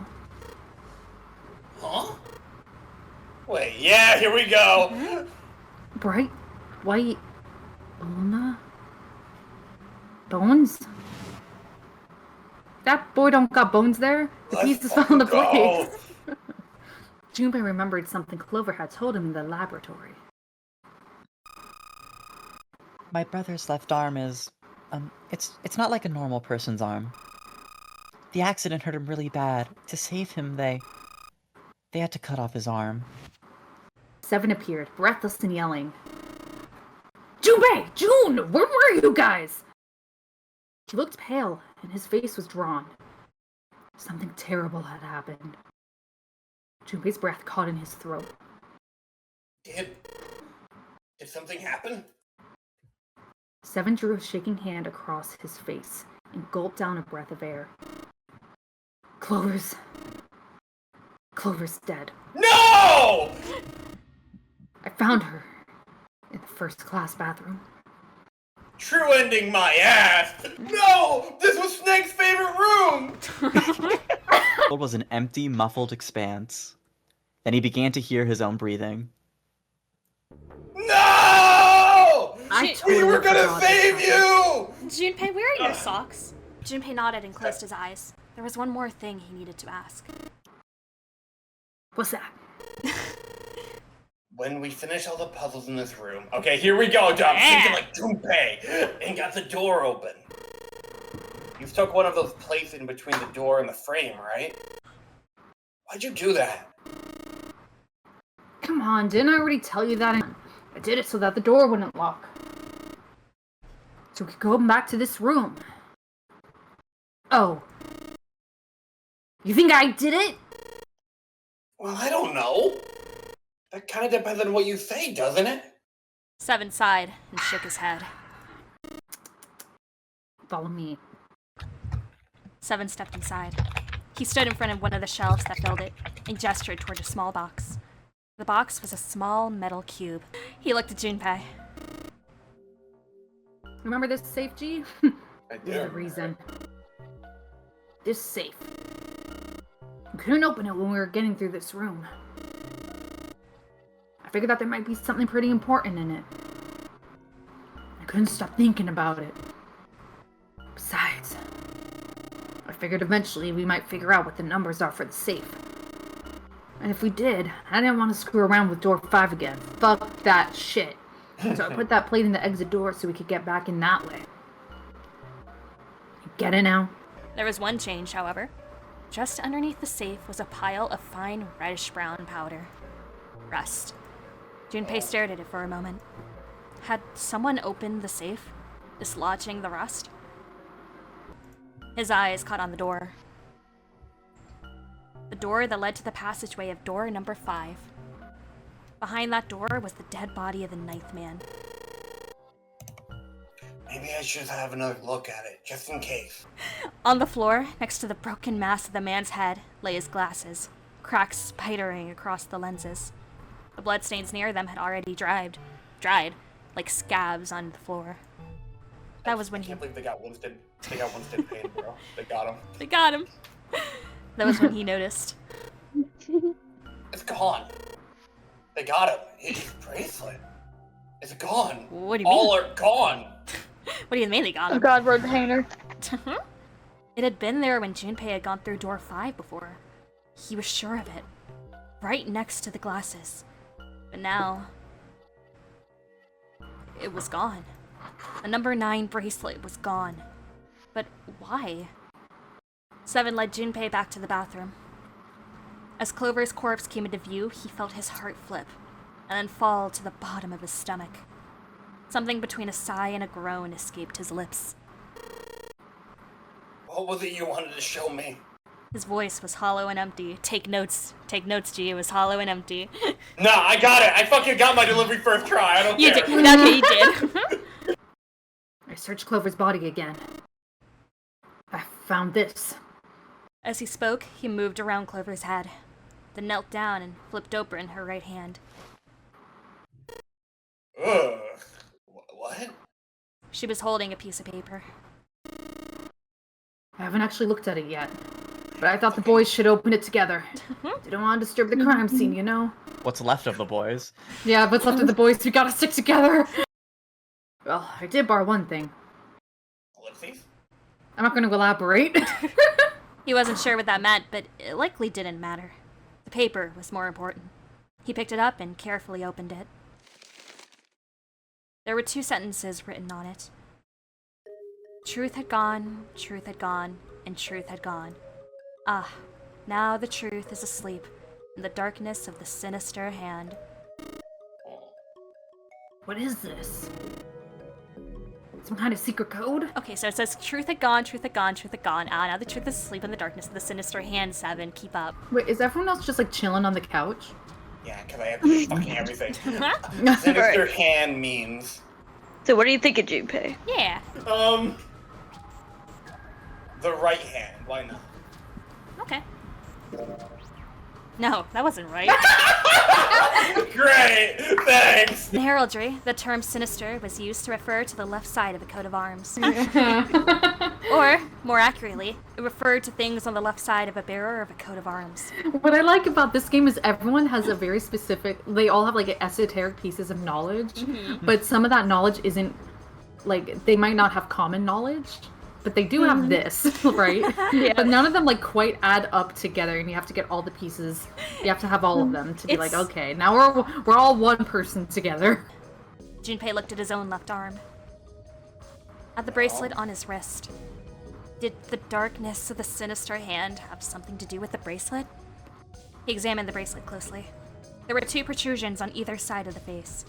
The left and right sides of the face. Left and right. Left and right.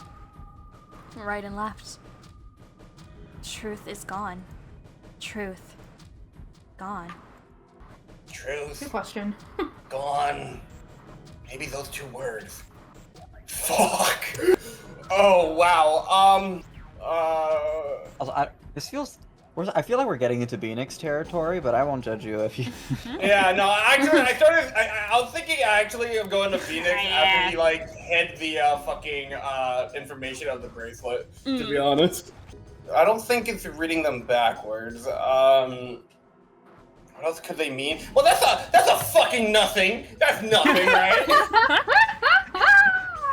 Basically say, I don't know. I don't know. What else could they mean? Reading it out loud. I mean, we've been reading it out loud. So how about switching them? Okay. How about switching them? Gone had truth. Ellipses. It made no more sense than the initial riddle. Less, even. Clearly, switching the words wasn't going to help. Way to go, Junpei. Alright, time for a different idea. Okay, fuck it, read them backwards, let's have fun. Okay. Gone in truth. Enog and a turd. They weren't even words. Junpei doubted they had anything to do with the riddle. It was a good try though, Chi. It was a good try. How about reading it out loud? I really don't like it, I really hope it's not in that third option. How about reading out loud? Junpei said the words to himself quietly. Nothing. They sounded exactly as he'd expected they would. I fucking hate you, video game. Okay, so it is the third choice, but like, why? Hear him out. Hear the game out. Do you want to take a stab at guessing why, or just like let the game tell you? What else could it mean? We're probably gonna go like thinking outside the box, turn our thinking around, you know, all this good shit, and we're gonna be like, oh wait, if we take this statement, it makes a whole new statement, and then I didn't want it to be that one. In other words, something that was right. It would follow then that gone meant left. After all, after someone left, they were gone. In this case, however, they clearly refer to their directional homonyms. So that means truth is right, gone is left. That seemed to make sense. Junpei looked at the bracelet again. At the 2 protrusions on the left and right of the face. Junpei pressed them in the following order. Ah! Gone, right, left, truth had gone, truth had gone, truth had gone again. It's right, left, right. Okay. Yeah.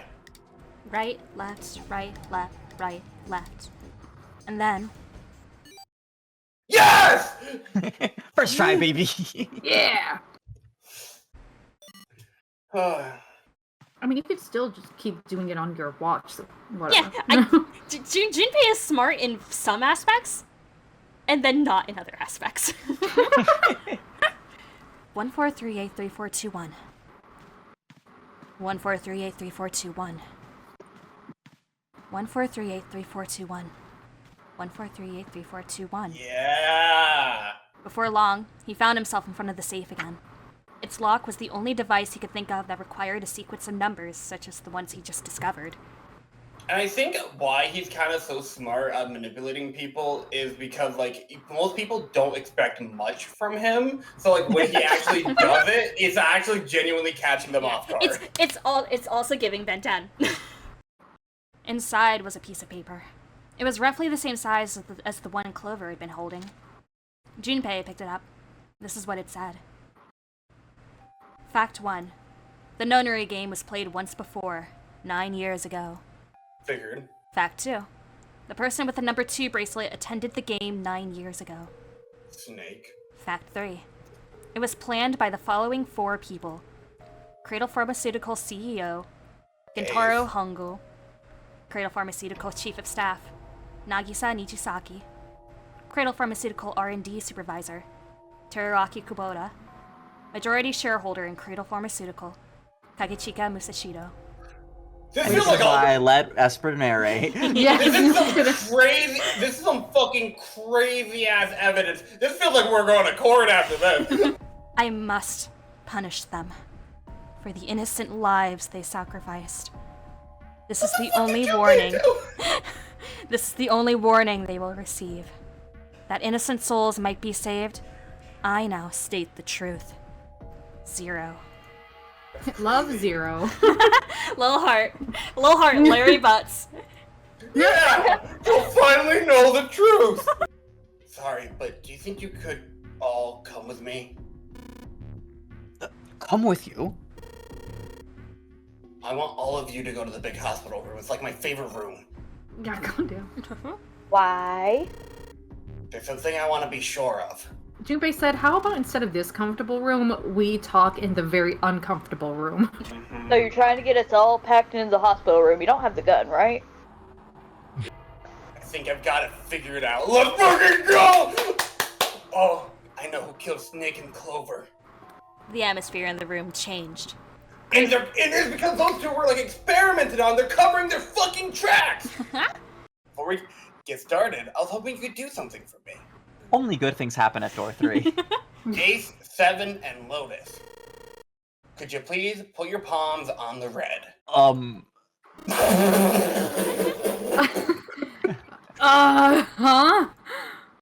Why? If we need to get to the showroom, why don't we just... No, we're not going inside. Once you've authenticated, step away from the door. Why? Please just do it. Or perhaps you don't want to know who killed Snake and Clover. Ooh. Junpei's implication was clear, and 7 understood perfectly. Oh gosh, I'm so excited. Ugh. He's Phoenix, all right. What about you, Ace, Lotus? Very well. Sure.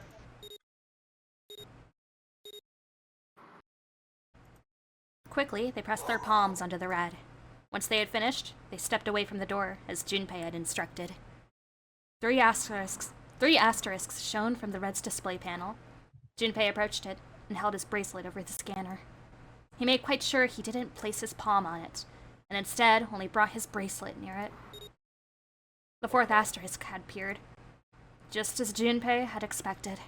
It was possible to authenticate without placing one's palm on the red, so long as the bracelet was brought near it. Junpei pulled the lever down. Oh my god. Door 3 opened, like a hungry mouse. Fuck off, man! My hungry ass could never narrate 999. Junpei walked slowly back to the others, who were waiting some distance from the door, talking to one another. Sana and June had joined them as well. It looked as though they hadn't found a chance to break into the conversation yet. As Junpei approached, they turned to look at him, curiosity plain on their faces. God.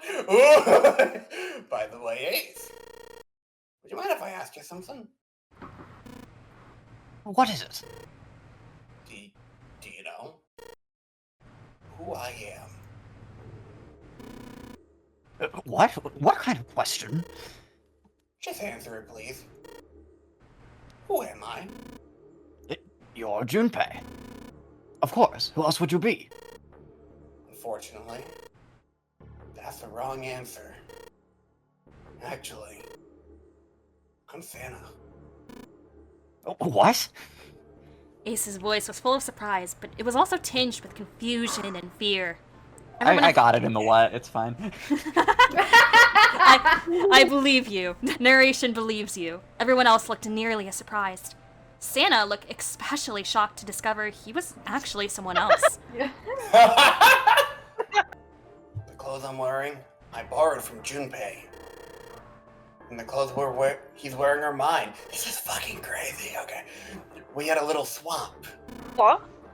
That's ridiculous. Impossible. Inconceivable! So you're saying I'm not Santa? Of course you aren't. Why? What makes you so sure I'm not Santa? If you were Santa, then door 3 wouldn't have opened for us just now. 1 plus 7 plus 8 plus 3 equals 19. T-Mac, 1 that's plus what 9 I'm would be saying. 10. The digital root would be 1. But the 4 of us just opened door 3. You can't possibly be Santa. Your bracelet number isn't 3. It's 5. Yeah. Only then, when it was too late, did Ace realize his mistake. He set his jaw and glared at Junpei. You're exactly right. My bracelet number is 5.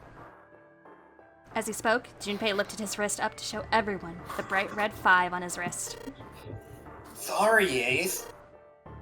I tricked you. Of course I'm not really Santa. I'm Junpei.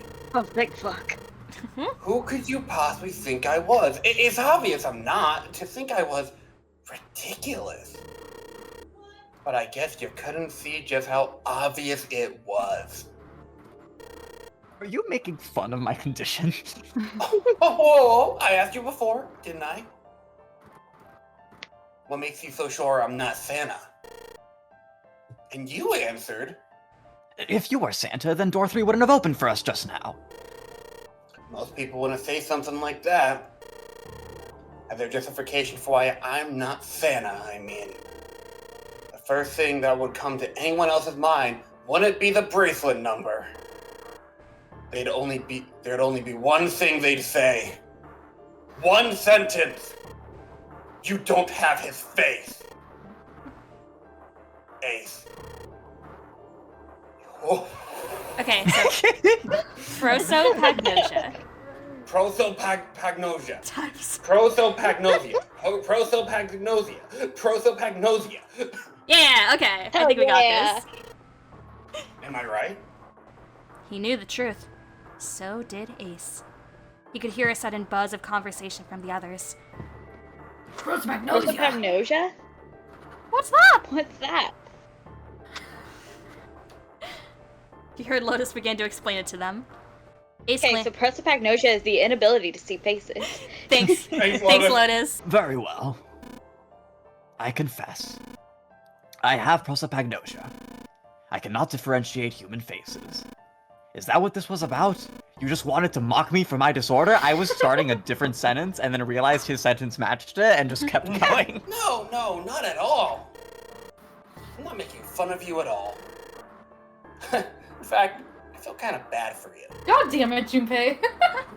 No, the reason I brought this up is that there's an excellent chance the person who killed Snake has prosopagnosia. Ace's face tightened. His eyes narrowed. What do you mean? Junpei leaned casually against the iron piping of one of the beds. Which, by the way, I guess it's not doing what I thought it was going to do, where we get a choice of who we accuse or whatnot, but I did think it was Ace going in. Okay, cool. I figured you would, like, explain, like, even afterwards. When you saw president of Cradle Pharmaceutical, you were immediately like, okay, that's Ace. So. Yeah, we got his ass. Cue the cornered music. I'll just come right out with it. I think it was you, Ace. You killed him! That's ridiculous. What possible evidence do you... I have 3 pieces of evidence.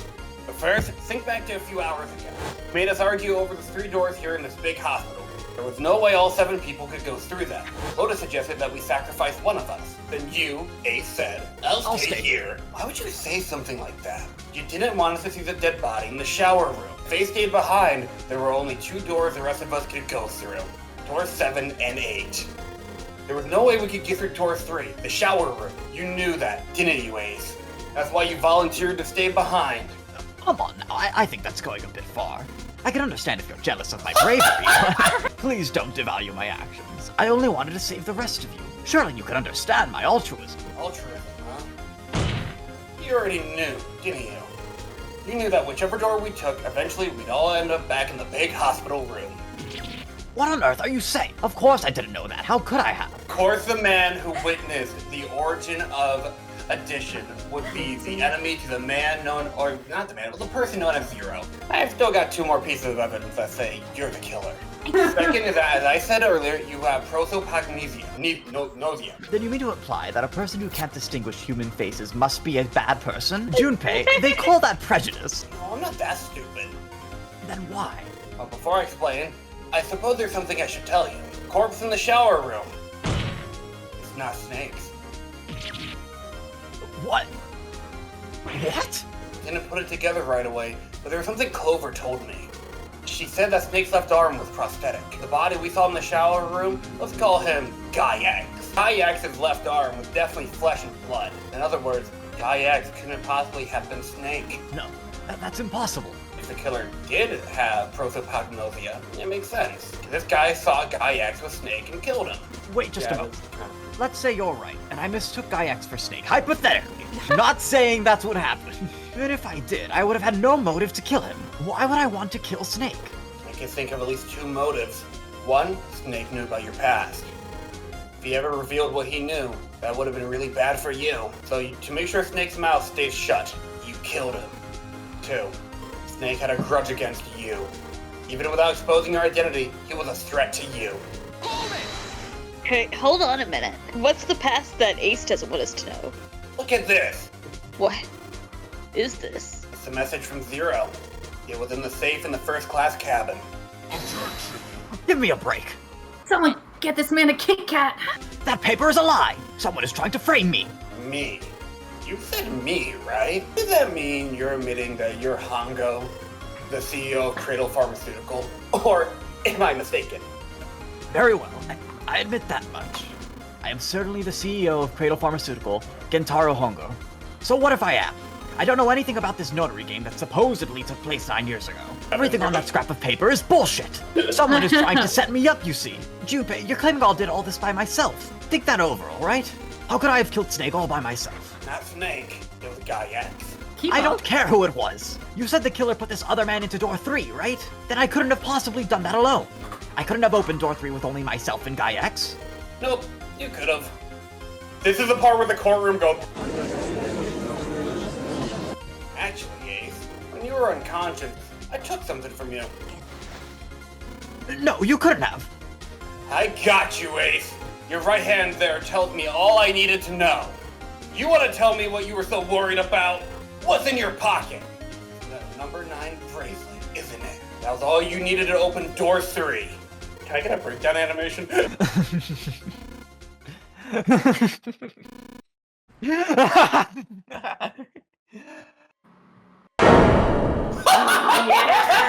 His face was flat and cold, devoid of any emotion.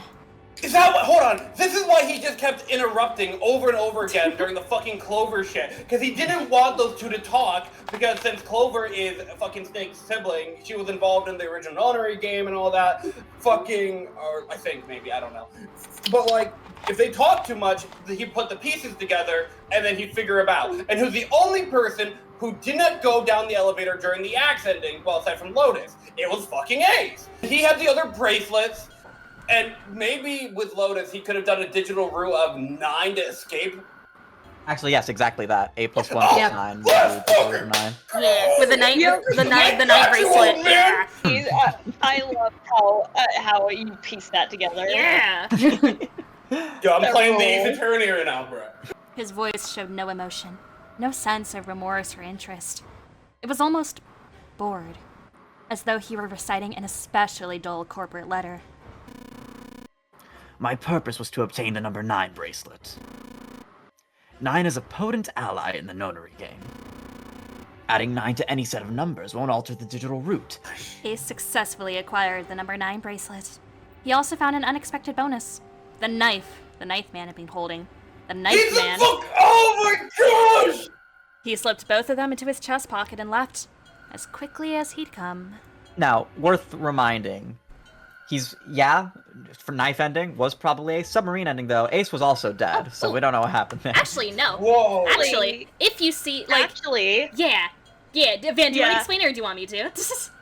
If you look, he is not facing where Junpei is, so he's actually implied to be covering his stomach, but you don't actually see a wound on him. Mm-hmm. And Wait, I think you only ever check Clover's pulse, maybe Santa's too. You never check Ace's. No, Yeah, you check one of the. I remember because I clocked that. I was like, oh.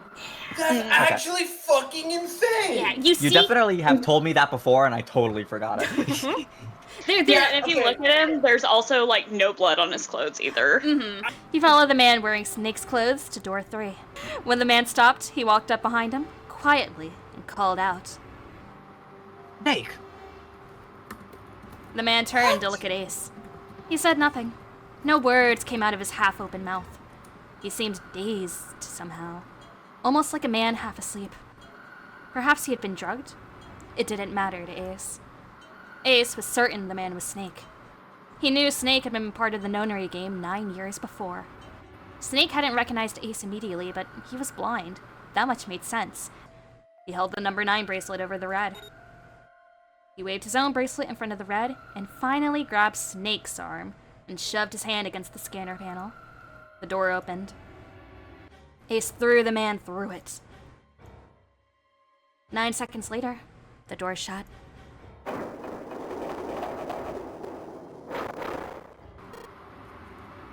Ace, did you kill Clover? Dedoy. Why? Why did you kill her? She was Snake's sister. It was possible he had told her something dangerous. Additionally, she had gone through door 1. It seemed likely she might have found it. Found what? Why don't you go through door 1 yourself? Perhaps it's hidden somewhere. Seven and Lotus interrupted. Yeah, but Lotus and I went through door 1 too. We didn't see anything suspicious. Yes, I thought as much after I heard your report at the central stairs. I doubt the two of you could find it. Oh! Hey! Huh? But perhaps Clover was different. Perhaps she had found it. I was, therefore, desperate to find her. And at last I did, in the first-class cabin. I spoke very calmly. Did you see it? See what? Don't act as if you don't understand. Yeah, reprising your role. You were in the captain's quarters, weren't you? Huh? What are you talking about? Very well. By the way, what are you doing here, Clover? What? Nothing. There's blood on your shoes. It looks fresh. Did you go take a look at the ninth man's corpse? I see. Your silence suggests that you noticed. You saw something, didn't you? You saw that his bracelet was gone. Clover ran. She made for the exit, but Ace stood in her way. That was how I killed Clover. His face... Wild to have to voice murderer and murderee. Yeah, right? His face hadn't changed. If he felt guilt or remorse or anything one might feel after taking the life of another human being, it didn't show. You son of a bitch. Seven's whole body trembled with rage, and his voice rumbled with hate. Santa's eyes were bloodthirsty, and Lotus and June's faces were distorted by anger and hatred. Ace looked at them and smiled. It was a cold, cruel thing, with no humor in it. He shook his head and sighed. I admit it, I've lost. I have lost completely and utterly. But don't misunderstand, Junpei. I didn't lose to you. I lost to Zero, not you. The man I killed in the shower room. If he wasn't Snake, then I have no idea who he was. Whoopsies. But he was wearing Snake's clothes, and that was no coincidence. He had also been injected with something that reduced his cognition and prevented him from identifying himself or resisting me. And we can't forget the components that were removed from the red before we arrived. I have no doubt that Zero planned all of this. Zero made sure I would kill that man. It follows, of course, that Zero knew everything I would do. That I would try to take the number 9 bracelets. That I would try to kill Snake. Everything. What the hell is this shit? You aren't going anywhere, you son of a bitch. We're gonna leave your ass here to rot. Why? What'd I do? What the fuck you think? Yes, because you killed Clover. Because I killed Clover? That's ridiculous. Yes. Why are you so upset that I killed the little... You know what? He's the villain. Little bitch. She was nothing to you. I like imagining in canon, like, Ace deliberating on the spot, like, should I say this? Ah, yeah, I'm evil now. You bastard! Seven roared and lifted a fist that would likely have shattered Ace's jaw. But someone else was faster. It was Lotus. Ooh! She stepped toward Ace, raised a fist of her own, and drove it straight into his nose. I love, because in a lot of, like, anime and shit, like, women will just, like, slap people, and it's like, okay, cool, whatever. But when a woman character fucking nails someone with a punch, it's like, oh, fuck, that's visceral. You've got some fire, don't you? I confess, I rather like a tough woman. You're a fucking weirdo. Well, maybe you'd like another one then. Before that, let me give you one of my own. What? Lotus scarcely had time to blink. Ace snaked his arms around her and pulled Lotus's back up against him. Great, here we go. In the same motion, he reached into his coat pocket. Yeah. What the fuck? I guess you were... Man, I guess you were with us when we got that, huh? Were you expecting the knife? Yeah, actually. I've already killed 3 people. 3 people? What do you mean? Very well. Let me take this opportunity to illuminate you. The person who killed the 9th man was me. Although I suppose to be more accurate, I encouraged him to get himself killed. While we were examining the main staircase, he came to me and told me his name. I recognized it at once. So I gave him a little push. Just a little white lie. It seems the settings for the dead were altered. Now it only requires a single person to deactivate the detonator in the bracelet. Investigate what's beyond door 5. We'll meet again later. Give me lines. Oh, thank God. Here we go. Let's go. Get some lines. Okay. Have a good one, guys. I'm going up ahead now. Go then. It feels like an eternity since I last heard him. Shit. Why hasn't it stopped? God damn it! You lead! Open the door! Please! I'm begging you! Help me! I hope no one in my apartment is like, what is going on? Listen! I was lying too! He lied to me! Who put me in here? It was him! Who called me? It was him! Did you care to be more descriptive? I had 4 reasons for killing him. Let's go through them. 1. 1. Okay. As I said before, in the nonary game, the number 9 bracelet is of utmost importance. If I had allowed him to keep such a useful tool, he, or it, would have become a threat to me. As such, I decided that he would be eliminated early on. 2. I wanted the number 9 bracelet. Really, it's a similar reason to number 1. If I could manage to obtain it, I would be able to manipulate the game as I saw fit. I would be unable to acquire the bracelet unless its owner was dead. 3.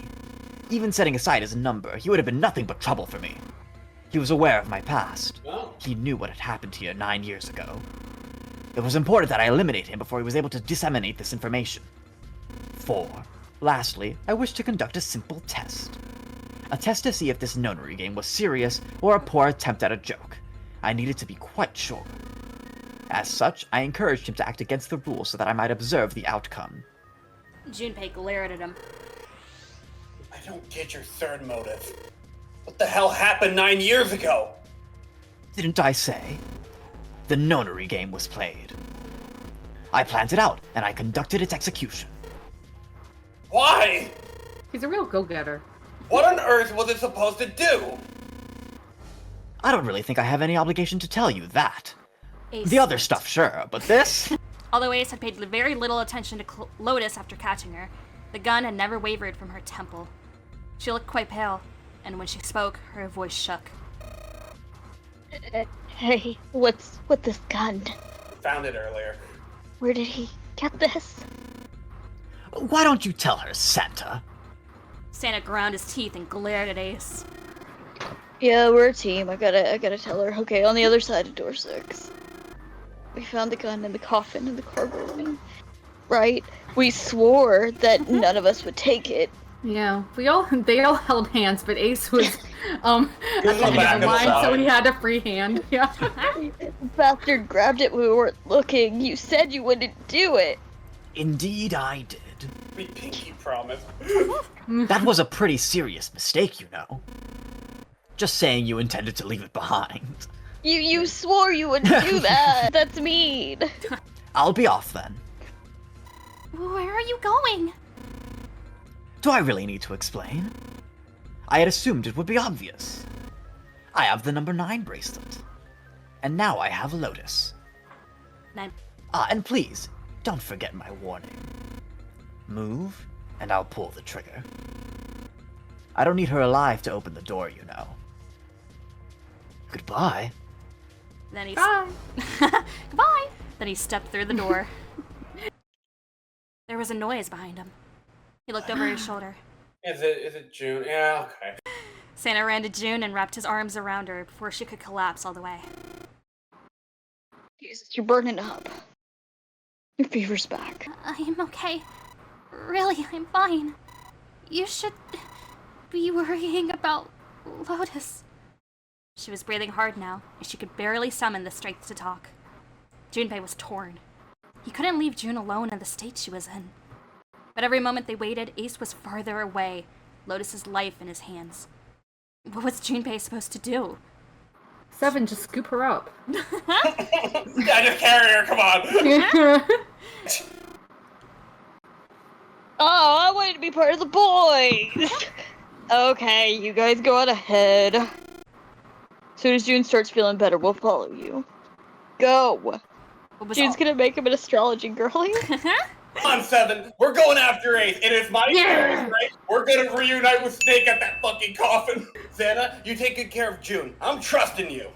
Alright, I'll tell her stories about my dead sister while you're gone. Santa Sure, nodded. just don't say the one about the other Santas, alright? That one was weird as fuck. Yeah, that one shouldn't be part of your type 5. I think the other one is probably a good one to use. That one's a downer. Ace and Lotus went through here. Yeah, it seems like it. Junpei and 7 stepped away from the door. They retreated to the center of the room and began to talk. What do we do now? Yeah, what should we do? Well, the big door is still vacant, but... 2 of us can't do anything with it. Yeah. First of all, our digital route is not 9. Just then, as they were pondering what to do next. Yes! There was a noise. A noise like someone hitting a thick wooden panel. The coffin. Yeah. Let's open it! How? By force! Using force, I see. The only necessity for success is the willingness to suffer 1,000 failures. Who said that? I forget.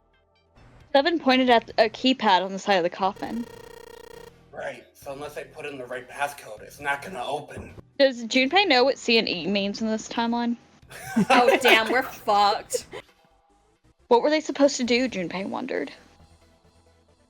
Was there some sort of clue somewhere? Oh my gosh. And if Snake is 0, that's why Espurr was taking it! Wait a minute! They stood there for a few moments, staring at the coffin, and then 7 spoke. Hey, Junpei. I remember you mumbling about some weird numbers over by the bathroom in the first class cabin.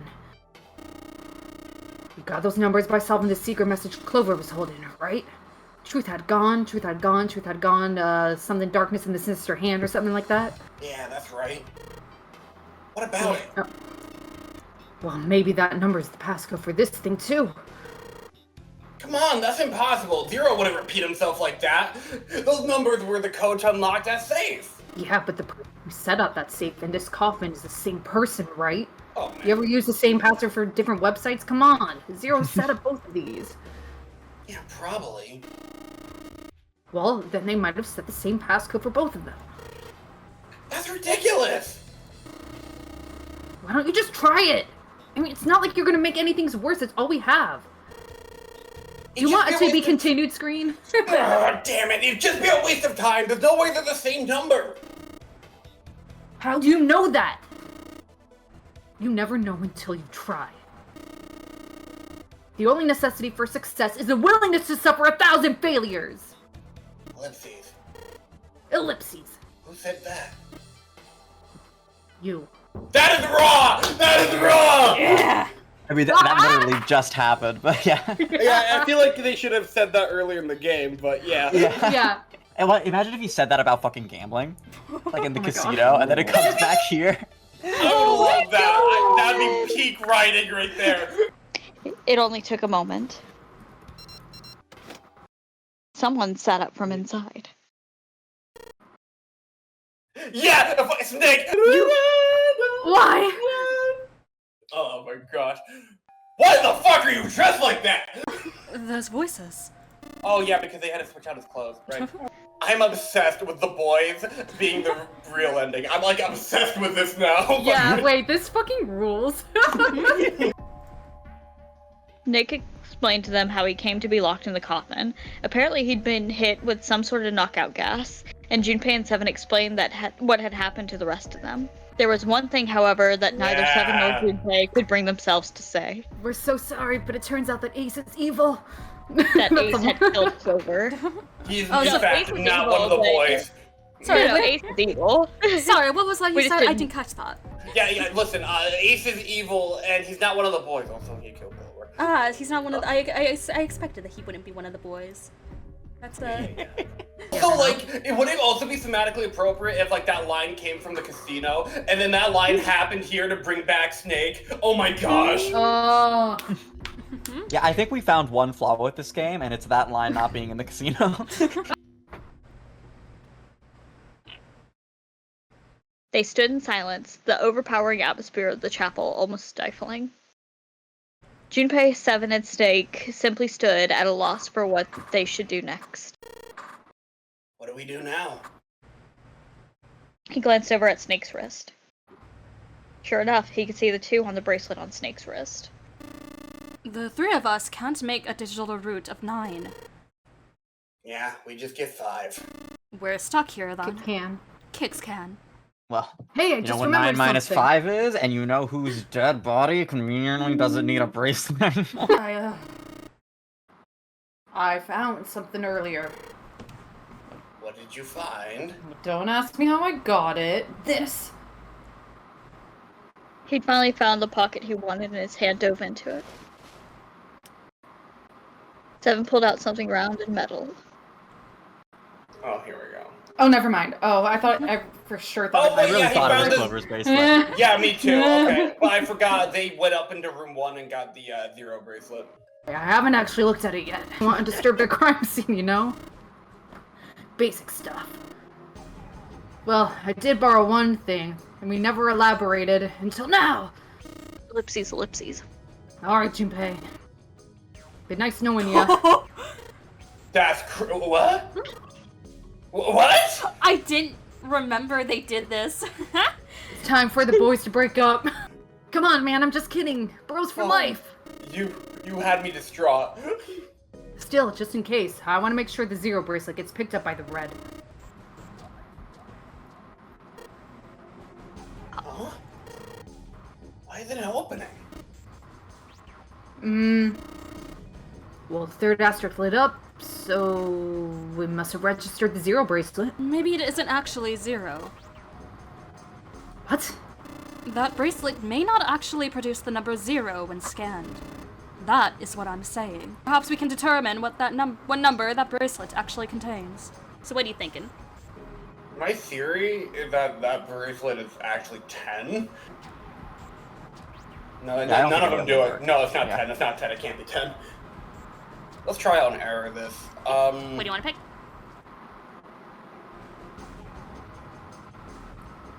Fuck it. Let's, power of friendship. Everyone together. Yeah! The boys. The door didn't open. The mysterious bracelet's number wasn't 4. Junpei continued. They decided to use the following combination. Let's go Snake and Junpei. Well, I just got the last option. Alright, my boy 7. Let's go! If it worked, it would mean the number is 6.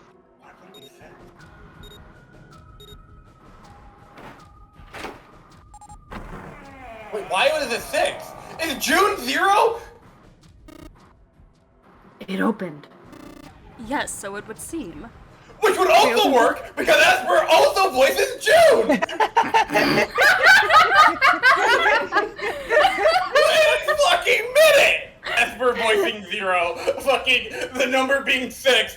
Boom! I also had my doubts about her so early on, dude! I had my doubts! Oh my god! Junpei's forehead furrowed as he thought. And that's why the good ending's hanging out with the boys, because I'm not hanging out with 0! Oh my god. And that's why she's like, fucking June probably like had all this planned out, and she just needed a +1. She didn't know who the fuck to grab, so she just grabbed her childhood friend because she wanted to hang out with Junpei.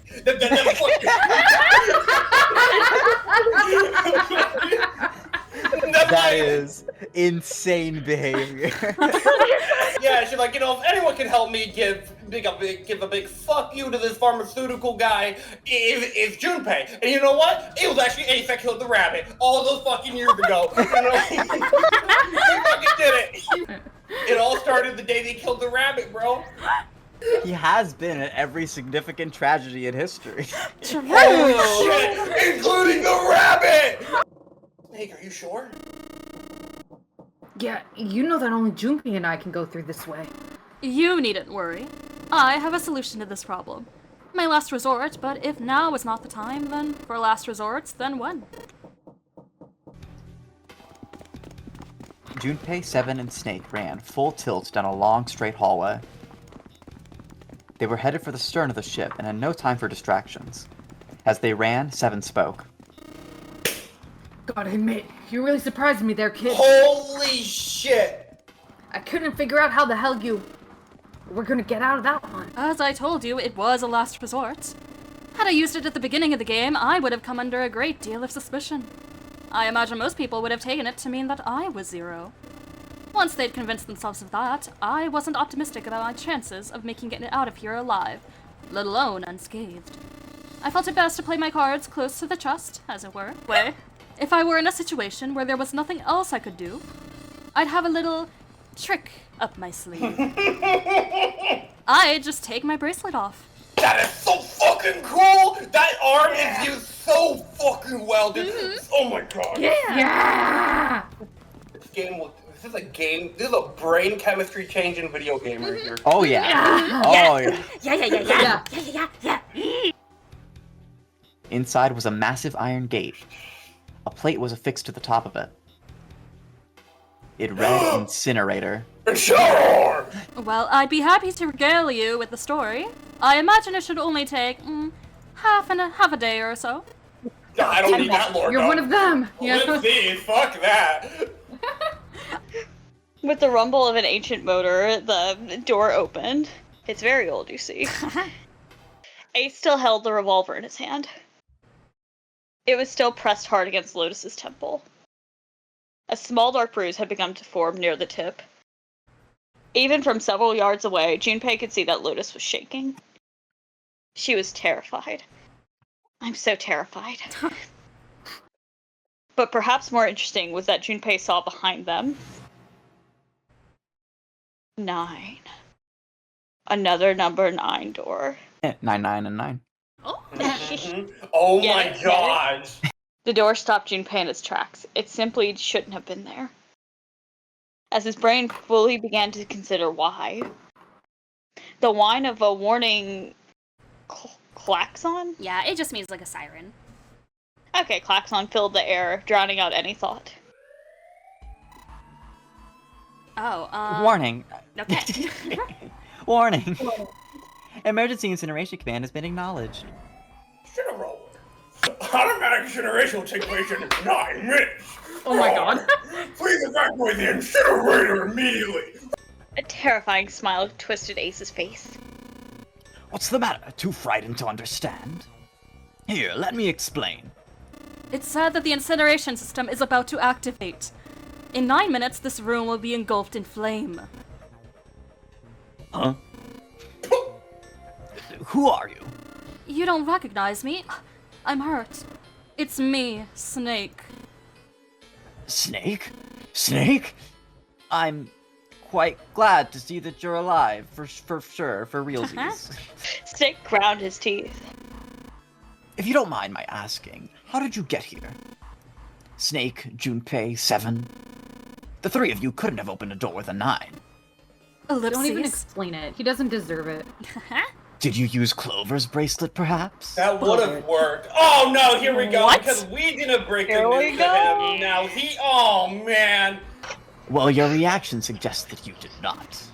Hold on! Why did you think we'd have Clover's bracelet? Oh. They haven't told you? Told me what? Oh, Ace. Clearly not. Normally, I would take some time and enjoy the moment, but I'm afraid my time is at a premium just now. I'll have to make this quick. Clover. Don't do it, Ace! Keep your goddamn mouth shut! This is why you were never a boy! Yeah! Clover? I said stop it! Don't listen to him, Snake! Junpei could feel his voice going hoarse, but Snake didn't listen to him. What happened to Clover? Ace looked at him. The corner of his mouth curled into the hook of a cruel smile. Clover died. No, that's not true. That's impossible. It's a lie. It has to be a lie. Oh, it's quite true. I can assure you of that. I killed her myself, you see. I'm very old, you see. Just like the rabbit! I'm sorry, did I stutter? I'm very old, you see. I killed her. His entire body shook. He looked to Junpei disturbingly like a demon. I would have rather she died with less suffering. Jesus. A bullet in her brain perhaps would have been ideal. Unfortunately, that would have made quite a bit of noise. Circumstances being what they were, I was forced to settle for the night. I believe I caught her just below the shoulder blade. I was rather lucky, in fact. My first thrust went right between her ribs. Her flesh was so soft. My knife slid in so easily, there was no resistance.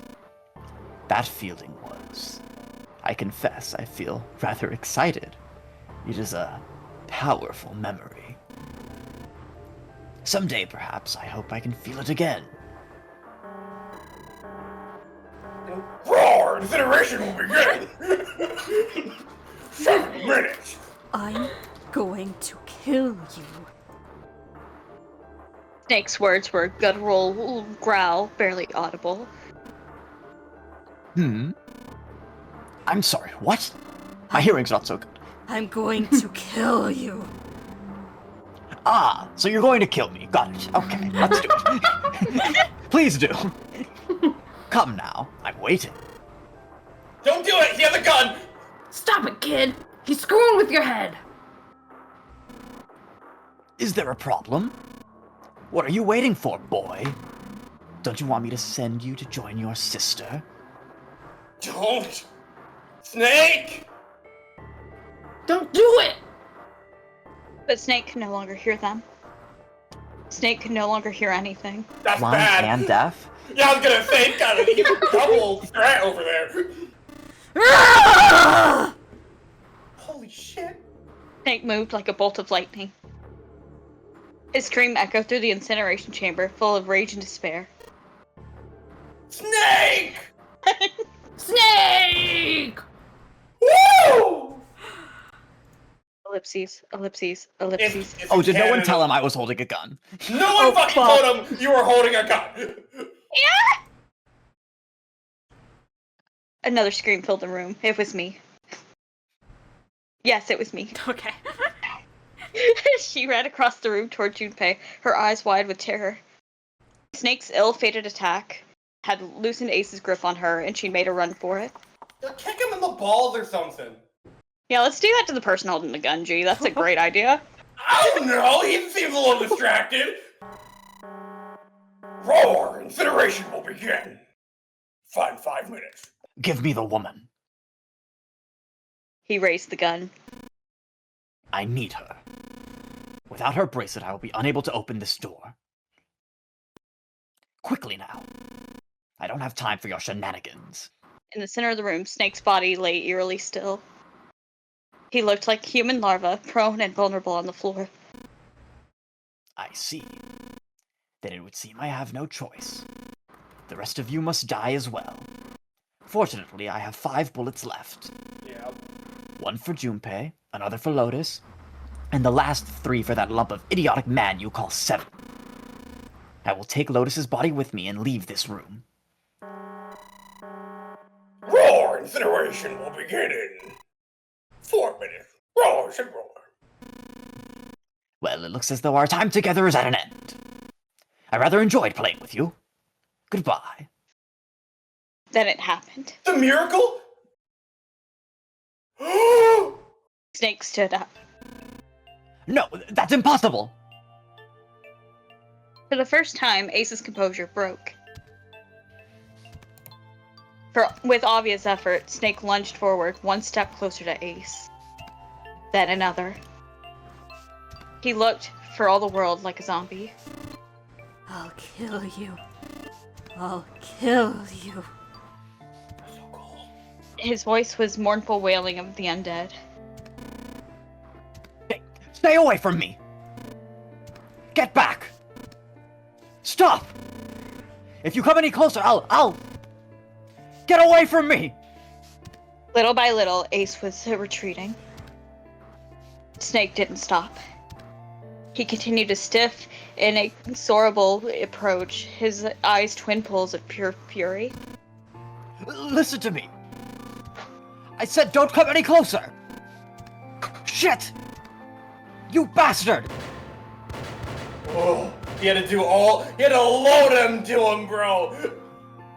Ace's revolver leapt 5 times. 5 times, the air in the incinerator was split by the crack of the bullet. Snake's body twitched as 5 clouds of blood and torn flesh leapt from the air across his body. A fine pink mist drifted from his body and disappeared. Snake made a strange sort of choking cough. And then his strength was gone. His legs crumpled and his broken and battered body slid to the floor.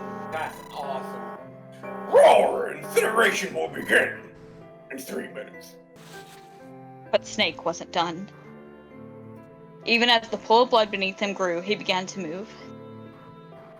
He half crawled, half slid towards Ace. Holy shit, dude! He's got that dog in him! He's still going! 1 bloody arm wrapped itself around Ace's leg, and the other gripped his thigh with strength that should have been long gone. You son of a bitch! You're a monster! You probably experimented. Get off of me! Let me go! Damn you! That's so cool! He kicked at Snake with his free leg, driving his foot into Snake's face, his arm, his shoulder. It made no difference. Snake refused to release him. Once a snake has ensnared its prey, rarely does it release it. This is it, Ace. We're going to burn to death together. What? Roar! Incineration will begin! 2 minutes! Roar! Get off! Let me go, you monster! Okay, look, think about it this way. My company owns a wonderful hospital. It has excellent doctors.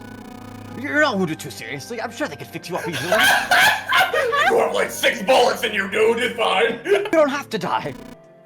You could be saved. Just let me go.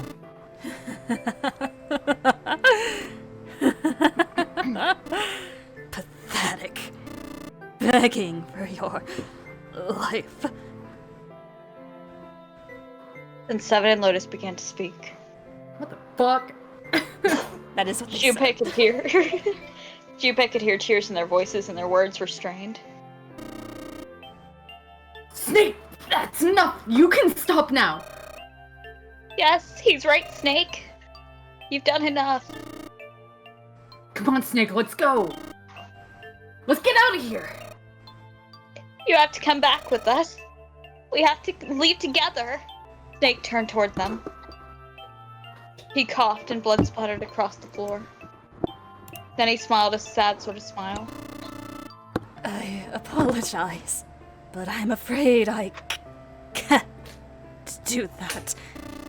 You'd best forget about me. You need to leave soon.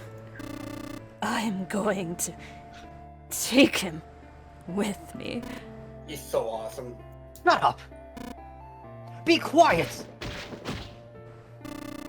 I couldn't save Clover. My sister died because of me. Perhaps this will begin to atone for that. Perhaps in the afterlife she can forgive me. Now go! Go now!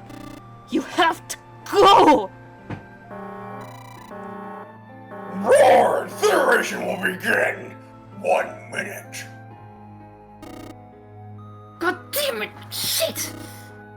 We're out of time! Junpei! What are you doing? You have to get out of here! Now! Pure emotion surged through his heart alongside the torrent of blood. He could feel it burning, a tremendous wave growing taller and taller and taller.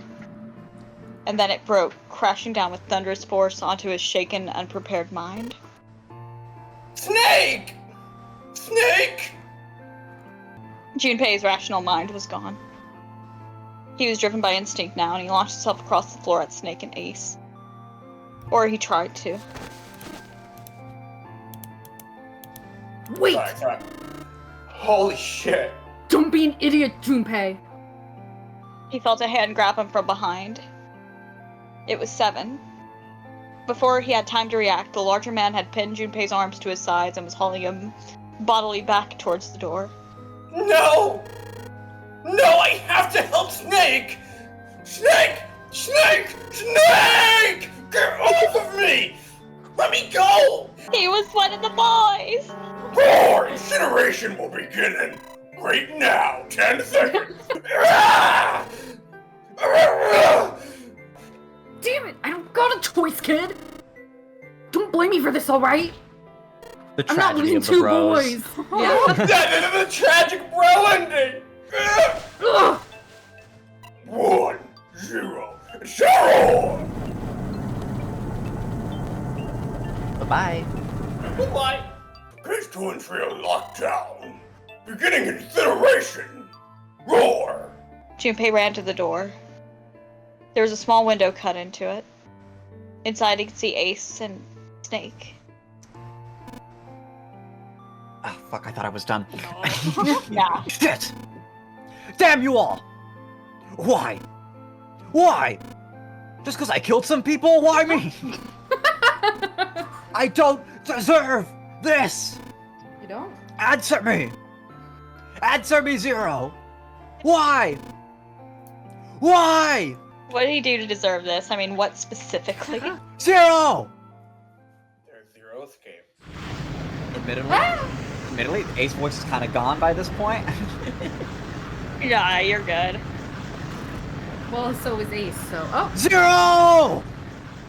Now he's gone. Yeah. You're good. Ellipses, ellipses, ellipses. So, Lotus, you want to be one of the boys now? He looked to the side. Lotus's face was ashen, and if not for the hand she'd put against the wall, Junpei didn't think she could have stood. I'm one of the boys. You stay here. What? I'll go get Santa in June. You're gonna bring them here? But I just became one of the boys. You can't just leave. How? Don't worry about that. Just stay here and wait. Alright? June! No, codenames didn't matter any longer. She was Connie. Connie! Junpei cried her name and ran. Like lightning, he ran across the room toward her. man. Connie! He stumbled to a stop. As he What looked... the fuck? Her eyes were blank and cloudy. They stared straight at Junpei, but saw nothing. Trembling, Junpei wrapped his arm around her back. She was cold. Very cold. Junpei tried to convince himself that it was only his imagination, but she felt as though she were fading away. He could feel his heart pounding frantically in his chest. Oh man. Connie. What the hell happened to you? You feel... Jumpy. I'm sorry. Her voice was very faint. I might not make it. No way! No way am I gonna let you die! I'm gonna save you, I promise! Thank you, Jumpy. Thank you so much for everything. I was really happy to see you again, Jumpy. Really happy. Don't give me that I was crap! You're gonna see me again lots more times! You've just gotta hang on, alright, Connie? Jumpy, did you know? You meant a lot to me when we were kids. This is the same as submarine ending, right? Like this. It's bar for bar. Yeah, it's either identical or very similar. But I like this section, so I'm gonna read it. I've liked you for a long time, Junpei. A really long time. Junpei's vision had gone blurry. It took him a moment to realize his eyes were filled with tears. He could feel a piercing point of heat deep in his heart, like a white-hot flame. He had looked down at Akane. Game. Now. Over. Wait. Let Van do this. Okay. Game over. There was a crack of static from above his head, and a voice spoke. Oh, my theories! 0! You son of a bitch! Where are you hiding? Junpei frantically scanned the ceiling for the source of the voice. I'm not here. If I saw you. What the hell are you talking about? No matter. I will tell you again. Game over. This game has ended. No, it hasn't. I'm not gonna let it end yet. I'm gonna get you out of here with Connie. Holy shit! And Connie being the one to lore dump about the coffin, about the fucking Titanic, about everything in between. She was the one with the hyperfixations the whole time. That is impossible. Why? Because you chose the wrong path. Son of a bitch! The wrong path? Wrong path. That is correct. Your path was inevitable, however. Admit defeat. Where there is shadow, there is light. Where there is light, there is shadow. So it goes. What are you talking about? It matters not. The loser has been decided. I told you, I'm not gonna lose! No. You misunderstand. You haven't lost.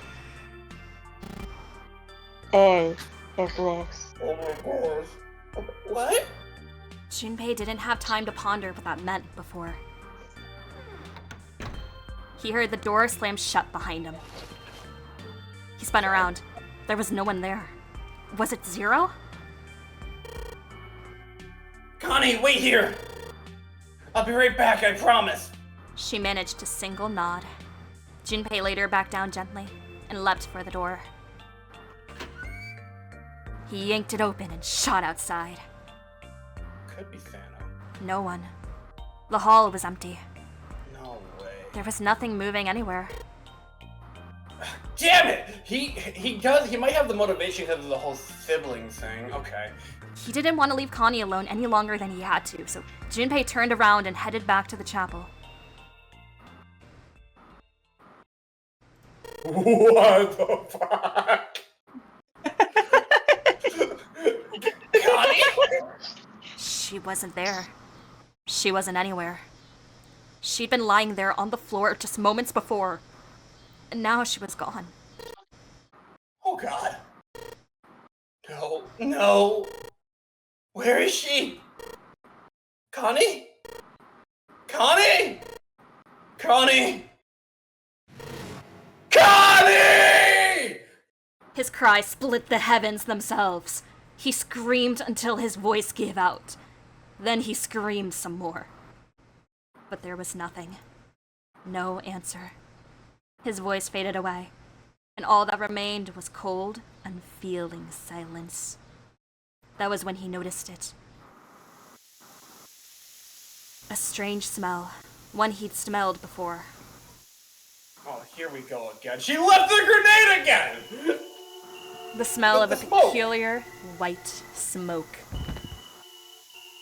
9 seconds later, Junpei's mind winked out.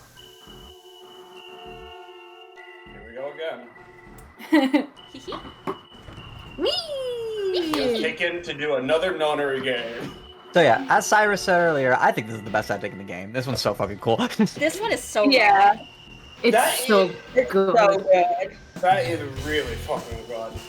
What the fuck happened to Santa in this ending? I don't know. I don't know. 4. Okay. Oh, I know what you're talking about, Cyrus. 7. 14. 1. Alright, 4, 7, 1 next. You got it. Yep. Now it is time. Let our game begin. Yeah. Or should we say, let our game conclude? I'm hooked on the theory. It's not even a theory at this point. It's practically confirmed that, like, June is 0. That is awesome, to be honest. The world blinked.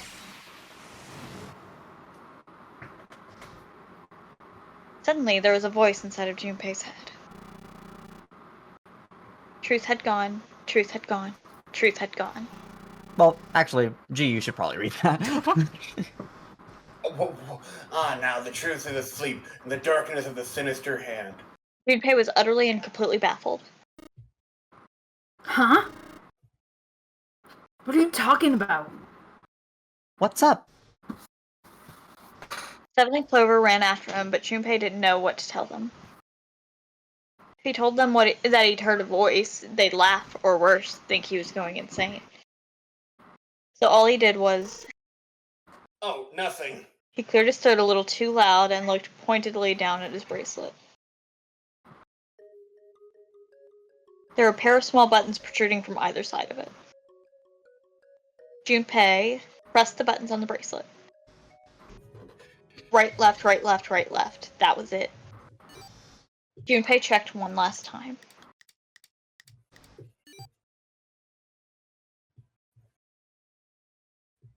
One, 4, 3, 8, 3, 4, 2, 1. 1, 4, 3, 8, 3, 4, 2, 1.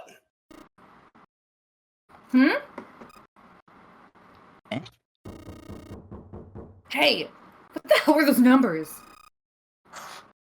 Oh my gosh, are those? Junpei didn't answer. He simply walked straight to the coffin. He knelt down in front of the keypad, running over the numbers in his head so that he wouldn't forget. Genuine question, by the way. Yeah. What is so different about this timeline that this is happening right now? That's a great question. Yep, good question. Good question. 1, 4, 3, 8, 3, 4, 2, 1. Okay. 1, 4, 3, 8, 3, 4, 2, 1. Is it like a lame thing where it's like, oh, you couldn't get this because fucking you need to get all the other endings first, or is it like? With trembling fingers, he punched. Someone sat up out of it. It's not you, Clover. I apologize for worrying you. Snake. Oh my, how did you... Junpei and Seven, is that you? Is everyone else there as well? You're back! Aww. With a cry of joy, she leapt into Snake's arms. Yeah, I was gonna say, we better get a fucking graphic for that. We worked so hard for that. Yeah, right? We earned this, We God did. damn it. Gently now. My body's still a little weak. You're back! You're back! Clover looked like nothing so much as a lost child who had finally found her home. She cried and cried and cried. Her eyes were red and her nose was running. She hiccuped and gasped as if she were about to start hyperventilating. You're back. You're really here. Her voice was happy, but almost desperate, as if she feared he would disappear again if she stopped talking to him. Tear after tremendous tear rolled its way down her face. Her small arm strained as she clutched Snake's body as tightly as she could. Perhaps she had to convince herself he was real. Perhaps she was worried he would be gone the moment she let go. Perhaps she simply didn't know what else to do. Oh, you're back. Come now, what's gotten into you? You're acting as though I've returned from the grave. Funny story. Not as though you did. I really thought you were dead. Huh? You jerk! I just slept. Idiot, idiot, idiot! Ellipses. Man, I'm really grateful for the bookmark, huh? Bookmark of not killing people. I see. Except I don't. I believe I understand things rather well now, thank you. In the shower room, there is a dead body wearing my clothes. Because of that, you thought that I was dead. Correct? You also discovered a corpse in the captain's quarters, and Santa turned on you here, in this room. Do I have it straight? Well then. Oh, Excuse me. I've got a pretty decent idea of what happened while I was indisposed, but it's still something of a mystery who did all of this, and why. The corpse in the shower room that looked like me, and the corpse in the captain's quarters. Why were they killed in the way they were? We don't know who he is, so let's just call him Mr. X. Anyway, this Mr. X is wearing Snake's clothes. But you're wearing some kind of weird robes. That means someone took your clothes and put them on Mr. X. It's really fucked up. Need to figure out who that was. I apologize, but I have no idea who might have done this to me. Man, we're a little bit behind on the plot in this timeline. How had the results of that trick benefited Zero? It was a mystery. Junpei couldn't make sense of it. He also didn't have a satisfactory explanation for how he discerned the key code for the coffin. It just didn't make sense. Truth had gone, truth had gone, truth had gone. What did that mean? Did it mean anything? And why had Junpei felt compelled to push the buttons on the bracelet after hearing them? Dude, I don't know what's going on in this timeline. Asked him about it while they waited for Clover to finish crying.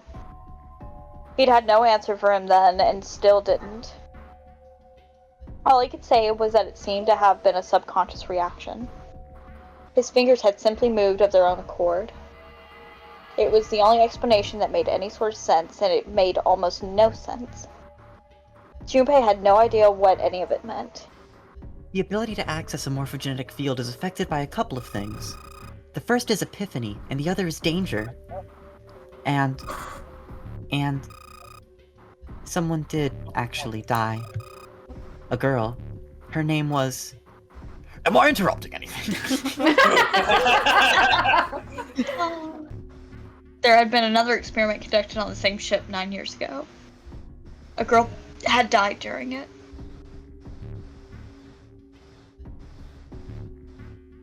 Morphogenetic field theory. The two murders. Switching clothes. The nonary game. And whatever strange thing was happening to Junpei himself. He was the ringleader, The person who had trapped 9 people on the sinking ship. 0 knew everything. If they could uncover Zero's identity, all of their questions would be answered. Who was Zero?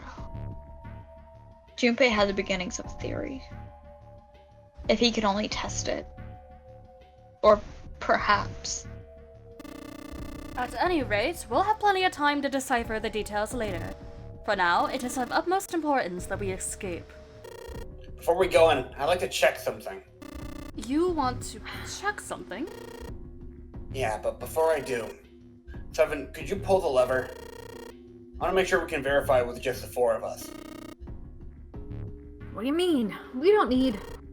Just do it, alright? But if the door's open, don't go in yet, okay? Ellipses. Please? This is really important. I really need to check this, okay?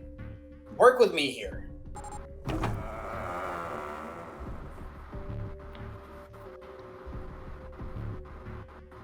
Seven pulled down on the lever and door 9 creaked open. Then they waited. 6, 7, 8, 9. After 9 seconds, the door closed.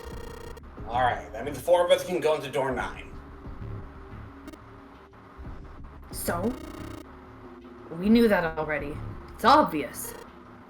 Obvious? Yeah, you're right, it is. Now, what happens if we had Zero's bracelet? This was in the left hand of the corpse in the captain's quarters. Ooh. The door didn't open. The Reds display read error. I knew it. Now, what does this tell us? Maybe the bracelet has to be on your wrist in order for it to work. No, that's impossible.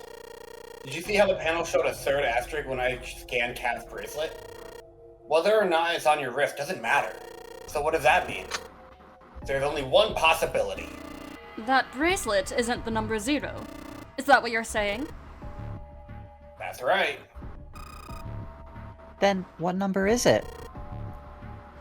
Let's find out. So, We know it's 6, so let's just... Yeah, it's friendship!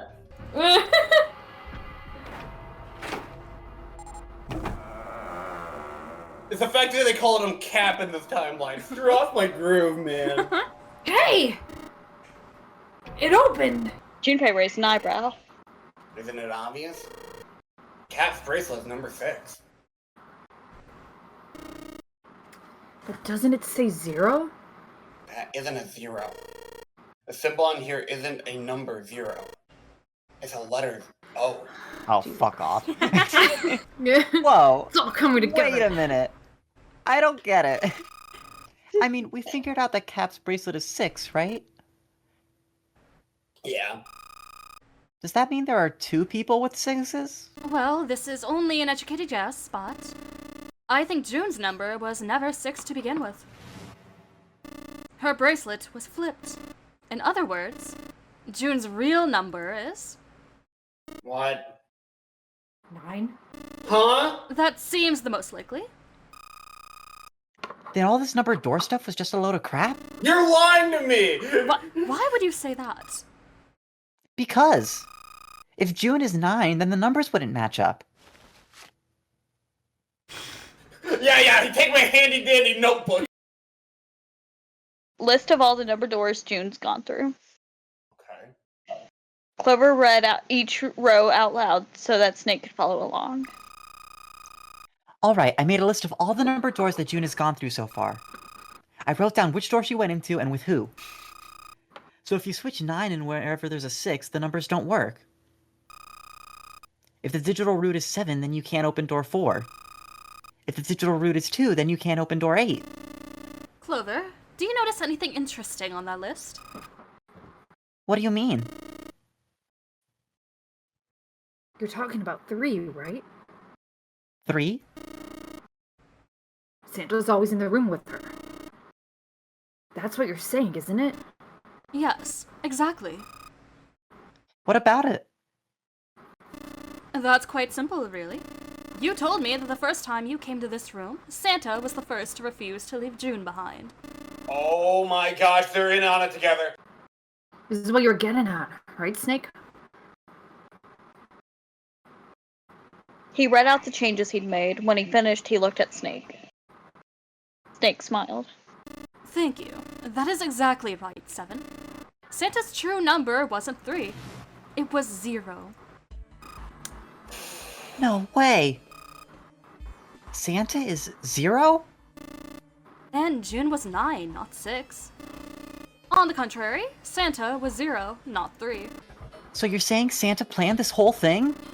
I'm not sure if he acted alone or not, but I think it's safe to conclude that he is 0.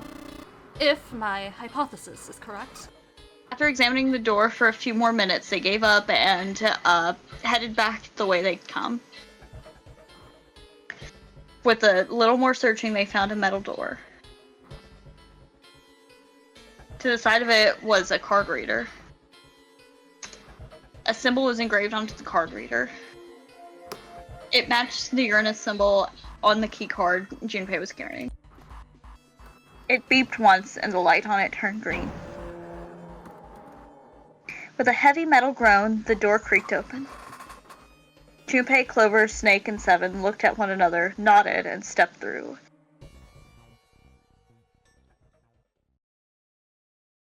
No! No, you don't like books? No!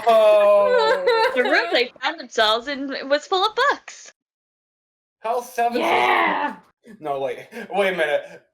7 is gonna have to read the books with Junpei, and then fucking, like, we're gonna have to read the books to Snake, and Snake's gonna be the only one to understand the books. How are we doing this? Clover's fine. It looked remarkably like a library. You think I can't handle this shit? No, Clover can't. I'm worried about everyone else. Alright, if we want to get through that door out there, we need the Neptune key. I say we split up and look for it. Okay. Very well. Sure thing. Good, let's get started then. You're telling me there's one more puzzle room? We don't have a lot of time. Hurry! My favorite thing... Oh. Is this a 7 line? Oh, it might be. Oh, I Hell think yeah, it let's is. go! Alice sleeps in a small chamber past the forest of knowledge. Yeah, it was either him or June. As he began his search, for reasons he didn't fully understand, Junpei felt those particular words float through his mind. I just like the idea that, consider, this is the door that Ace and Lotus went through, so they had to solve this last time. Teleportation, telepathy. I'm reading how Junpei's gonna say it, you know what? Sure. Yeah. This is how Junpei says it. What the hell is this one about? Well, 7. I know what telepathy is, but I've never heard of teleportation. It refers to having the ability to travel through time. Fair So true. enough. Sheldrake? Sheldrake. Sounds familiar. Isn't Sheldrake...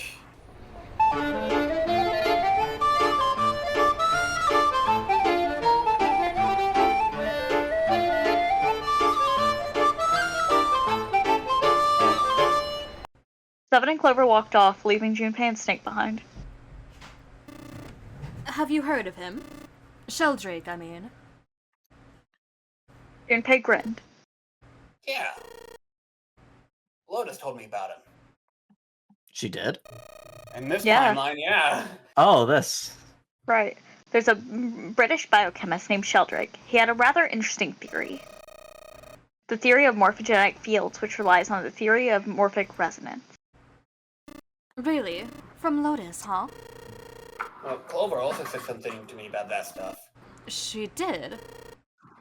Yeah, what was it? The ability to access a morphogenetic field is affected by a couple of things. The first is epiphany, and the other is danger. That girl. I told her not to tell anyone. You did? Listen, you would not be out of that coffin right now if she didn't spill. Junpei's eyes narrowed. Look, man, I didn't push it because we're in a hurry, but I'm kind of sick of this. How about you just tell me, okay? Tell you what? Don't give me that. About the experiment. Snake's shoulders slumped and he shook his head slowly. He'd finally given up. Very well, fine. I'll tell you everything. But not here. Let's move to the top floor. Okay. I suppose I might as well start by telling you why I kept quiet, and why I made sure Clover did as well. To be honest, the explanation is quite simple. Zero told me not to. I had little choice. He didn't walk up and tell me, of course. He gave me a message engraved on a card. It looked a good deal like the one he'd shown everyone on the central staircase. Oh, that was so long ago. So you had 2 cards? No, only one. Huh? What do you mean? I thought that card just had some rules for the notary game on it. Yes, it did. And those were the rules I read you. However, they were not the only thing on the card. There was something I didn't read. Well, perhaps I should say, there was something I couldn't read. And that was? Tell no one of the events that took place. I guess I should read it in the Zero voice. Tell no one of the events that took place 9 years ago. Till, and I activate your sister's detonator. Holy shit, really? Well, what about Clover? Did she get a message from Zero too? I don't believe she did. But doesn't it strike you as strange that Zero would shut my mouth, but not hers? Yeah, that does seem a little weird. To be on the safe side, however, I told her it was best not to tell anyone. Still, apparently, she told you. That girl. And you're out of the coffin. What's wrong with her telling me? I figured some stuff out with the thing she told me. I mean, it looks like the whole activate her detonator thing was just a bluff. She's prancing around downstairs, happy as a clam now that you're back. Snake glanced down at Clover and Seven, examining one of the bookshelves. That's very true. I've decided I can trust you. I've decided to tell you the truth. The chance that Santa being Zero is very high. I feel I can assume Santa doesn't have the time to observe us at the moment. At any rate, even if he were, I very much doubt he would kill us. Why not? Clover told me about the 4-leaf clover, about the words. If he knew about that, then he was in my group during the first experiment. I'm sure of it. He wouldn't kill us, no matter what the situation was. Yes, I know. You want to know what happened during the experiment. Yeah. How much do you know? Junpei relayed to Snake everything Clover had told him. The morphogenetic field and the experiments 9 years prior that had dealt with it. How the experiment had taken place simultaneously at 2 locations, one being the ship and the other being a building in Nevada. How they'd played the notary game. He told him everything. And finally, he told him how a girl died during the experiment. Oh, she told you all that, did she? He made as if to brush something from his face and looked up at Junpei. At any rate, I now know how much you've learned. All that remains for us to determine is who did this and why, right? Yes. Can you tell me what happened? Snake nodded slowly. The people who organized the initial experiment were from a company called Cradle Pharmaceutical. There were 4 of them running the show. Gintaro Hongo, Nagisa Nijisaki, Teruaki Kubota, Kagechika Musashiro.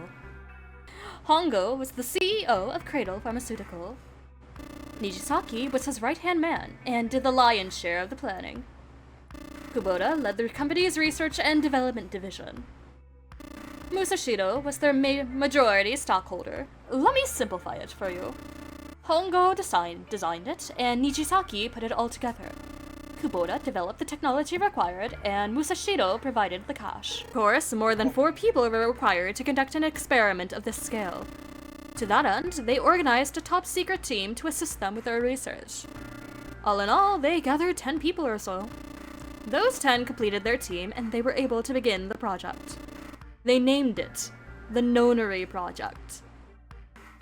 The purpose of the experiment was to research the prospect of controlling a human mind through sheer will. The, vessel, I suppose you could say, for this control was the morphogenetic field. Why did the glycerin suddenly begin to crystallize? Why did the crystal structure of EDT undergo a sudden change? Why did the rats improve their puzzle-solving skills with each generation? Oh my gosh, it's all coming together! Oh my god! The more people who knew the answer to a question, the more people there were who could answer correctly without having seen a problem before. Why? How? Ellipses.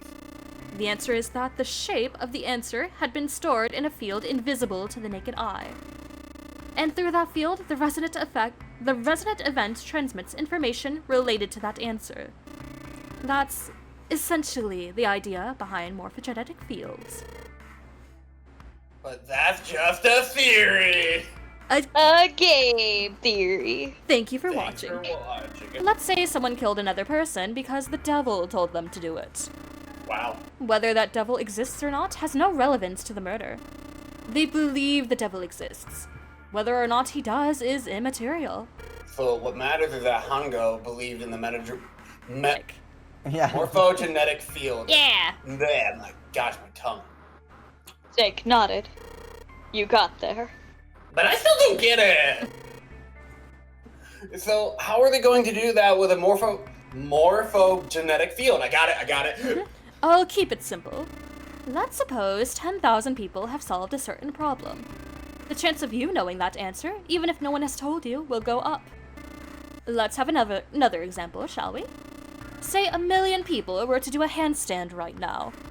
Tomorrow, the chances of you doing a handstand would be higher, even if you had heard nothing of this hypothetical mass handstanding. It's all cognition. Let's just say hypothetically, a group of streamers are streaming like 999 together, and then like the viewer watching at home then boosts up 999 and starts playing it themselves. Exactly.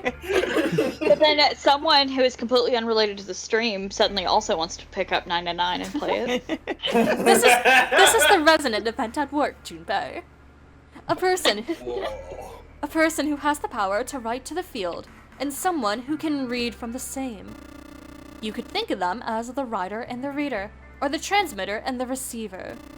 What would the world be like if there were people with these abilities? Abilities like these. By the way, Seven and Clover are taking a long ass time to figure out this book. Junpei thought about it for a moment. So the transmitter's resonant event can be transmitted through the field and sent to the receiver. And then the transmitter can control the receiver however they wish. That's what you're saying, right? Yes, close enough at least. Come on, that's just crazy! Well, if you want to prove that, then you'll have to test it first. At least, that was how they thought. That was why they decided to do their experiment. That was how the Nonary project began. Junpei, have you ever heard of the Gansfield experiment? Oh, there was just... Yeah, there was an experiment in telepathy, right? They put a pair of subjects in separate rooms, then they show one of them a picture and ask the other one what they saw. Interesting. I'm impressed. Yes, that is exactly correct. So why'd you bring up the Gansfield experiment? It was used to screen subjects for the Nonary project. The hospital in a remote town was affiliated with Cradle Pharmaceutical. He began to gather children that showed promise. Children that seemed as though they might be able to access the field. Of course, none of them volunteered. They were kidnapped. There were 9 pairs of siblings taken for 18 kids total. For reasons that were not fully understood at the time, each pair had 1 transmitter and 1 receiver. They were split perfectly. As such, the 18 children were split into 2 groups of 9. The children who were put in Group Q were the ones who excelled at transmitting. They were transferred to the mock experiment building known as Building Q in the Nevada desert. The children who excelled at receiving more were put in Group A. The members of Group A were placed on the former hospital ship Gigantic. From the experiments he had conducted so far, Hongo had learned the following. There are 2 things that can increase one's resonance within the fields. The first is epiphany. The other is danger. Have you ever been faced with an especially difficult problem and thought about it very long and very hard until finally an answer suddenly appeared in your mind? It may seem obvious to say so, but that's what is meant by epiphany. The information obtained through the epiphany can be easily transmitted through the fields where it can be easily interpreted. Adding danger to that equation allows for an even easier field access. Therefore, Hongo set up a number of puzzles across the Gigantic. The participants had to solve each puzzle before they could move to the next room. Of course, he hadn't forgotten to include danger. More specifically, he had detonated a bomb on the hull of the Gigantic. The children in Group A were forced to play the nunnery game as the ship sunk. By forcing the children into a life-or-death situation, Hongo hoped to increase the likelihood of their tapping into the fields. The children from Group Q, on the other hand, were confined to the mock experiment building, Building Q. Building Q duplicated the interior and the puzzles of the Gigantic exactly. Okay. Hongo explained the situation to the children in Group Q. Solve the puzzles you find throughout the rooms. When you solve them, transmit that information to the children in Group A. If you succeed, they will be able to solve the puzzles and escape. But if you fail, then the Gigantic will sink and your brothers and sisters will drown. That's fucking... That is the simplest explanation I can manage. No? Are you sure that there were 18 kids? Why? Well, I thought it was only 16.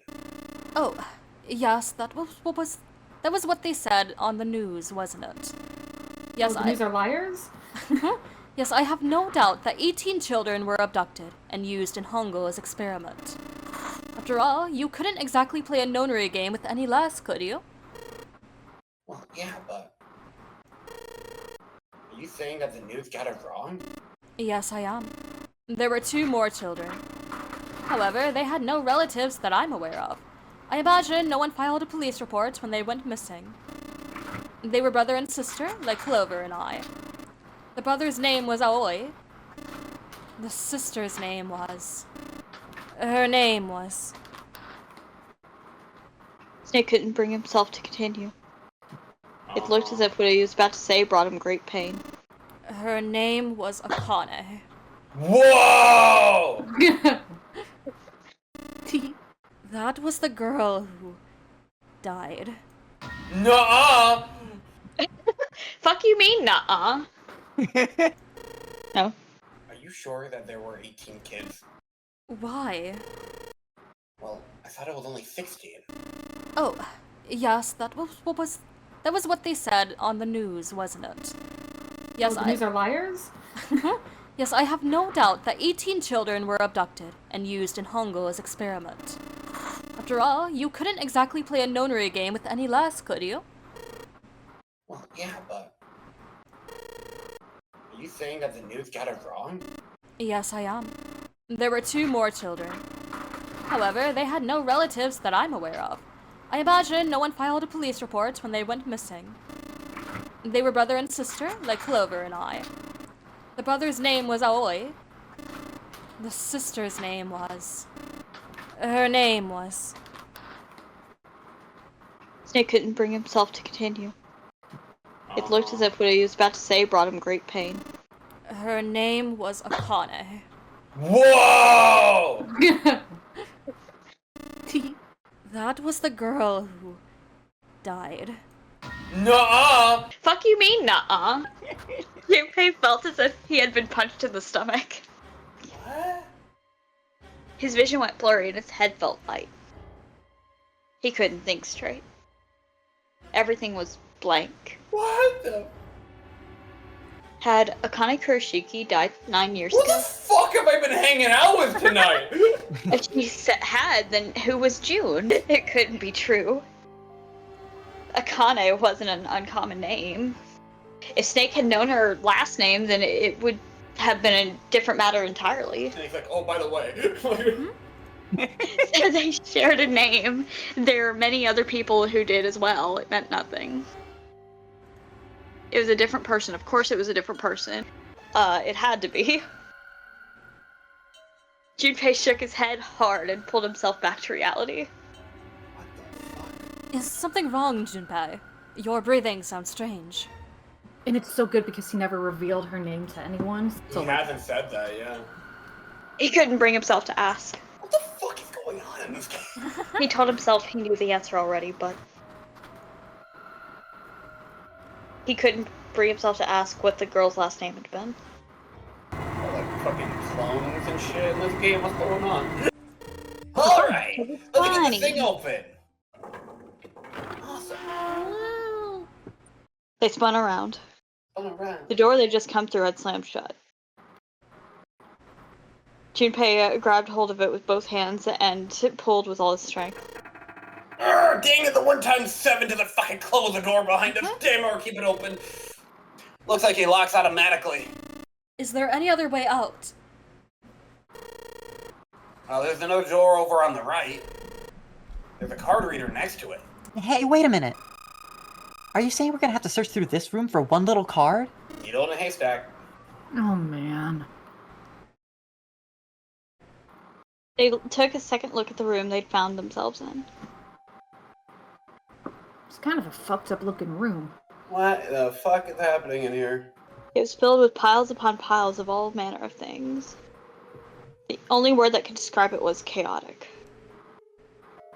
It was like a tornado had passed through, followed by a giant who had picked it up and shaken the entire room a few times. Junpei's heart fell. Clover and Seven looked as though they were about to cry. Well, we can sit down and wait to die if that's what you'd prefer. I'd rather doubt that, however, so it would be wise to start looking. We haven't much time. Let's find that key card. Oh, and then up 2 key as well. We won't be able to get through the hallway without it. Find a way out. It's the final room. Oh, it is? Whoa. Okay, no, Espurr, you know what to do, right? I know exactly what to do. You guys ready for Okay, the good. best exchange of your fucking lives? Pipe. A pipe. A pipe. There are 3 pipes here. Give me a P! Give me an eye. Give me a P and an E! What's that spell? Pipe. Pipe, what the hell are we doing? What's this? Pipe! 3 pipes here. There's no the reason amount, to. the way that I laughed and laughed and laughed and laughed and laughed, I've never forgotten that as long as I live. Hey, Junpei, I found this piece of paper under that thing. Do you want to take a look at it? Do you think this might have something to do with the puzzle? It's a piece of paper Clover gave me. There are a bunch of numbers and letters written by equal signs on it. Just like she said, this is probably related to the puzzle on the screen somehow. Thanks, Clover. This really helps. Hey, so fuck this. I found a different piece of paper that actually just has the answer. Reset this shit. Cool. What the actual fuck? What a cool piece of paper, right, Junpei? Metal shutter looks pretty sturdy. It's framed with black and yellow warning stripes. Oh. Alright, let's open it. Oh. Fuck. Oh, holy shit, yeah. it's a mummy. I have a mummy, alright. Do you know how many coffins are on this fucking boat? Like 3 of them. That is pretty damn creepy. There's a coffin in there. A coffin. Oh man, does Seven think? Yeah, he's all pale. Alright, yeah, Alice. He's thinking the same thing I am. No way. Could this be? I'm sorry, but what is going on? It's a coffin. I wonder if there's a vampire in it. Alright, so you're not on the... You guys are in on this lore. Right, I guess Clover and Snake don't know the story. There's a metal plaque on the coffin. Snake's touching it. All eyes. Oh, motherfucker. Ah, the 2 machines. Oh, well, let's open it, shall we? Clover, if you could give me a hand. Don't do it. Okay. I got it. Ready? Junpei's like, no. 3, 2, 1. Ha! Ugh. No luck. It doesn't seem to be ready to open. Yeah, but it's not like it's screwed shut or something. Yes, I believe it's locked in some other way. Hey, Seven, you think you could open it up with your superhuman strength? I What's wrong? I'm just gonna pass on this one, okay? What am I about to see? A picture? In the drawer, am I narrating? Yeah. Okay. In the drawer was a single picture. He picked it up. It was a photograph of 4 men. Oh boy. Yeah, the boys, the Voluntarily. evil ones. The evil boys. We're the cool boys. Involuntarily, Junpei's eyebrows shot up. He'd seen 3 of them before. On the right was a man with a mustache. The same man they'd found murdered in the captain's quarters. Nuts. Wait a minute. What's up? No, actually, let us flash back to the other picture. Alright. Yep, he's been wearing the 0 bracelet when they found him. Okay, is the guy that looks like kind of like the lab guy? Is that the nice man? This guy? Is it? Ooh, is it? Second from the left was a man wearing glasses and a doctor's coat. Yeah! He was the 9th man. The one who'd worn the bracelet number 9. Finally, the man on the very left. The man in the pinstripe suit. Oh man, that's Ace. I'm realizing he's a douchebag in this timeline now. 7 and Clover had come to peer over Junpei's shoulders. But what did it mean? What was Ace doing in the picture?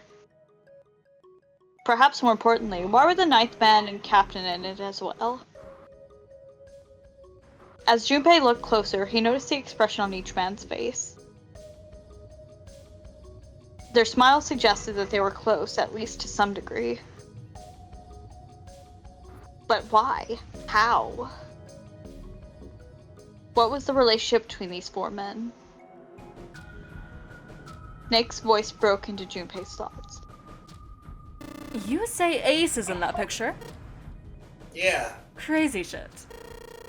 It doesn't look like it was taken recently, though. Like, I mean, he's really old, you know? So the 9th man and the man you found murdered in the captain's quarter are also on the picture? Yeah. Is there anyone else? Or are there only 3 people in the picture? I'm afraid I can't see it. No, there's one more guy. He's got kind of long hair. He looks smart, but a little cold. He's the only one I don't recognize. Snake knit his eyebrows. What's the date of the photograph? It doesn't have one. Did you look on the back? Shit, the back? Yes, the reverse. The other side, the back. To be precise, it wasn't a date, but it was certainly significant. He read it out loud so that Snake would not be left in the dark. Praying for the success of the nunnery project. With Nijisaki Kuboto and Masaya. Wait. Masaya Shishido. That meant that the 4 men in this picture had run the nonary game 9 years ago. Only Hongo had not been mentioned on the back, which Junpei felt meant he had to have written the words himself. But what surprised Junpei was not the revelation, but the fact that it didn't feel like a revelation. It felt obvious. That their true identities did not come as a surprise was what Junpei found the most surprising.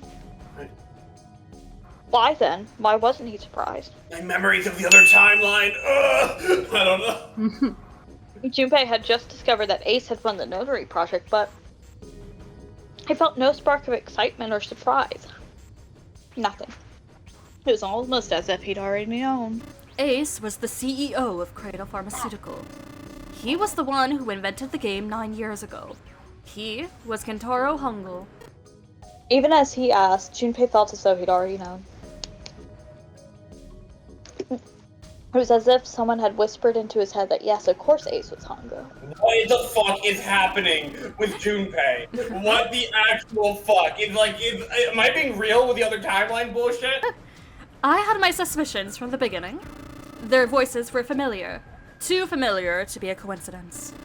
I could never forget his voice. It was the voice of the devil.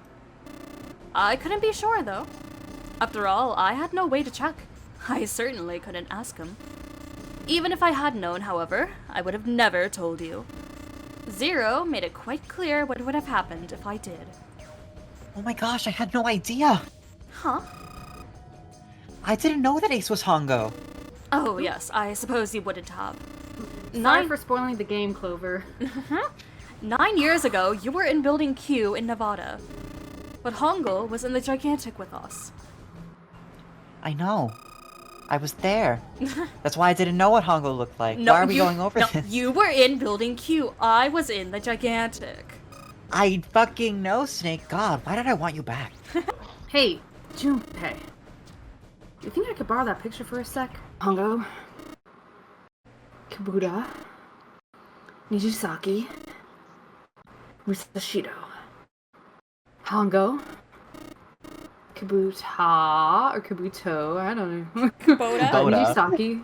Kubota, oh, Jesus Christ. Nijisaki Musashido. He chanted their names to himself. He struggled with one of them, but don't worry about it. Pacing back and forth across the floor. I just can't stop thinking of the Pokemon. Hongo. Kubota, Nijisaki, Musashido. 7 shouldn't have known their names. After all, he hadn't been there when Junpei and Snake had spoken of them in the library. But as Junpei watched him pace, it was clear that he did know them.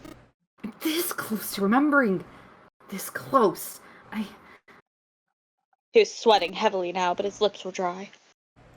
Hongo. Kubota, Nijisaki, Musashido. Cradle Pharmaceutical. Nonary Project. Eureka! Then he stopped. 7 set down the picture and looked at the red light near his feet. His eyes narrowed. Then suddenly, his eyes went wide and he shot up straight. Shit. What? Holy shit. This is nuts. What's nuts? I remember. Remember what? Everything. Can the chorus help me out here? No! Yeah. I'm in the chorus. Many of the voices were simply screaming in terror, mixing with one another to create a single horrifying howl. 7 began to crawl along the dug as fast as his arms and legs would carry him. The noise he made was tremendous, but he was long past caring.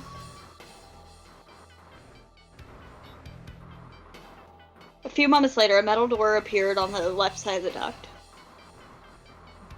7 could hear the screams of the children from the other side of it. That's fucking horrifying. This was it. He grabbed hold of the handle and threw the door open. The old metal gave way easily before its onslaught. What the? They stared up at 7, their cries silenced for a moment by surprise and fear. Whether they were scared of the room or him, 7 couldn't tell. It was certainly possible that they were frightened of both. Not that I could blame them. Running into a mug like this when they're already scared shitless. God damn, it doesn't help. He permitted himself a short snort of a laugh, then turned to the children again. Don't worry, kids! Your fellow kid! No, I'm not your enemy. I'm one of the good guys. I'm with the good bros. Not a single one of them moved. I don't think they believed him. Except for one. He was a boy, slightly older than the others, in a private school uniform. Oh. Who the hell are you? As he spoke, he had a tentative step forward and gave 7 a suspicious look. I'm a detective. I'm here to rescue you. The moment the words were out of his mouth, he could see the children relax.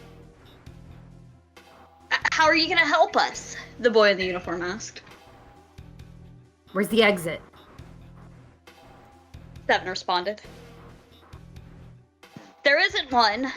The doors we came through won't open, and the door over there. He cut himself off, considering something, and then continued. Anyway, there's no point. We can't all get out of here.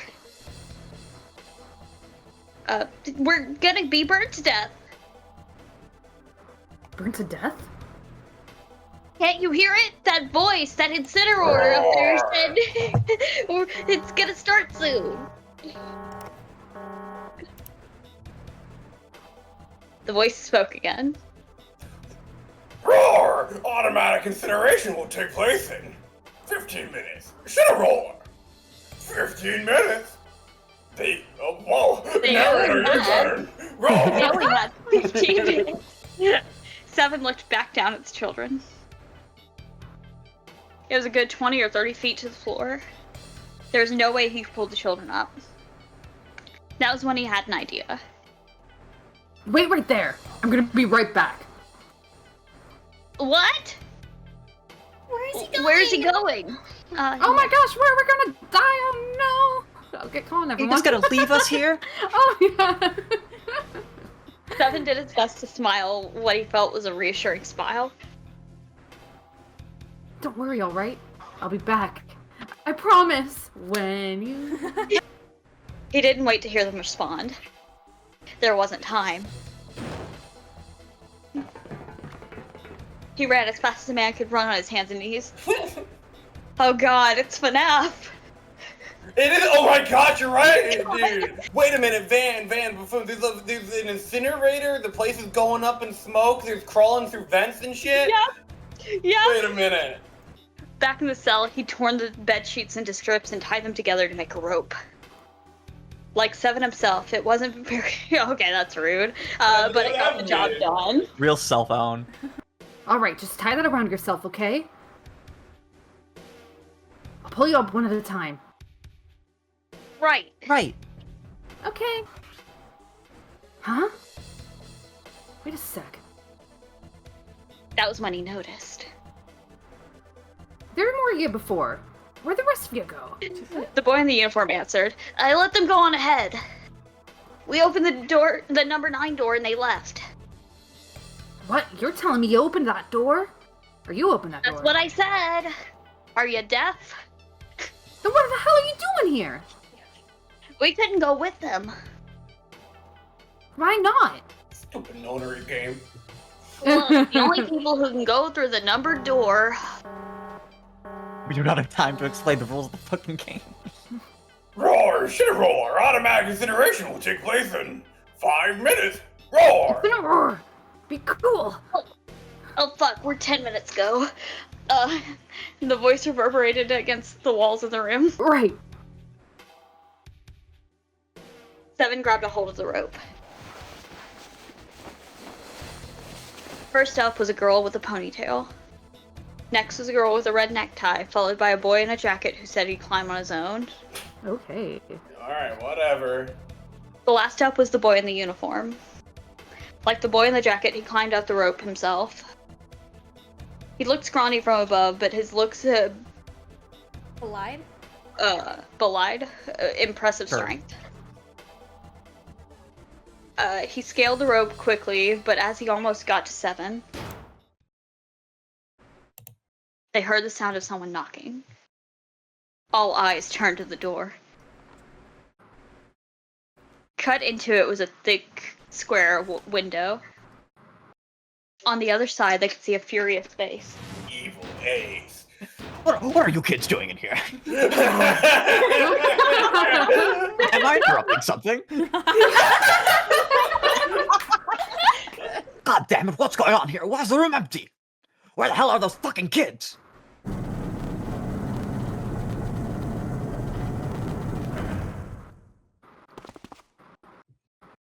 The door opened and a man stepped in, looking half mad with fury.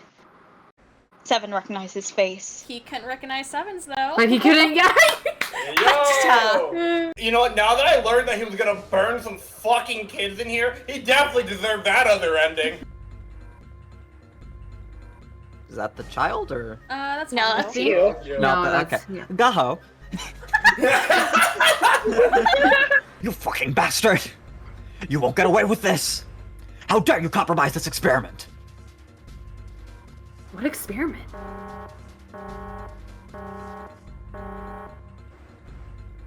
Automatic incineration will take place in 1 minute. Roar! Hey, old man, what the hell are you doing? Hurry up! It was the boy in the uniform. 7 tossed Hongo a taunting salute and pulled the door closed. What a And he fucking- also flipped him the bird. What a hero. Up and up and up they went. Well, their feet pounded against the steps and their arms churned the air. Round and round and round they went like a human tornado.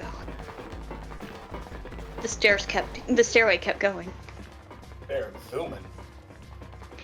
They'd passed a couple of rooms that looked to be dance halls when the boy in the uniform spoke. Something's up. Akane's not catching up to us. What? My kid's sister. The girl with the red necktie. Oh, fuck! Akane, that was strange. Seven didn't remember seeing that name in the list of children who'd gone missing. Hey! Hey! Akane! Oh. He kept his hands around his mouth and yelled, Akane! There was no response. Maybe we outran her. Suddenly, the boy in the uniform stopped short. Sorry, Grandpa, you keep going. I gotta go look for her downstairs. He turned to go. Hey! Hey! Kid, wait! God damn it! I said wait! The boy didn't even seem to hear him. Fuck! Seven spun around and yelled to the boy. Seven spun around and yelled to the boy in the jacket and the girl with the ponytail. I'm going after him. You two keep going, alright? You got it? The girl nodded and began to run upstairs. The boy, however... I'm going with you. Ellipses. Okay. Seven didn't have time to argue. Instead, he simply nodded and took off down the stairs. The boy in the jacket followed. Akane was nowhere to be found. God damn it! God damn it! Where the hell did she go? It could be either one. The boy in the uniform couldn't hide his frustration. I think this is... Help me! Oh, that's Espurr. Yeah. Help me! Somebody help me! It was a girl's voice. Akane! The boy in the uniform threw open the door and leapt into the hallway that faced the incinerator. Seven and the boy in the jacket followed. Seven couldn't believe what he saw. No! Hongo had grabbed Akane by her arm and was doing the utmost to force her into the incinerator. God damn it, move! Oh my god! I don't wanna! Let me go! Please, let me go! She had planted her feet squarely on the floor and was doing her best to get away, but Hongo was much larger than she was. She wasn't going to win. I need Seven to kick his ass right now, bro. Akane! The boy in the uniform shouted. He roared with anger and charged towards Hongo. You came back! Ah, you're too late, idiot! Hongo lifted Akane bodily from her feet and threw her, struggling into the incinerator. Calling a kid an idiot is a big brain move. The three of them ran to the door. They pulled and strained, trying desperately to get it open. That's crazy. Ah! Fuck! It's no use! I'm gonna assume sure. Seven's the only one here who I'm gonna says assume Seven's that, yeah. He literally just cussed earlier while they were in the incinerator. Yeah, but like, fuck is a big boy. Pretty sure that was 7 too. I'm pretty sure all the cusses are 7. Here's a screenshot of the remaster to prove I was fucking robbed.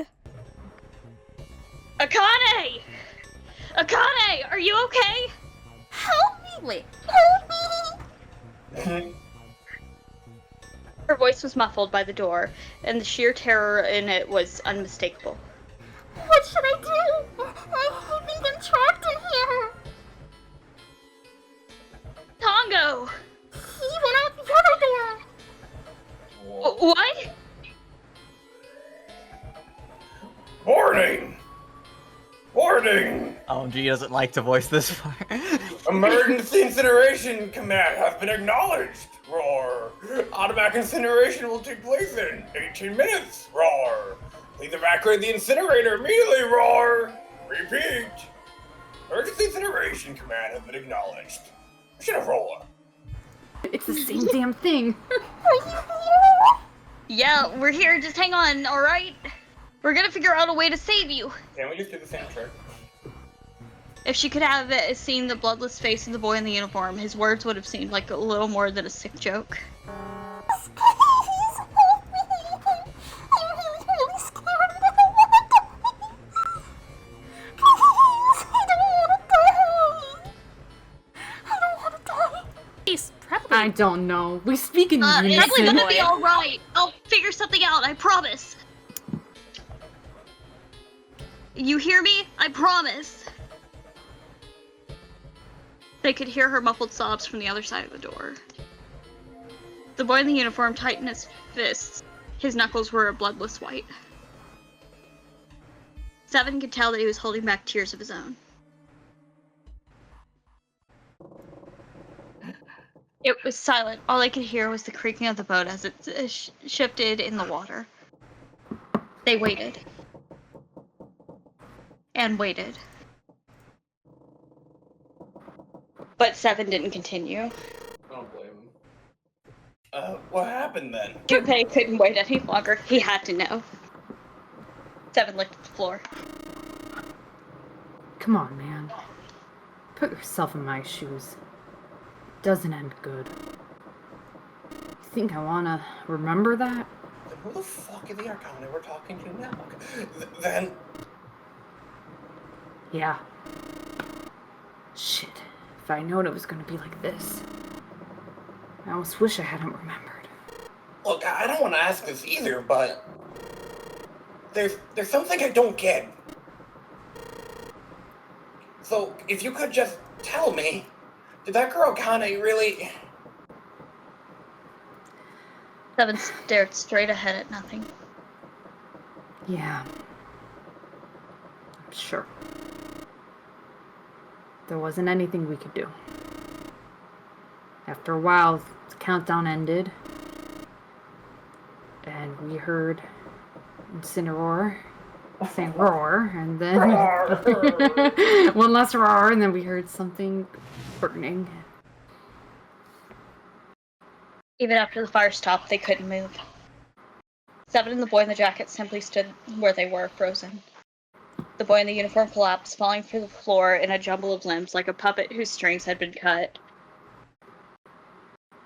A few more minutes passed. The door opened. No need. The boy in the uniform ran in, stumbling over his own feet. Yikes. Seven and the boy in the jacket followed, still too numb to speak. The air in the incinerator was hot. Every breath made Seven's lungs feel like they were on fire. The air shimmered with heat. And in the middle of the room, beneath the waves of heat, Fuck. there it lay. Don't show it. The boy in the uniform walked towards it, his legs shaking violently. Seven couldn't see his face, but his body looked somehow empty. Finally, he reached it. The boy collapsed to his knees, his legs no longer able to support him. Oh! Fuck. I don't know if any of that's coming through. No. Well, Nothing came through? no. I don't know that I can do that again. Aw. I'm sorry that didn't come through. It's okay. Damn. I'll cheap do phone the microphones. I'll do the old buffoon trick of The girl, Akane. What was her last name? What does it matter to you? Everything!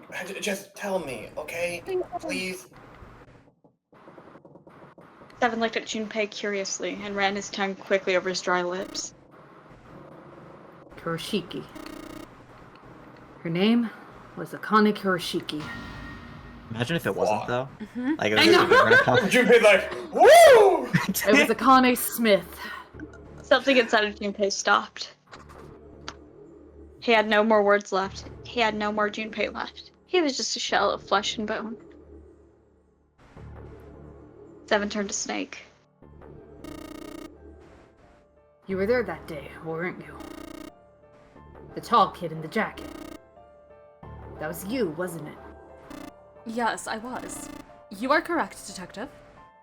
Good to see you, buddy! Yeah, it's good to see you too as well. Boys are back in town, as they say. Yeah! Junpei's mind was blank, withdrawn from the world. Somewhere far away, he could hear Seven and Snake talking. don't misunderstand me. I told you before how Zero threatened me. There was nothing I could do. I couldn't say anything about what happened 9 years ago. So you're saying you're not working for Zero, right? Of course not. Clover? She wouldn't be if I'm not. What about you? There's an ending that says otherwise. Hey, come on! You really think I'm working with Zero? I told you before, you idiot, I was in Nevada, in Building Q. And there's a timeline where I kill everyone. I don't think that's really the MO. No, that doesn't I make did sense. hear No that one a lives in detective Nevada. rescued the kids on the boat, but... I didn't know it was you. Guess I believe you. But you're on thin ice. Clover nodded. Alright, let me ask you another question. Okay. Santa's real name is Aoi Kurashiki. Okay. He's Akane's brother. That's why he refused to leave without her. You know that? No, I did it. I'm behind. Did you? Well, yes, I know Aoi Kurashiki was her brother, but I didn't know he was Santa, at least not from the beginning. 9 years ago, he was in the middle of puberty. His You know, voice... it's real convenient that you were blind this whole time, because you should have recognized like half this fucking cast. Yeah, right? His At least Ace has the excuse of prosopagnosia, but like, goddamn. I really God genuinely... forbid I was in an accident that left me horrifically, like, my arm got amputated, you know. Can I not have the peanut gallery on me here? That just sounds like an excuse. I do wonder what characters like Lotus have to do with stuff like this. I guess like the kid, she had a kid that got, she had kids, right, or something. Yeah, so the kid with the ponytail in the flashback is meant to be Nona, her daughter. Oh, Yeah. okay, cool. So that's her connection. What the fuck is up with Junpei? His voice is entirely different now. I am ashamed to say that even my exceptional hearing wasn't able to make that connection. As such, I had no reason to think Santa was Aoi. When did you figure it out? A short time ago, Clover told me that Santa might have been one of the subjects of the initial experiment. When she told me that, I had a feeling. Santa is Aoi. Akane Kurashiki, June's brother. Like an engine beginning to turn, images and thoughts began to coalesce in his mind, coming faster and faster, forming bigger images, bigger thoughts. Junpei blinked. He was back. There's still a lot we don't know. I mean, like, a lot. But there's one thing I think we can say we know. What's that? The body we found in the shower room had to be Nishiki, dressed up just like Snake. I said Nishiki, oh shit. I'm thinking Yakuza. Oh my god, I love it. If he had the 3 murders, that makes sense then, don't they? Yeah, that's right, murder. Kobata blew himself up. Kubota. Kubota blew himself up, but that was murder too. So why do these murders take place? If Junpei is correct, and the body of the shower room was Nichisaki's, that means all of the people who were murdered were involved with the creation of the Nonary Project. You mean this was all just revenge? Santa is Zero? He's getting revenge for the death of his sister? No, I don't think Santa actually murdered anyone. Well, okay, maybe he murdered the fucking ex-guy. I don't know. That would seem like pretty premeditated if you ask me. But Santa, the guy holding someone at gunpoint, would never murder anyone. He knew. He couldn't explain why or how, but he had no doubt that Santa had killed no one. really? Perhaps the madness of the last several hours was finally driving him insane, but Junpei had ceased to be surprised at his sudden knowledge and had Someone even begun to dressed accept it. I'm sorry, someone dressed that ex-guy up as fucking Snake and with the intention of getting him killed. Okay, Someone did that. They may have done that, but It's saw logic, okay? It's saw logic. He technically never murdered anyone. They're the ones going through the traps, you know? I mean, like Ace is the one that threw him in, and like, you know, like. Yeah. Yeah. He knew he was baiting Ace into killing him, though. Yeah, but Ace still chose That's to not kill. murder, I don't think. Yeah. It's like, I guess there's separations of degrees here, but like, damn. The bigger question is how the fuck did the captain die? I don't think they No, explained Captain it. hasn't Okay. been explained yet. Okay. Yeah, they never explained it. Yeah, okay. If I'm right, then it's not hard to figure out who the next victim's gonna be, is it? I'm pretty sure I don't have to tell you. Snake, Clover, and Seven all nodded. The next target will be Gentaro Hongo. The person who planned the nonary project. I mean, that's okay, right, guys? In other words, Ace. I'm getting memories from another timeline that says yeah. There was a moment in silence, and everyone nodded. Yeah, he can go. Oh. Okay, well, the room shook instead. Is it finally 6 a.m., bro? Yeah! Horror! What the fuck? Or what the hell's going on here? It must be 6 a.m. Our time is up. Well, shit, I should have never told you my whole backstory. I think we can probably switch narration, if that's cool with you, Van. Door opened and they stumbled into the library. The shaking had stopped, but they knew the danger hadn't passed. They ran across the hallway straight for the large metal door. But in front of them was another great metal door. Above it was a metal plaque. It read Incineroar. Incineroar! So this is the Incineroar. This is the first time I've seen it from this side, but yeah, I think so. Then there ought to be a lever near the door. Yeah, right here. I'm afraid to go in there. Why? It's not like anything horrible happened in there. Nothing bad ever happens in an incinerator. Come on. Dog. Then suddenly, there before them were the four who they'd parted from earlier. What the fuck have they been up to? You're right. Ace and Lotus stood in front of the number 9 door. Santa was curled into a ball against the wall of the incinerator, holding his stomach. And then there was June. She sat slumped against the wall, exhausted. I feel like our group got closer than ever, and over here everyone's just in fucking chaos. Junpei ran towards June. He skidded to a stop in front of her and knelt down. What's wrong? Are you okay? Her face was pale and her lips dry. When she spoke, he could barely hear her. Jumpy, you came to get me. Of course I did. I have a lot of fucking questions. I made a promise. I'm so glad you're here. So glad. She mumbled the same words over and over weakly. Junpei could feel his heart breaking.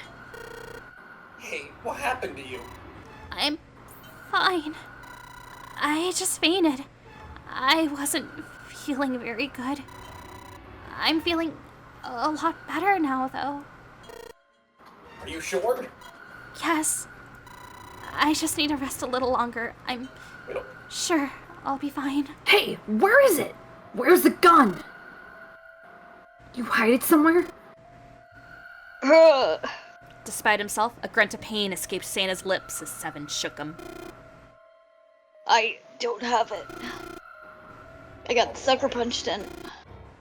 They took the gun. Here we go again.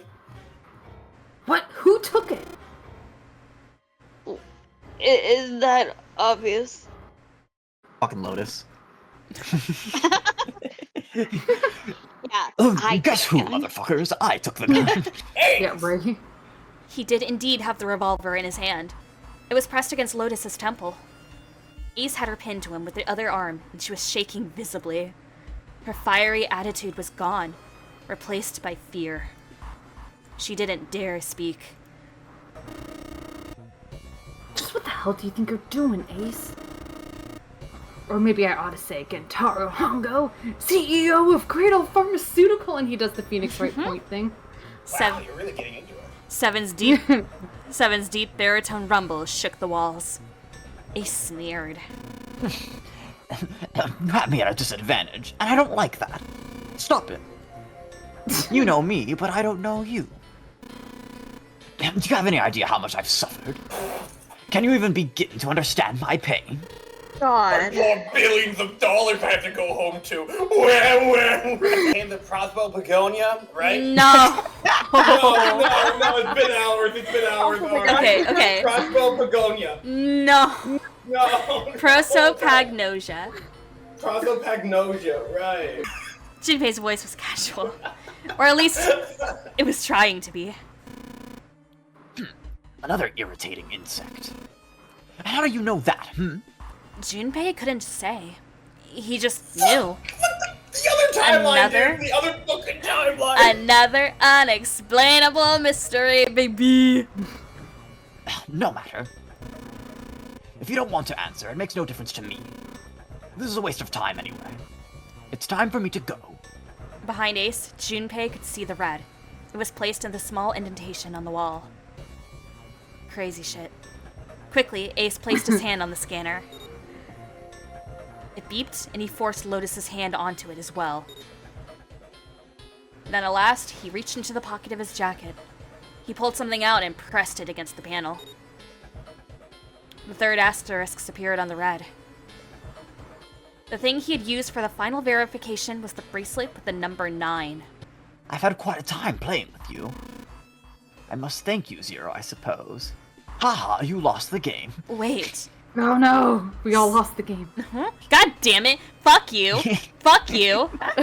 Yes, it is. Wait, something about the way he'd spoken. Did Ace not know who Zero was? Junpei's eyes flicked toward Santa. He hadn't moved since they entered the room. Santa was still holding his stomach and groaning as if in an immense pain. Junpei wasn't sure if it was real pain, but he wasn't sure it wasn't either. What the hell did Santa have up his sleeve this time? I will escape, and the rest of you will have a slightly less pleasant ending. We're sending you back to knife ending. I suggest you enjoy your final moment. No, I don't want to go back to the knife ending. At least take me back to the fucking submarine. Come on.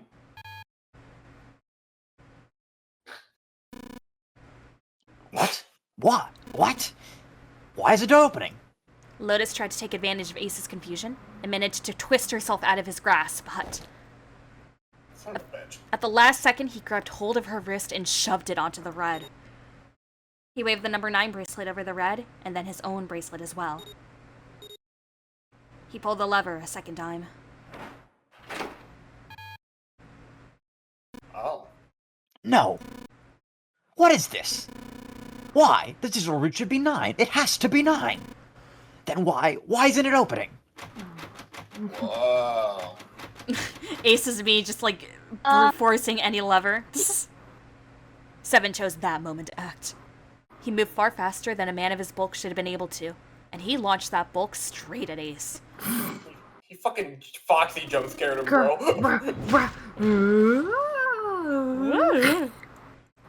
It was over before they knew it. In the blink of an eye, Ace was on the floor. He rolled onto his side, groaning in pain. Yeah, fuck you. Ugh.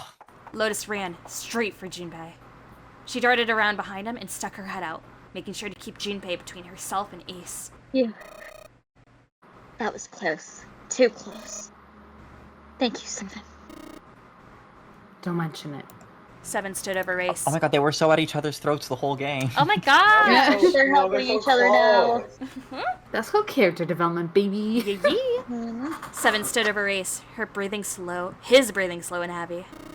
You just misgendered 7. What the fuck? I'm so fucking sorry. Just one punch ain't enough for this piece of shit. Hell After yeah. what he did 9 years ago, I gotta rip him to pieces. Mm-hmm. But if a suspect can't talk, they ain't much good. Ooh. Once he's locked up in a cell, we can have a little chat. I don't trust it. 9 years ago? Ah, then you must be. Get surprised, motherfucker, you finally figured it out. Dumbass. Ace planted his hands on the floor and shook his head. Junpei walked toward him. He stopped and looked down at Ace with pity on his face. Ace. You killed Kobata, Nijisaki. This is such a bad time with it. You're so good. Musashido. Yeah. Dinio, yeah. Wait. Nijisaki? He peered at Junpei, genuinely confused. Oh, right. You don't know yet. Then you make... Oh, my bad. Then you mean to say Snake is still alive? Don't steal my fucking line. Sorry to disappoint you, but I'm good as new. Thank you for killing the wrong man, but I can't say I like knowing that you wanted me dead. Although, to be honest, even if you hadn't tried to kill me, I would still hate you very much. Good. Why, though? Well, I wouldn't blame you. Ace's self-derision was frustrating, but Junpei kept his emotions in check and continued. Last but not least, let's talk about Musashido's death. Yeah! When Clover and I were investigating the chart room, you came over to talk to me. Do you remember what you said? Is this a bad time? Oh, a pocket watch. Might I take a look at it? I handed you the pocket watch and you left the room. Ace had been in charge of the... Oh. This might Ace be... had been in charge of the Nonary project. He would, of course, have known the solution to every puzzle. It follows, then, that he would know how to get out of the wheelhouse. All Ace had to do was place the pocket watch in the indentation on the door to unlock it. With the door open, he was able to enter the captain's quarters. Oh my gosh! Musashido was there. Next to him was an axe that fairly begged Ace to kill Musashido with it. He picked up the axe and swung it, burying the blade deep into the other man's chest, so we figured that out finally. And somehow got none of the blood on his clothes. He's really good. One blow was all it took. Afterwards, Ace returned to the chart room as though nothing had happened, pretending he could have just solved the puzzle for me. Asshole! Musashido's murder is the only one I don't understand. You obviously did it, but why? Because of this. Slowly, Ace reached down and pulled something out of his pocket. It was a second gun. It was a folded piece of paper. Junpei took it and opened it. This was what it said. Number 1. There are 2 ways you might survive this ordeal. The first is to win the Nonary game. The second is for you to confess your sins of 9 years past. Whoa. I have prepared a camera in the captain's quarters. The images captured by that camera will be streamed through a satellite and distributed across the world. Simply look into the camera. Simply look into the camera and repent. He's such a petty bitch. He's like, nah, I'm gonna win. Once you have confessed everything, I will release you from the ship. Well, confession is probably prison for life, so... Yeah. To make your confession more credible, I have left you a witness in the captain's quarters. Perhaps he will confess with you. The decision is yours. Do as you please. 0. When I woke in that room on D-Deck, I found that in my pocket. That was why I chose door 1 when we voted. If I went through that door, I knew I could get to the captain's quarters. As you said, I knew how to enter the wheelhouse. My plan was to find the pocket watch before anyone else. If I could, then my alibi would be set. At least that was the plan. Unfortunately for me, you got to it first. By manipulating Ace, Zero was able to kill 3 people and keep the blood off of his own hands. All of this was revenge for what happened 9 years ago. That's why this Nonary game happened. Now why the fuck am I here? Am I right? Junpei looked over at Santa. As Junpei spoke, he stood up, his legs still shaky.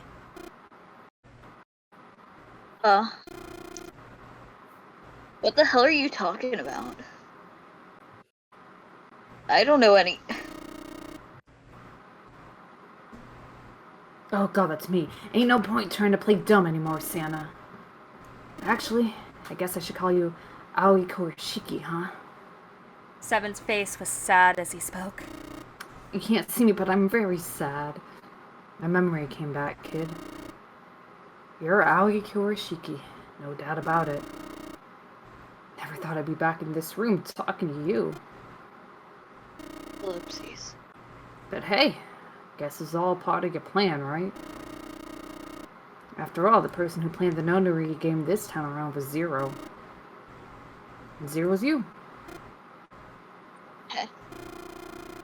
Looks like you really do have your memories back, huh? Santa's smile was sarcastic and something else.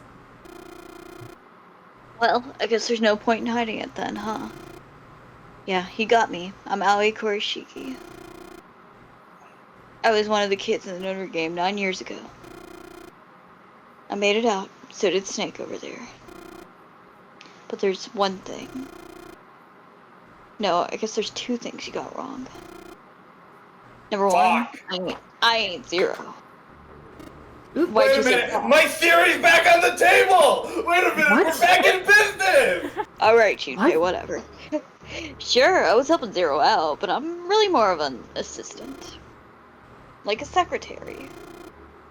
But an assistant's only an assistant. I didn't come up with all this.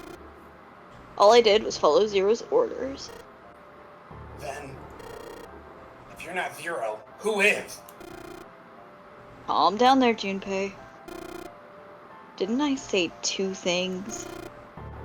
You made one more mistake. Junpei, you just said. All of this was revenge for what happened 9 years ago. That's why this notary game happened. But that's not it. Revenge isn't the only purpose.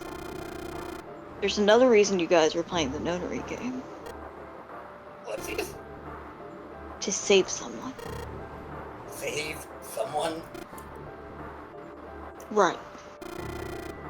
You were brought here to help my sister. Mm-hmm. To save Akane. What the hell are you talking about? Akane Kurashiki died 9 years ago in this room. We were there, it was fucked up. Mm-hmm. Oh, I was there, I saw something fucked up. Seven, I was there too. Suddenly, Seven froze. His eyes went as wide as dinner plates, and he spun around toward June. See, this is why I was fucking freaking out earlier, bro. Junpei followed his gaze. She was gone. What? Where June had been, there was nothing. What the hell? Was she never real? Where is she? Where's Akane Kurashiki? Santa seemed to have entered an almost trance-like state. His words were calm and measured. What was the notary project? I'm sure you already know, but I'll tell you one more time. It was a project designed to test a particular phenomenon. And what was that phenomenon? For two organisms to communicate with one another in the absence of physical contact. The morphogenetic field theory. Transmitters were put in Building Q and the receivers were put on the Gigantic. Each sibling pair was supposed to be split up, but there was a mistake. Akane was a transmitter. She should have been in Building Q. However, for some reason she was placed on the Gigantic with the receivers like me. Perhaps she was mistaken for someone who was supposed to be in Group A. Whatever the case, Akane ended up on the Gigantic. I think I've told you enough. You get it, don't you? I'm pretty sure you know where this is going, Junpei. What is going? Don't play dumb. You know things you shouldn't. Oh my gosh! How did you know Ace has prosopagnosia? How did you know why Ace wanted to kill Kubota and how Nijisaki was killed? Were you surprised when you found out Ace was Hongo? And what about the coffin Snake was trapped in? How the hell did you open it? Well, that's... The answer to that is easy. He knew because I knew. Junpei was receiving information that I sent to him through the morphic field set. It's simple, really. Imagine a river that splits in two, like an upside-down Y. The river flows from the top to the bottom, from a single stream into two branches. It only flows in one direction. It can never flow backward. Information is the same way. It moves from the past to the future, but never flows backwards. That's why people at the river's source in the past will never know about those downstream in the future.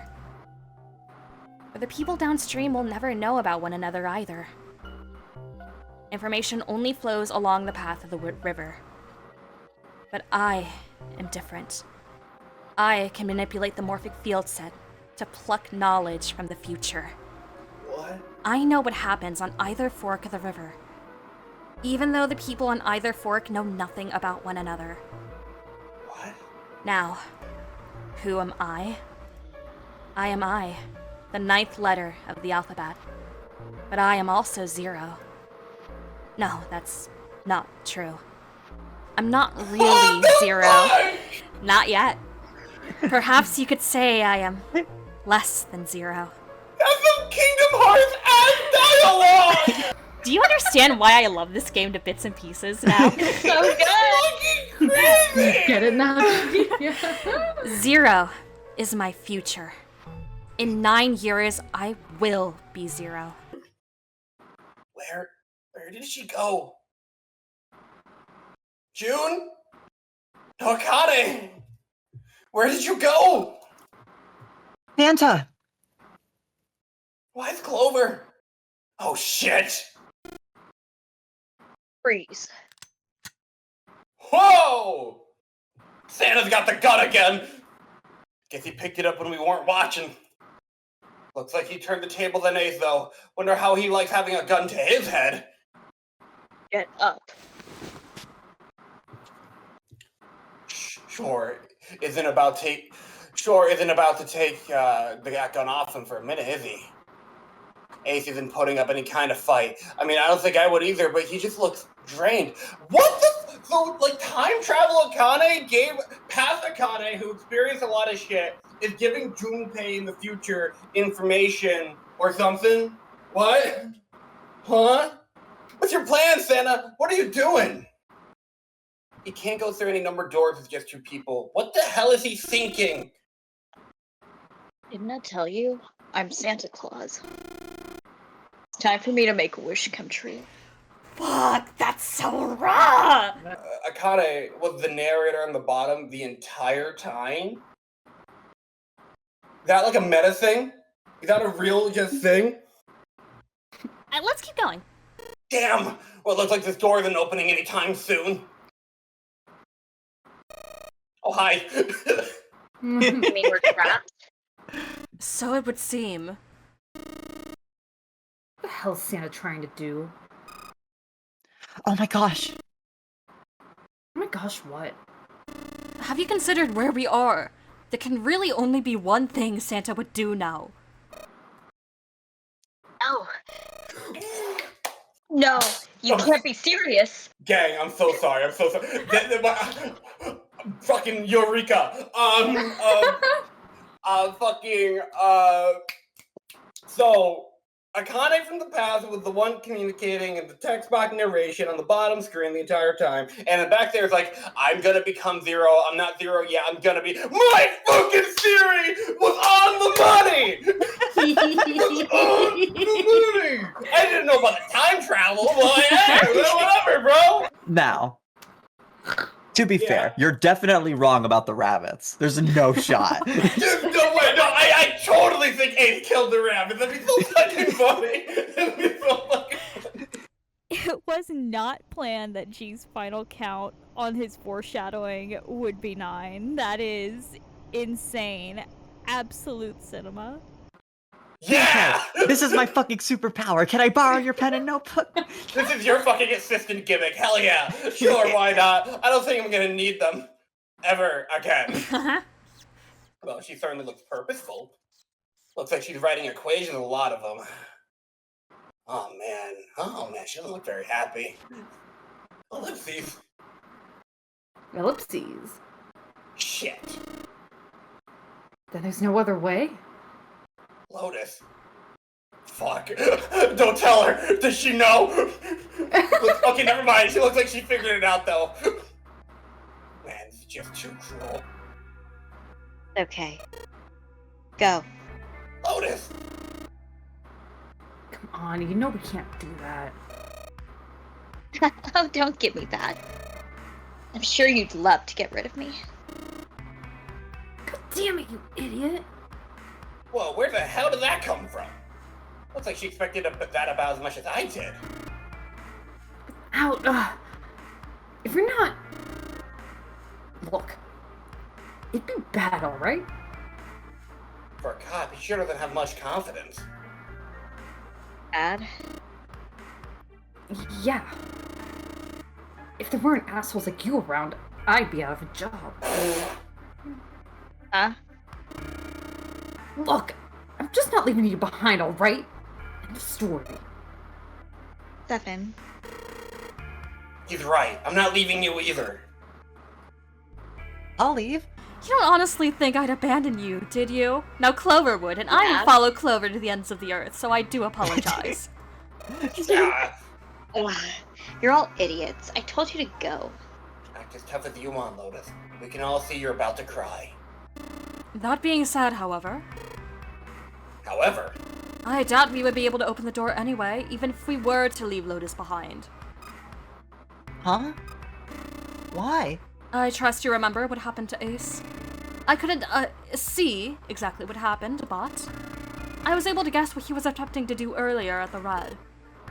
Oh yeah. But it did open 9 years ago. The digital route was 9 then, I'm sure of it. Think maybe they changed the settings? Perhaps. Shit. If we can't get through the door, we can't get out. The walls are way too high. There's no way in hell we could get through the whole 7 popped out of 9 years ago. All we can do is stand here and stare at this door with a 9 on it. I guess this is it. This is the end. This is the end. Oh, welcome back. I was watching. I had watched everything that was reflected in his eyes. I was listening. Every sound that vibrated in his eardrums I heard. Smell, taste, touch. I felt everything he felt. I knew everything about him.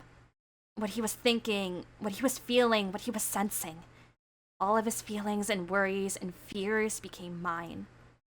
My mind, my consciousness, was inside of him. Through the morphic field set we were resonant, and we were as one. I was him, and at the same time, I was an observer. It started with a tremendous noise like a clap of thunder. That was approximately 9 hours ago. A bomb had gone off in the ship we were on. That was when my resonance with him began. My resonant event melted into him and we became one, inside of Junpei. Somehow I found myself in Junpei's mind, 9 years in the future. Whoa. I'm sorry, but June's inside me? June's inside me? No! But I didn't lose myself. I was living in 2 realities at once. One was the present, and the other was the future.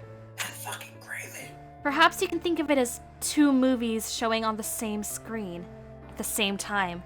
That's crazy! Wait a minute! Dual screens, you could say. Yeah, no, this shit was built for the DS, bro! Yeah. Cool. It's so fucking cool. That's why everything involving her was on the bottom screen, everything involving Junpei was on the top. Oh my gosh. This is exactly like the rooms and everything. Yeah. This is exactly why I will always recommend the DS over the remastered port, because it's like this doesn't hit as hard unless you have the dual screen. Yeah, no, genuinely, like, this is taking advantage of the medium in storytelling. Like, this is fucking awesome. Yeah! Oh, yeah. Eventually, it becomes difficult to separate them and determine which movie is which. However, if I concentrated, I was able to focus on one or the other. That was why I was able to grasp what was happening in front of me. Come on, over here. That was my brother Aoi. He was screaming. I followed him. Cool. Around me were 7 other children.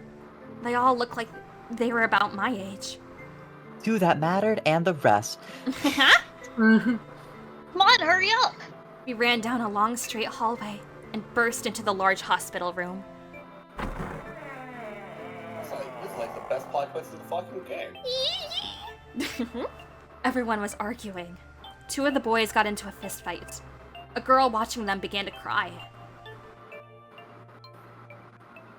I want to go home, she cried. I want to go home. Another girl slapped the crying girl and glared down at her. I feel like that's Noda. Yeah, that's definitely Nona. It has been 2 hours since the nonary game began. We were starting to fall apart. But just when all hope seemed lost, Light started talking. He was blind. 9 years later, we would call him Snake. Hello, everyone. Yes, could you come over here for a moment? He was older than most of us, and his voice had authority and dignity. The fights died down, and we gathered around him. I have a little sister. She is very important to me. Right now, she is over in Building Q and is desperately trying to send information over to me. Her name is Clover, and today is her 9th birthday. Of course Quick it is. pause. That means when Clover came up with a code name, she just used her real name. Yep. Yeah. That's fucking wild. What? It's so funny because, like, she's like, yeah, I want to be Clover. And, like, half the people in that room know she's fucking with them, and none of them can say anything about it. Like, what a power move. Honestly. As he spoke, he pulled something from his pocket. In his hand were 9 4-leaf clovers. He just had them with him. I was going to give these to her as a birthday present. I was outside picking them when I was abducted. Very kind of them to let me keep them. I'm sure I've already told you, but I am blind. For a man who can't see, collecting 9 of a very specific plant is... well, it is difficult. But my sister means a great deal to me, and I hope that these would show her how much I cared for her. Since it's her 9th birthday, I thought 9 4-leaf clovers would be appropriate. Every one of you has a brother or a sister in Building Q with Clover. For their sake, we have to survive. We have to get off this ship. Do you understand? If we're going to do that, there are 3 things you have to remember. We need trust and love, and we have to have faith in one another. If we can take all 3 of those to heart, then I promise that good luck will come our way. Is that... I guess he still That's still says... him, yeah. Okay. Did you know that the leaves on the 4-leaf clover mean faith, trust, love, and luck? Those words are leaf words. So if you believe what I've told you, and you understand, then I want each of you to have one of these. They're a promise between friends. He gave a clover to each of us. I took one too. Eventually, he was left with only a single 4-leaf clover. He had one last thing to say. Now don't ever forget. So long as you have that, we will always be connected. Do you understand? When he finished, the tension of only a few minutes before was gone. If you inspect the light in the first class cabin when you're when you're with Seven and Snake, Yeah. Snake is like, wait, light? What? Yeah, he like tenses up. He's He's like, like, what are you talking about? Yeah. Never noticed that. When he finished, the tension of only a few minutes before was gone. We were calm. After that, we ran around the ship for a while longer and opened several of the numbered doors, until we finally found a door with the number 9 on it. In fact, there were 2 doors with 9 on them, and we found them in the chapel. We split into 2 groups and walked through the doors. And we just chose to walk into an incinerator. Not our brightest move. For some reason, this room had another number 9, but this time it was the only one. But if there was only one door, that meant only 5 people could escape. What are we gonna do? There aren't any other doors? We began to panic. Then, as if things had not gotten bad enough already, My gosh. Then Awesome 7 comes in. This is Consider roar. Warning! Warning! Roar! Emergency incineration command has been acknowledged! Roar! Automatic incineration will take place in 18 minutes. Roar! Please evacuate the incinerator immediately. Repeat. Emergency incineration command has been acknowledged. my brother always swallowed hard and answered. I think it means this room is gonna burn. Burn? Burn! Oh god. The plaque on the door says Incineroar, and that voice says... Oh, is this... I think this is Allie. Maybe. The plaque on the door says Incineroar, and that voice said that the incineration is about to start, and incinerate means to burn. No! No. God, help me out! Help I me. need help! Help me. Abject terror filled the room as everyone began to scream and cry. Every pair of eyes were filled with despair. Then, high up on the wall, a door opened and a man appeared. He was a huge, frightening mountain of a man, as large as a bear. Yeah, what's up? 9 years later, we would call him 7. Don't worry, kids. I'm not your enemy. I'm one of the good guys. I'm a detective. I'm here to rescue you. The four of us who stayed behind were saved by 7. We crawled through the vent, away from the incinerator, and slid down into the hall. We came out on the other side of door 9. On the wall opposite the door was a set of double doors. We went through those and began to run up the spiral stairs. As we ran, I led the way.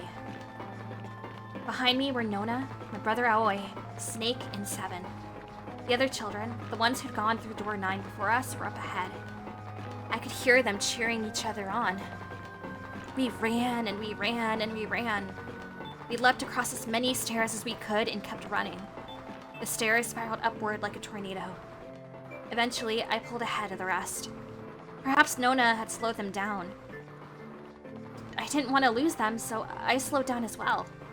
I didn't stop, but I glanced over my shoulder from time to time to see if they had caught up. That was when I realized. Oh no! Where is it? Did I drop Jumpy's present? No! I knew I had it with me when we passed through the vent. Then, had I dropped it as we slid out? I had to go back. I had to. Your gift can be living. But I knew I couldn't tell the others. They would stop me, I was sure of that. I didn't stop to think, I simply moved. Yeah, they would. I ran to the central hall, the room that connected to all the other areas of the ship. And I hid in the shadows, and moments later, I felt a run of wind as they ran past me, up the staircase. I waited until they were out of sight, and then I ran. I moved as quietly as I could, down and down and down. I forgot it was for the doll. She deserved to die. No! God forbid she is panicked and just really wants her doll. We can buy her a new doll. It's a special! In her life that she's living. It's special! Yeah, let's blame her and not the guy that throws her in an incinerator. Her. But as I ran back towards the stairs in freedom... Bum, bum, bum. Oh, fuck! The door to the incinerator opened and a man stepped out. It was Hongo. It was... no. Kintaro Hongo. 9 years later, we would call him Ace. Ah, how wonderful to see you decided to come back. His smile made my blood run cold. It looked mechanical, as if someone had simply pulled up the corners of his mouth. Come with me. We must continue the experiment. I shook my head, eyes wide. Dude. Slowly, I began to walk backwards. 1 step, 2 steps, 3 steps. Then I spun around and broke into a run. I felt Hongo's hand close over my left wrist. Oh my god, that fame! Ew! I said, come with me. There was an edge of insanity to his voice now. I pulled as hard as I could. No, I don't want to. Let me go. Please, let me go. I shook my body and flailed my arms, trying desperately to get Hongo to let go of me. But I was still only a child. I was no match for a man like Hongo. Stop struggling, goddammit. Do as I tell you. He heaved on my arm, trying to pull me into the incinerator. I screamed, "Help me! Somebody help me!" Then suddenly... Akane! The door to the stairs flew open, and my brother Aoi burst out of it. Behind him came 7 and Snake. "You came back!" I cried out. Ha! You're too late, idiot child! God, the fact that they That showed that funny. again, it's so good. They're like, you know what we need to show twice in this game? Ace calling a kid an idiot. So true. Hongo threw his full weight against my arm, pulling us both into the incinerator. Ah! The force of it threw me to the floor. I scrambled to my feet and looked toward the open number 9 door. Hongo stood between it and me, but behind him I could see my brother, his fists clenched. With a cold, heartless screech of metal on metal, the door slammed shut.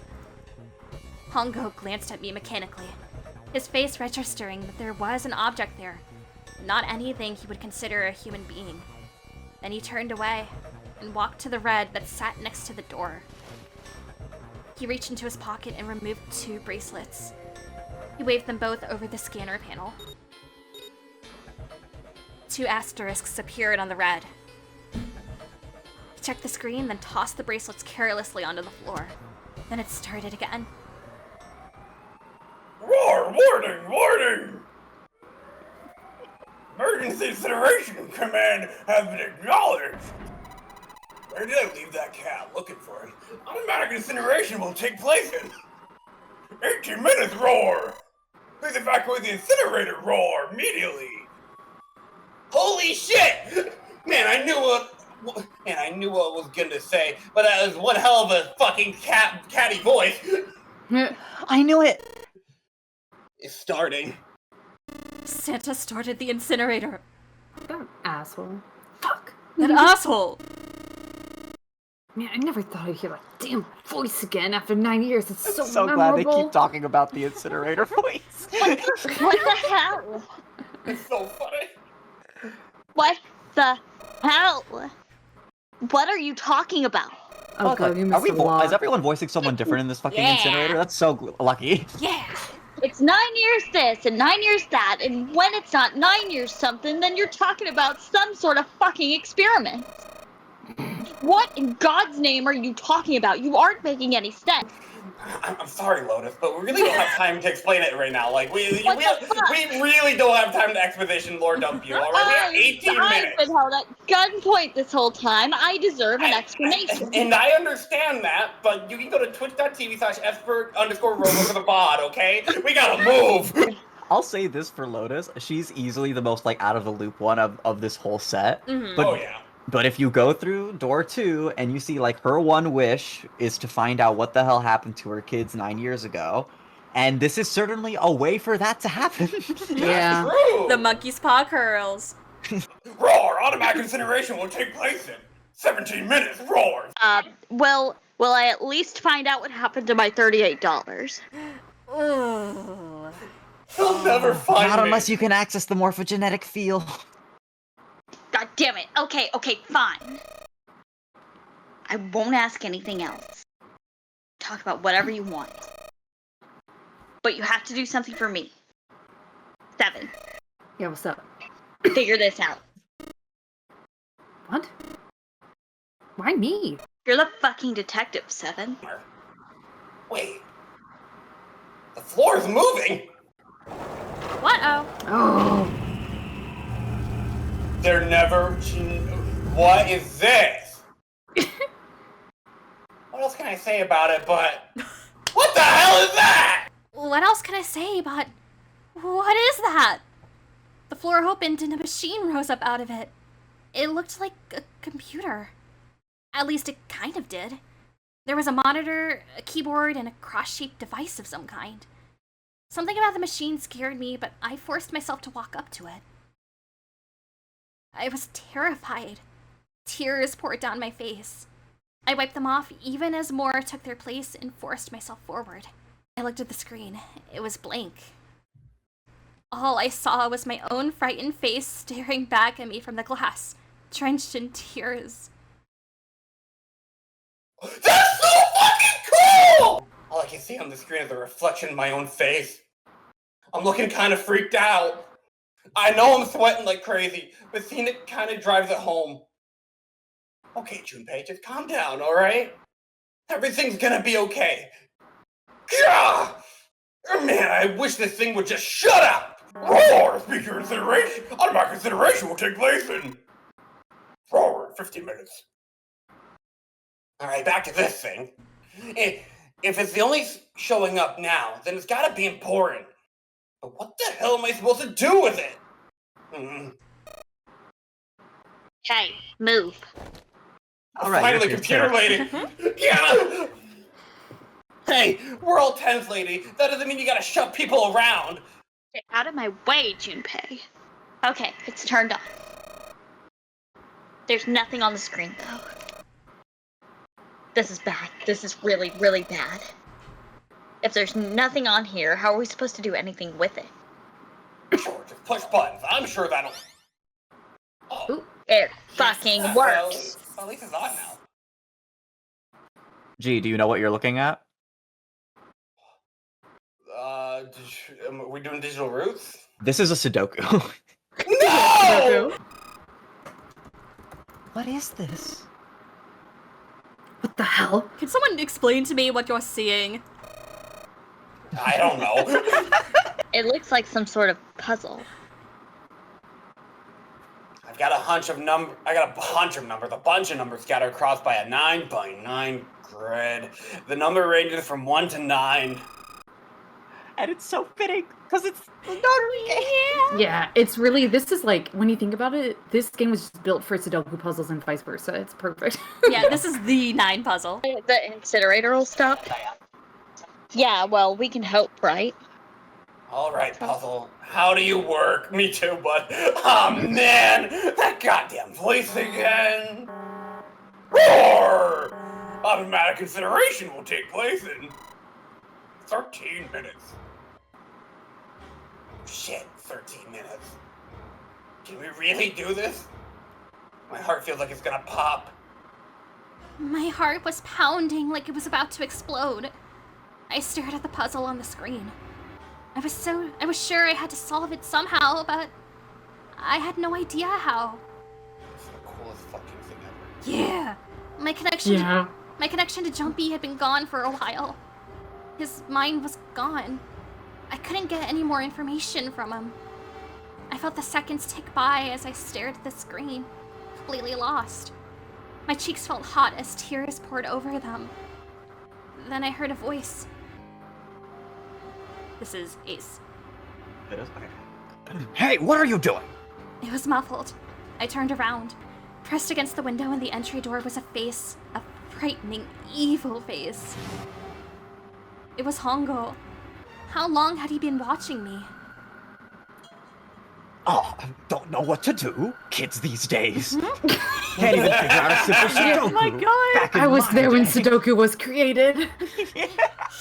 He was yelling, but his voice was still muffled. Oh, right, the muffling. It's simple, really, but I suppose I might as well tell you. Just solve the puzzle on that machine. His laughter was muffled by the door, but it still tore at my heart like the claws of a vicious monster. I bit my lip and glared at Hongo, struggling to hold back hot tears. You're a terrible person! I hate you! Oh my, how could you call a gentleman such as myself a terrible person? That's not very nice. I'm quite fair. I don't use tricks or play dirty. You see, I've even left you a way out.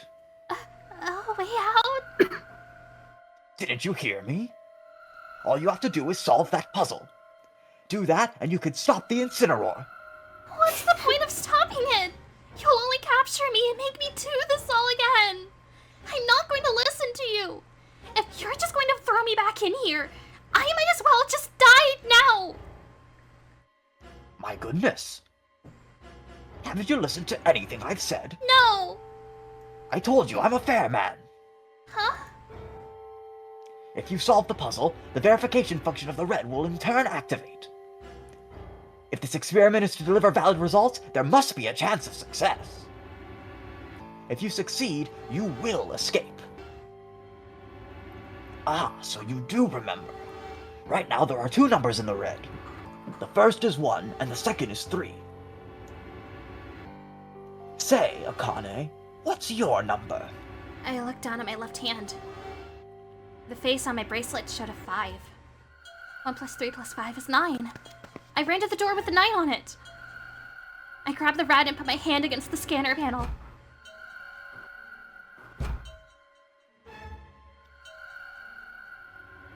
You really aren't one for listening, are you? I already told you, didn't I? Once you solve the puzzle, the verification function of the red will activate. In other words, if you haven't solved the puzzle, you can't enter your number. What kind of a fool are you, idiot? Why? Stop calling me and my brother an idiot! Why are you doing this? You can never understand when you've lived as long as I've had. Oh, no. You don't know what it's like to spend every day surrounded by monkeys, literal monkeys, like in the Stone Ages when they hadn't evolved yet. Now start the experiment. Solve the puzzle. Do you guys think in the library that it's like all books are written by Ace himself over history? Fucking Holy shit! That's insanity. Really and then with that, like when he was in there with Lotus, and he really was just mansplaining all the books. He was like, "Yeah, so this is like da da da da." And do you understand the theory? I finally have someone to talk to about all this. Oh my god, please. Please let me out of here. I love the evolution of the narrative we crafted, where it starts out as like, oh yeah, Ace has lived a long time, this jovial, his history traveler, and then slowly it was like, oh, he's been around for a lot of unfortunate events. Is there a correlation here then to, like, he's definitely evil, and it's like, oh, him experiencing each of these historical events has made him go insane, and it is why he is evil. Yes.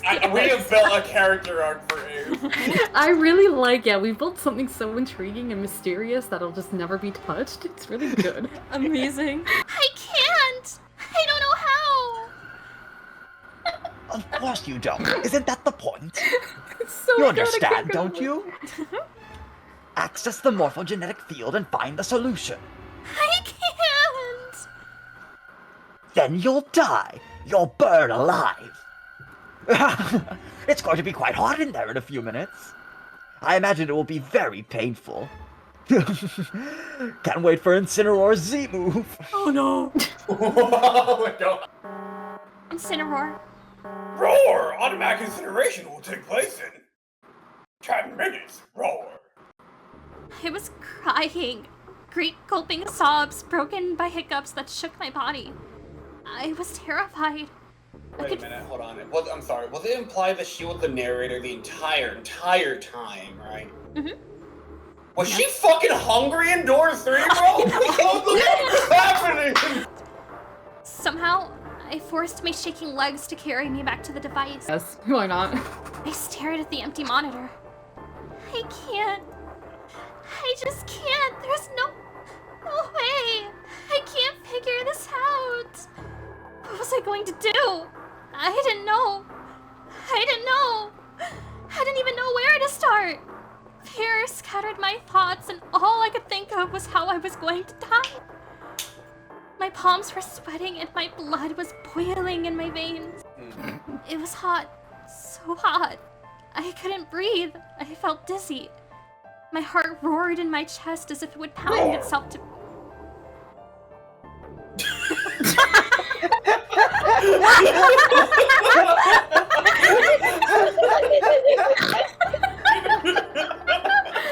Oh no. I stopped and I looked at OBS and I gave the Phoenix a look, not realizing that just doesn't carry through at all. I reached into my pocket. I wrapped my hand around the thing I'd come back to get. The doll Jumpy had given me. I held it tight with both hands and prayed. Help me, Jumpy. Help me. Help me. Help me. Jumpy! Jumpy! Jumpy! Please! Help me! Jumpy! Akane! Akane! Or Akane? Who the hell is Akane? You're so out of the loop. Is the reason Junpei got pulled to the nunnery game that way she could finish the time loop and just be like, alright, past me, here you go. You just had to be right one more time, didn't you, G? Here you go. Fucking take your number 10. I don't fucking care. Evan and Lotus don't understand. I think Clover and Snake have an idea, though. Clover's looking at me. And I think Snake may have figured it out. No, it doesn't matter. They're in my way. Where'd she go? Maybe over here? No, Akane! Get back to the fucking Sudoku. She's gonna die. Akane! Can you hear me? Akane! Say something! Let's see. Fuck! Did something break our connection? I swear I just heard her. Shit! Akane! Answer me! Akane! Jumpy! I spun around. I heard a voice. His voice. I looked around. He wasn't in the room, of course, but I'd heard it so clearly. Jumpy! I screamed as loud as I could. Immediately, I heard him call back. Akane! Jumpy! That's her. She's there. Then that means... Akane! Are you in an incinerator right now? Yes, I am! How'd you know? Lucky guess. Now I understand what Santa meant. Right, there's only one way to help her. You were brought here to help my sister, to save Akane. Which, yeah, okay. I think I get it now. Roar! Automatic consideration will take place in 7 minutes! Jumpy! We don't have time! As quickly as I could, I told him that I had to solve the puzzle in order to stop the incinerator. Got it. And I do. I got everything. I get everything now. Maybe not Sudoku, but I get everything. At last, I finally understand what all of this means. I know why the nonary game was held today. I know why we were kidnapped and brought here. It was all for this moment. All of this is planned now to lead to this one moment. Oh my god. This is insane! I can't believe it, but there's only one possible answer. June is... Zero is... Akane Kurashiki. She recreated the history of the future that she glimpsed of 9 years ago. My gosh! She tried to save herself that way 9 years ago! No, she's trying to save herself right now! That means there's only one thing for me to do. Even if this is all some sort of insane plan, I will save her! I will save Akane Kurashiki! I must save her, no matter what! Jumpy? Yeah, I know! Just hang on, alright? I promise I'll get you out of here! I'm not gonna let you die! I promise! So don't worry, alright? Just give me a few minutes, okay? Okay. My voice shook as I answered. It was hot in the room. It felt like my heart was on fire. 6 minutes or not, my heart burned with my feelings for him. Alright, time to get to work, Junpei. Snake talking to them about something? Okay, so, have you heard of this thing called Pickle Rick? What the fuck does that mean? I'm sorry, we have nothing to do here. Not this shit again, Snake. It's quite funny, I'll have you know, Clover. I told you if you talked about this shit again, I was leaving. Yeah, whatever, it doesn't matter. Try leaving right now. Guys, get out of my way! Okay, guys, what is Sudoku? Fuck. Oh dear God. We're all gonna die. Hey, what are you? Just trust me, okay? Do you know Sudoku? No! Bring it on! Fuck, here we go. I'm gonna do this on my own, with my own mind! I'm gonna solve this problem! Fuck! Let's go. So. Oh, whoa! What the fuck is happening right now? So. Time to flip our DS upside down. Yeah. In fact, we are the top screen, and, you know, we need to transmit this information to Akane. She spent. So in this way, they're making the touch screen the top screen. Yeah. So. That is fucking insane! Yeah, it's really good.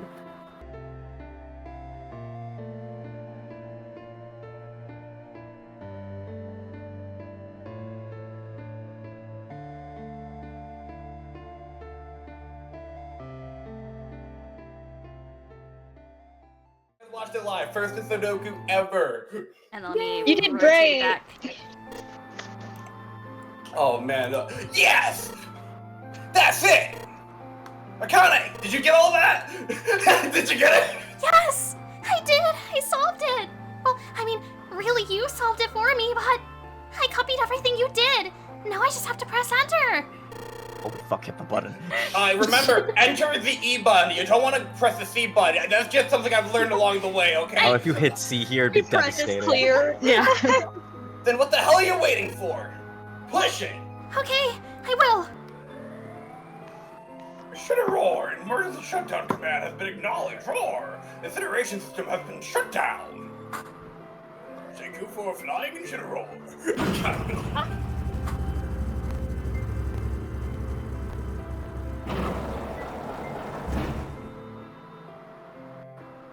Jumpy!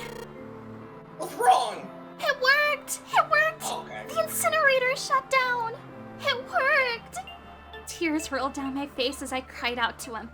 But they were a very different sort of tears. I can't believe the Sudoku puzzle's the final boss. That's kind of crazy. It's so good.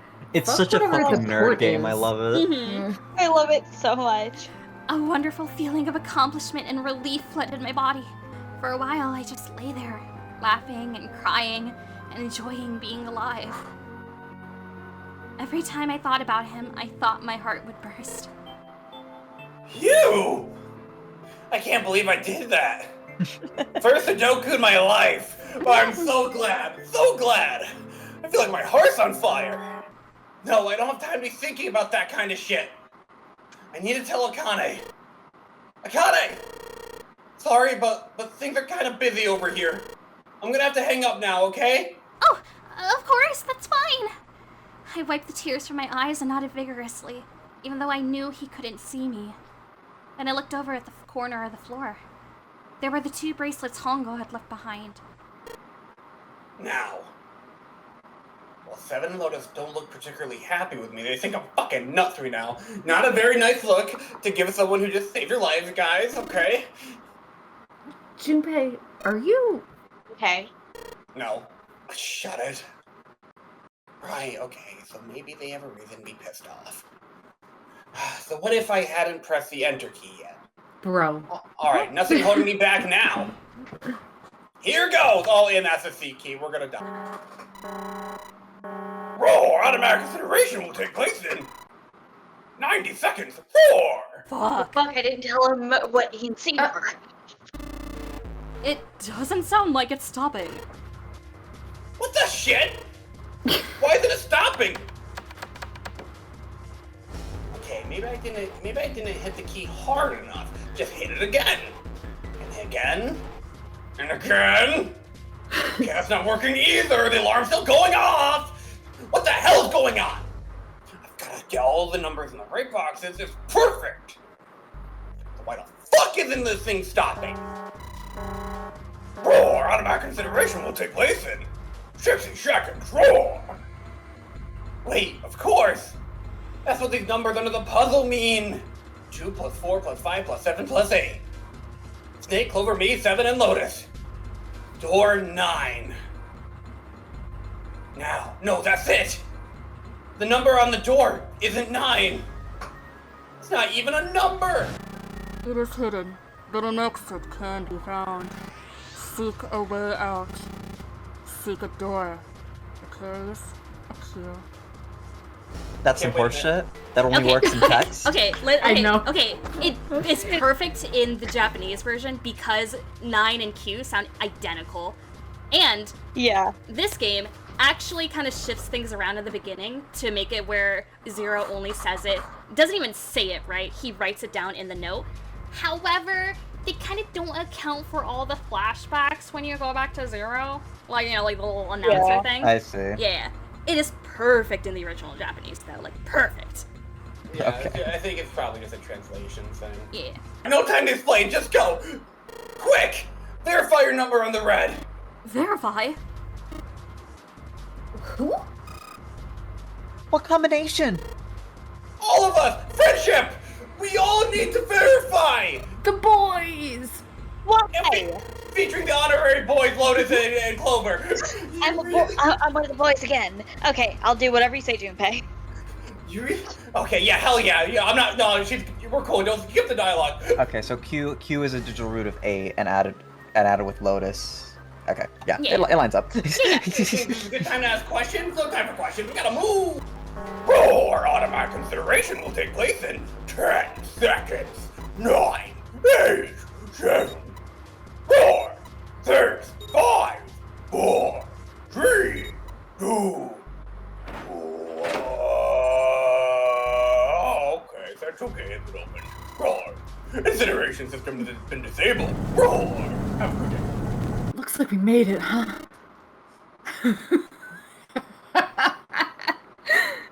Man, that guy sure can laugh when he wants to. Looks like Clover and Lotus are totally out of energy. I guess Snake probably can't see the sky, but he sure can feel the fresh air. I just want to take a nap. Akane! Akane! Akane, can you hear me? I want to tell her we made it. I want to tell her how good I feel. But nothing.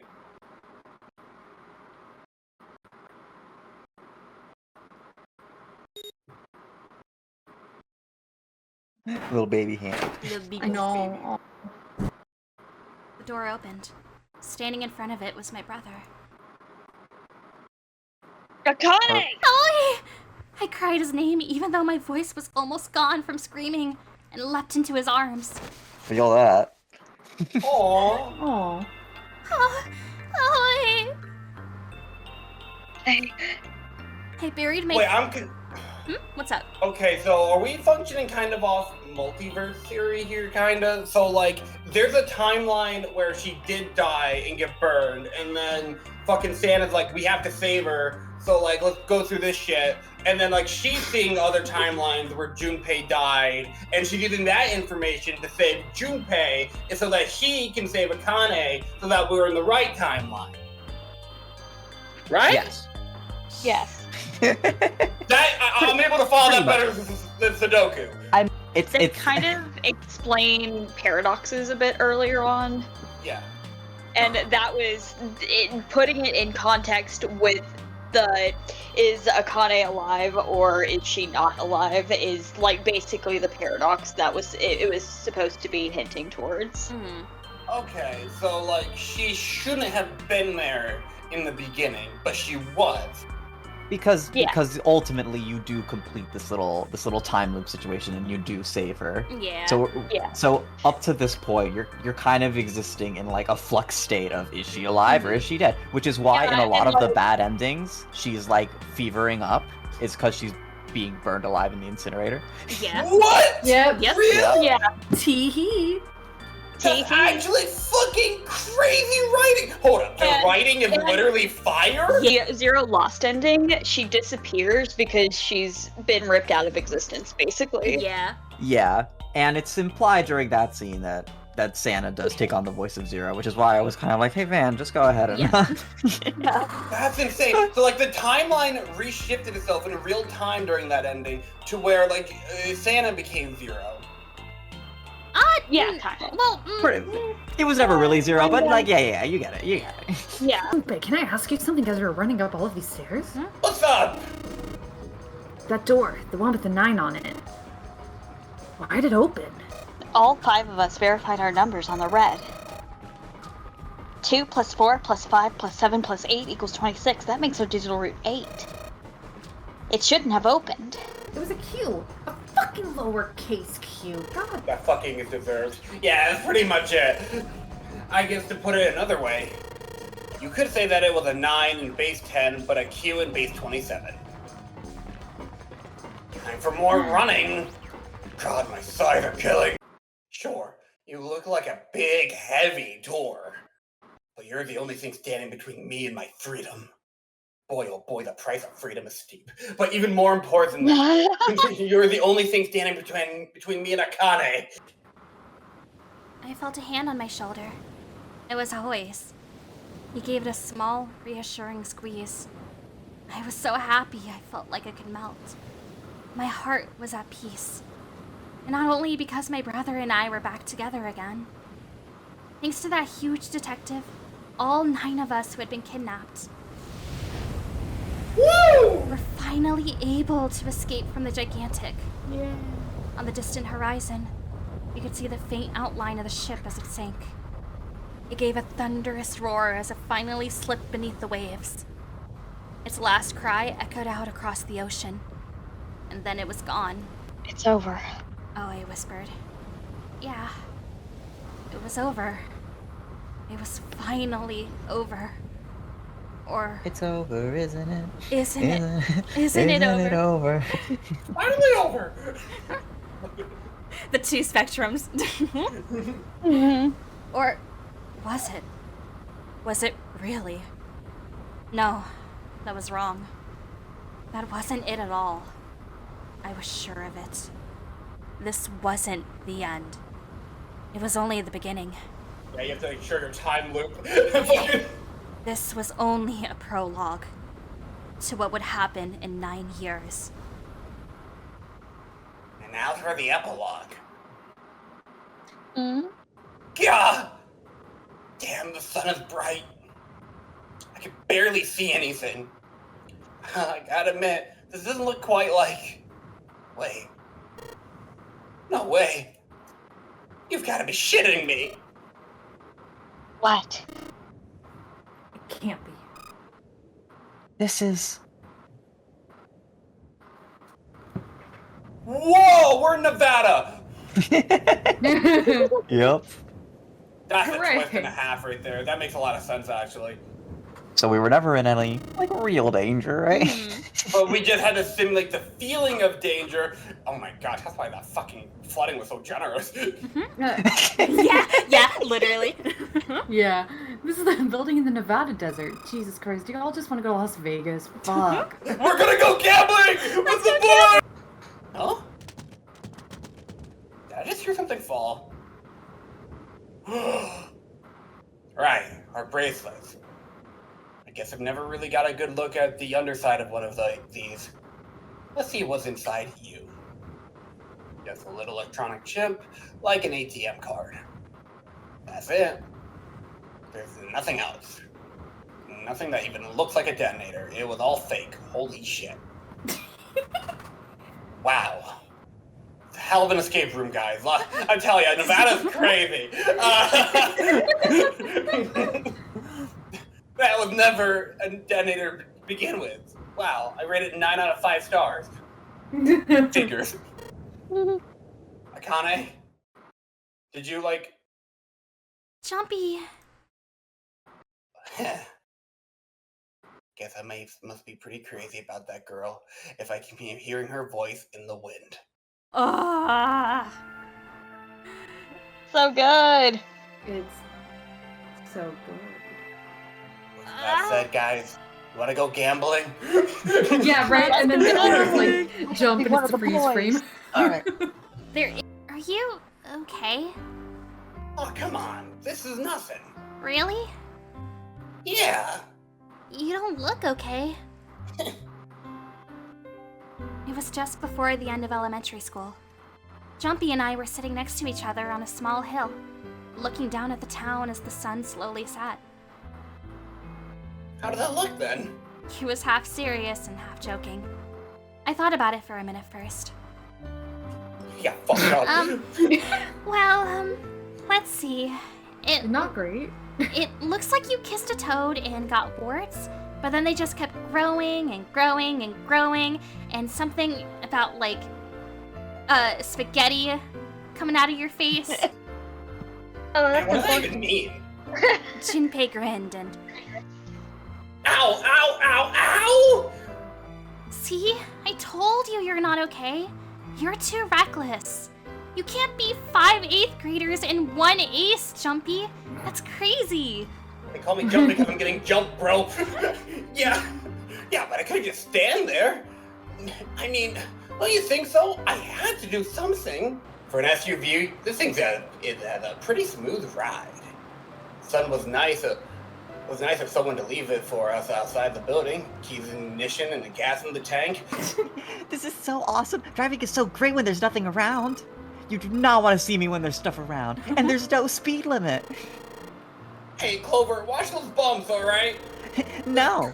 This car jumps even a little, and I think I'm gonna get crushed to death. Hey, shut it. I can't help it if I'm big, alright. Suck it up.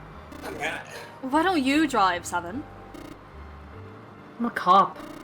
I ain't gonna break the law, but also, I just want to be back here with my boys. He doesn't have an international license. Yeah, but you could have sat in the passenger seat. I guess they are all Japanese. Who's gonna tell her that the legal age to gamble is 21?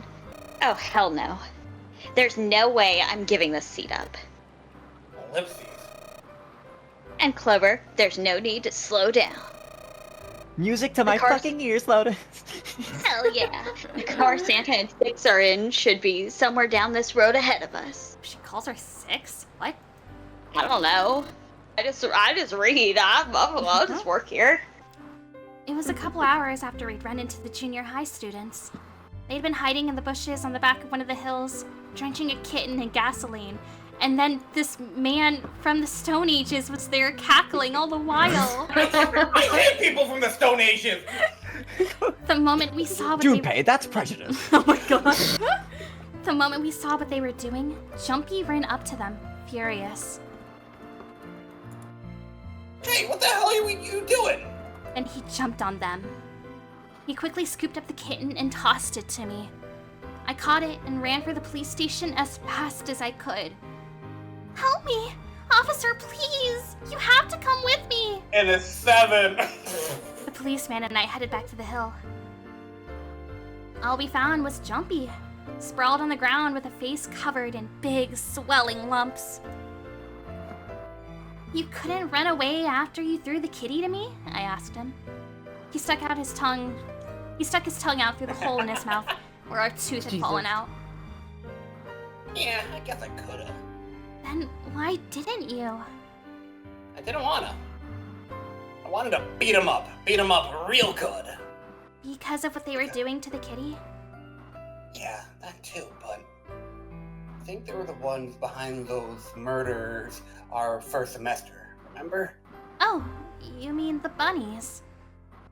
Yeah, the bunnies. He plucked some grass from the ground and tossed it into the wind. They asked me what elementary school I was from, so I told them. And they said they do the same thing to you that they did to the rabbit. I couldn't forgive them for... Hey, there's still some stuff I just don't get. Why was Ace there that day? Of course, they probably don't know any more than I do. Like Ace! Still tied up. I'm assuming with his mouth taped shut. Well, might as well have a little chat with the old man. Okay. He is quite old, you know. His eyes just look empty. No emotion. He looks like he's just given up. Wonder if he even cares what happens to him next. Anymore, why not? Sure. Hey, were you listening to us? Yeah, go ahead and try to pretend you weren't, you old bastard. Let's get that tape off your mouth. Come on, I know you were. Answer me. Either an honorary project or bunny. Spill it.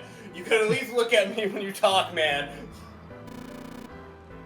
I only wanted to see the faces. Human faces. I thought if I could gain the ability to access the morphic field set, then perhaps I could see faces. By peering into people's minds, you could understand how they were processing the expressions of others. That's crazy. That's it? Well, that and I just really fucking hate rabbits. I think I've enough out of you, pal. That's enough exposition for the day. I'm literally Junpei. Time for the tape to go back up. Alright, so what's your second question? You said there were some things you didn't get, didn't you? Well, somebody's a little nosy. Well, my next question doesn't really have anything to do with you two. That's Fucker. for you, 7. Sorry. It's about the Alice thing that never really came up. What's the deal with that? Well, see, 9 years ago, after I escaped from the Gigantic, I kept going after Hongo on my own, hoping I'd catch him when he finally slipped up. During the course of my investigations, I learned a lot more about the Gigantic. I also found out about Gordain and Alice. You're not really answering my question. You're talking around it. Well, was there actually a girl who wouldn't melt at room temperature? That... Not like Hongo or something to say. Alright, fine, unless you're talking. But yeah, gotta behave. You get like 5 years or less. What? Alice doesn't exist. Thanks for Are the you answer. fucking kidding me, guys? A woman who wouldn't melt at room temperature. 9 years ago, I found Alice's coffin behind the library on the bottom deck. There was nothing in it but the root of a peculiar plant. I was able to extract a particular alkaloid from it. Oh. I used that extract to create Silperil. Its creation was a tremendous boon to my firm, and we grew rapidly. Shit, this is gonna go on forever! Tape's going back on, Hongo. This is for you! What is this? This is a for you doll. His name is Junpei. He pulled something out of his pocket and shoved out his arm toward me. In his hand was a doll made of yarn, small enough to fit in his palm. Jumpy, are you sure it's a, for you doll? Yeah, the lady at the shop said that, so that means it's for you, right? I am. Are you sure it's not a voodoo doll? What? Let's see. What's that? Oh, man! Oh, man! Well, it sure looks like a voodoo doll. I mean, you do know what a voodoo doll is used for, right? And this is how she gets into the occult shit. Yeah. I guess calling it Junpei isn't a very good idea then. Why are you giving this me? Why are you giving me this anyway? It just seems really sudden. You know, after June we aren't gonna see each other too much. I mean, we're gonna be in different schools and... Yeah. Oh, okay, well, how about we call it June then? Okay. Thank you. Thank you so much, Jumpy. Before I knew it, I was crying. Tears streamed down my face and fell onto June's tiny yarn body. Okay, so they named the doll June here. And they call it Grape Coon in Japanese. Okay, that's what it is. Cool. Oh, Jumpy, I'll never forget you. I promise. Jumpy looked straight into my eyes and said just 5 words. Ellipses. I'll never forget you either. The sky was a beautiful crimson red as it melted down toward the horizon. The last gold rays of sunlight stretched out across the city and painted themselves across the hills. We sat, bathed in the warm light of evening. Just the two of us, leaning gently against one another, shoulder to shoulder. The sun set and we still didn't leave. We watched in silence as the darkness deepened, and one by one, the lights of the town began to flicker on. Woohoo! Let's go There's gambling! one thing I don't get. Where did the $38 go? It has to do with June Anakane and Larry Bloods. 9 years ago, she died in the incinerator on the Gigantic. But she's still alive now. Okay, June, I already figured this out. She's still alive now, June. But how? Catch up, June. Was it because I tapped into the morphic field set and saved her 9 years ago? Alright, let's say that makes some kind of insane sense. If I did that, then. Did I make sense of what Seven remembers? Snake makes sense. He's blind, I guess. He couldn't have seen her body anyway, right? But Seven, he said he was sure he saw it. Does that mean there's some kind of historical discrepancy? Or wait, maybe that's not it at all. There is one other logical explanation. What was it you told me the truth, Seven? You look satisfied. No. No way. Ellipses! He couldn't. I love the implication that Seven was bullshitting the amnesia the whole time and Yeah. was 100% in on it. I love it. Really? Hey, look, over there. There's somebody next to the road. Don't hit him. Huh? You said hit him? Okay. 7 points! Wonder who this could be. Yeah, I wonder who it is. What do we got? It could be one of two people or... What the fuck?!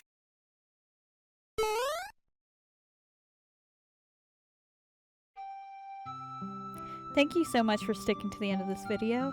If you enjoyed it, please check out Espurr, the Cartoon Baffoon, Danbop, G-Meister, and Greeny the Goblin, who all featured in this video. And check out other content from me. More is to come, particularly Chainsaw Man, because my self-imposed deadline was to go see the Chainsaw Man movie. So if anyone is interested, please stick around. Thanks for watching. Bye-bye.